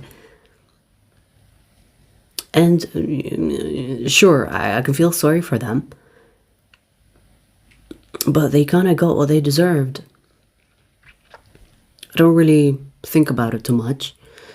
But the karma that gets done on the people that hurt me, like really hurt me, like hurt my heart. I'm not talking about trolls, because these trolls, like, yeah, they will get karma, but whatever. But those that really, like, I trust with my life and then I get betrayed, that type of shit, they don't survive. Something bad happens to them and it's close to death or death itself. And if the karma doesn't hit you, like, I'm not saying you, if the karma doesn't hit them, it hits someone dear to them. Like someone close and they really love and they cling to life through them. Do you understand? Like someone close. And then they live to suffer their absence. Like, seriously, it's fucked up. Like, I actually warn people, like close people to me, and say, hey, I'm trusting you, don't make me regret it. Because I don't want something bad or shitty to happen to you. Not necessarily, but when you betray me, I don't give a fuck no more. Whatever. Whatever's coming to you.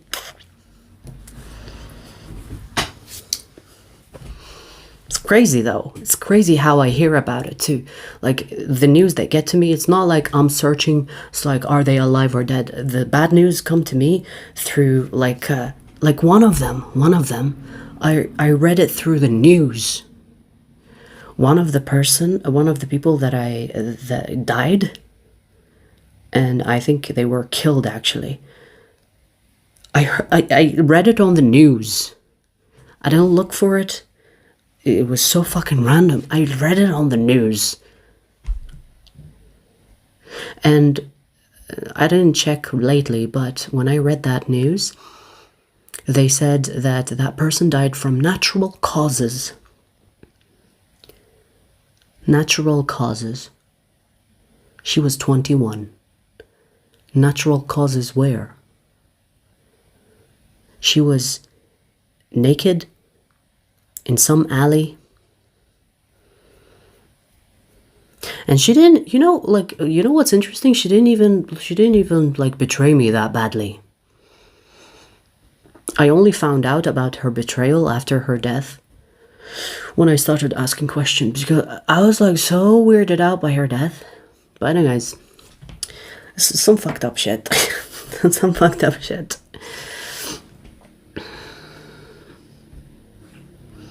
There are she's and he's and it's and all types of creatures, honey. It's not just men, if you think. It's not just men. I get betrayed by all types of species, apparently. Anyways, I don't know why people try me like, I don't know, honestly.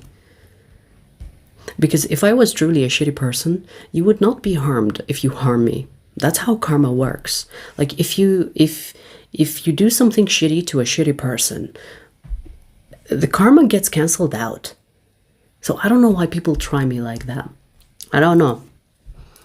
But anyways, fucking hell. Cancer.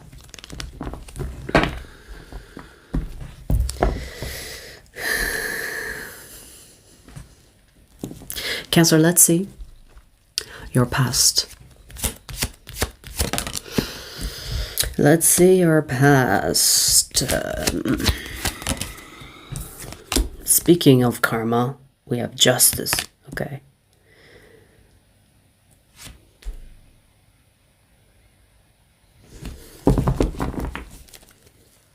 Okay, let me pull one more card because I think I know what this is about.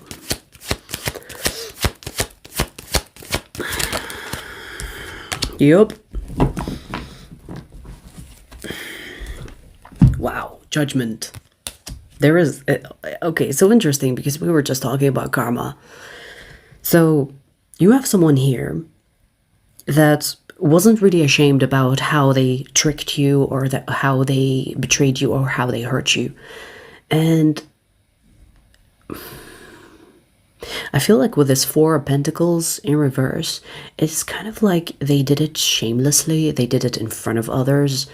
They like embarrassed you perhaps, or it's giving those bullies that you see in high school. You know when you have like bullies in schools where they embarrass the nerd by bullying the nerd in front of everybody and everybody's laughing, ha ha ha.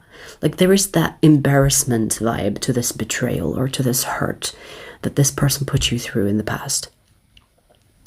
Now, you have seen karma do its thing on them. Like you have seen justice being served, whether this is through the legal system or they reaped it through judgment, meaning karma came and whipped their ass. And you saw it happen in public. So, in the same way that this person embarrassed you in front of others, their karma was done to them in public. So, what they did to you in public, karma was like, we're gonna make this public as well. You know, since you like doing things in public, we're gonna make it public in front of others so that you see how it feels like. That is in the past. Okay, so that is something that happened in the past. Let's see the present. Let's see what the present energy is for Cancer.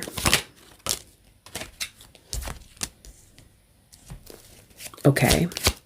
I see friendship, I see unions with people that you can trust. So maybe the universe rewarded you with better people, especially if this person that betrayed you in the past was someone close to you and you felt like you can't trust anybody, but then a group of people, because I see more than one person that is in your life already, or they came into your life recently and you clicked. It feels like a group of people, a group of friends, a group of, like a mix of friends and family. It's almost like an instant replacement.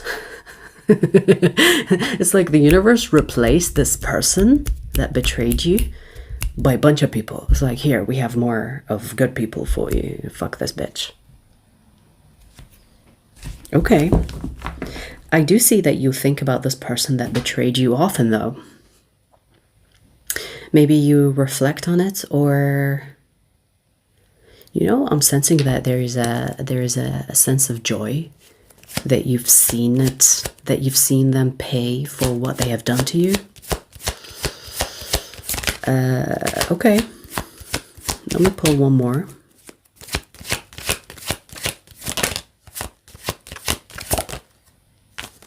The Sun. Yeah. There is definitely a sense of joy. Like there is this energy of faith. Like everything works out for me. The universe, God is looking after me. So you feel very surrounded. Like I feel like you feel surrounded by love. You feel like you are surrounded by like good vibes, good people. Like you have people that you can depend on. And the way that this karma hit this person that betrayed you, it was either instant or karma was served quickly. And I feel like it did something when it comes to your faith, your belief system, when it comes to trusting what is happening in your life. That got stronger and stronger. So you believe that you are taken care of. You believe that the universe is taking care of you. God is taking care of you. You might even believe that you are special. You might believe that you are special, meaning that you are one of the chosen ones, or, the universe does not joke around about you. Maybe you are, maybe you aren't, but it's giving you that energy. It's giving you that feeling of safety. It's like it doesn't matter what happens. The universe has got my back. God has got my back. If you are religious, you are even more religious now. If you are spiritual, you are even more spiritual now. It doesn't matter what happens to you. You believe and trust that everything will work out in your favor. Even if you have a flat tire on a random day, you're like, oh my God, I'm going to be late. But you trust and believe that the flat tire is some type of orchestration for your own protection. Do you understand? And most of the time it is true like that. It's true like that, right? Like if you didn't have that flat tire, you could have been in an accident. Do you know what I mean? Like having that belief system, trusting that everything that happens in your life is to serve you. That is a true faith, or that is the mentality of someone that will always win in life. Because it doesn't matter. How can you defeat someone, or how can you make someone give up if there is nothing that makes them give up?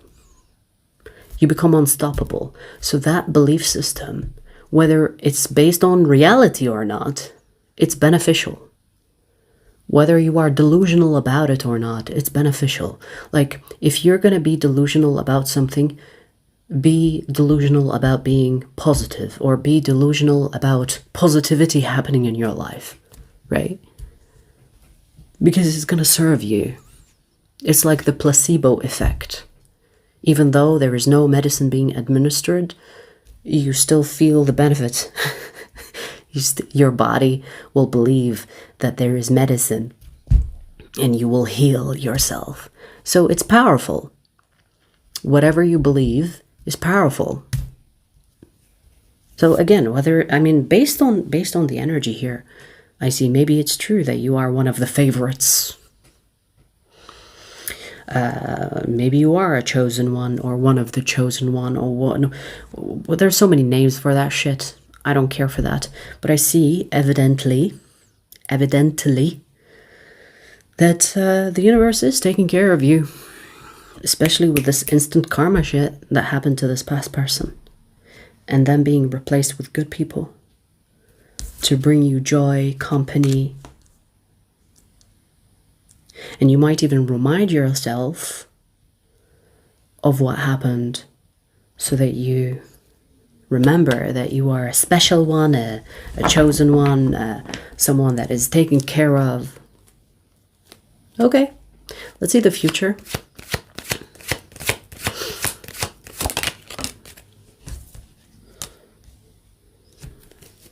Wow. Commitment. If you are single, this could be about entering a relationship. If this is not about a relationship, this could be about finding that person that gets you like two peas in a pod. We literally have Four of Wands and the Lovers. So this is most likely a love situation entering your life in the future. But if it's not a love situation, I would say that this is, I don't know, a bestie, or a child, meaning that you will get pregnant, you will have a child, or if you're going to get someone pregnant, I guess. Now with this Four of Wands, there could be marriage here, or maybe this is just to say that your life will have a commitment. And the Wheel of Fortune. You know, I like the last two readings of today. The Scorpio reading and the Cancer reading. Because look at your card, Four of Wands, the Lovers, the Wheel of Fortune. High Priestess, you might be the special one. Like, you could be one of the chosen ones. And I don't say that fucking term lightly, okay? Like, there's a lot of people out there that I'm chosen. But maybe you are, because this energy is actually strong.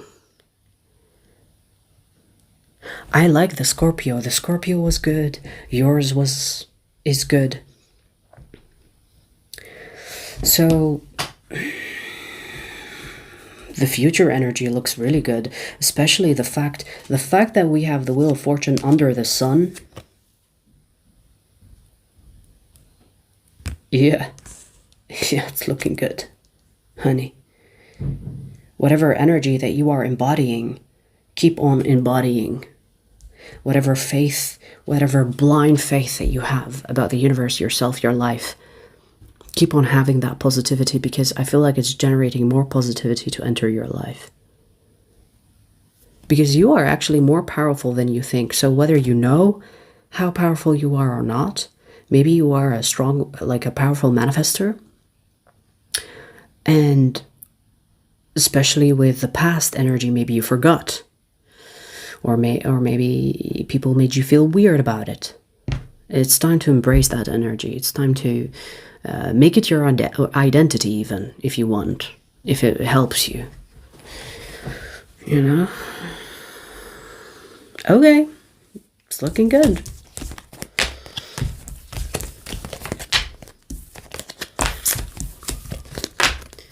Hooey.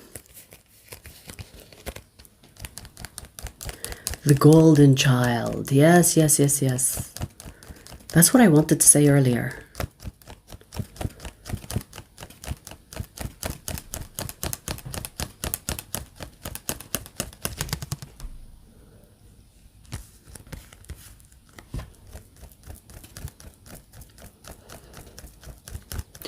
Four hours and a half. I hope you guys enjoyed. If you didn't enjoy, don't tell me. I don't want to know.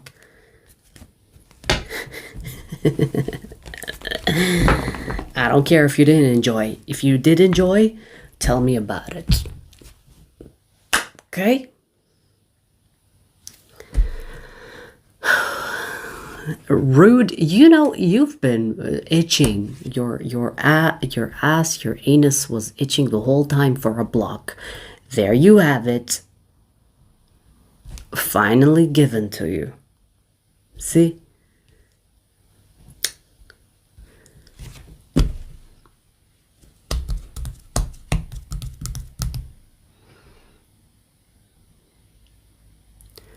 This read will be written in history. I like that. Then the sweat is worth it, I guess. It's not sweaty, you guys. My skin is just glowy like that, you know what I mean? Look, I'm wiping. It's still shiny. Anyways, but I'm sweating. My ass, my back is definitely wet. Because I've been sitting on this ass for 4 hours. But anyways, hope you enjoyed. You will see the timestamps in the comment section. I'll see you guys later.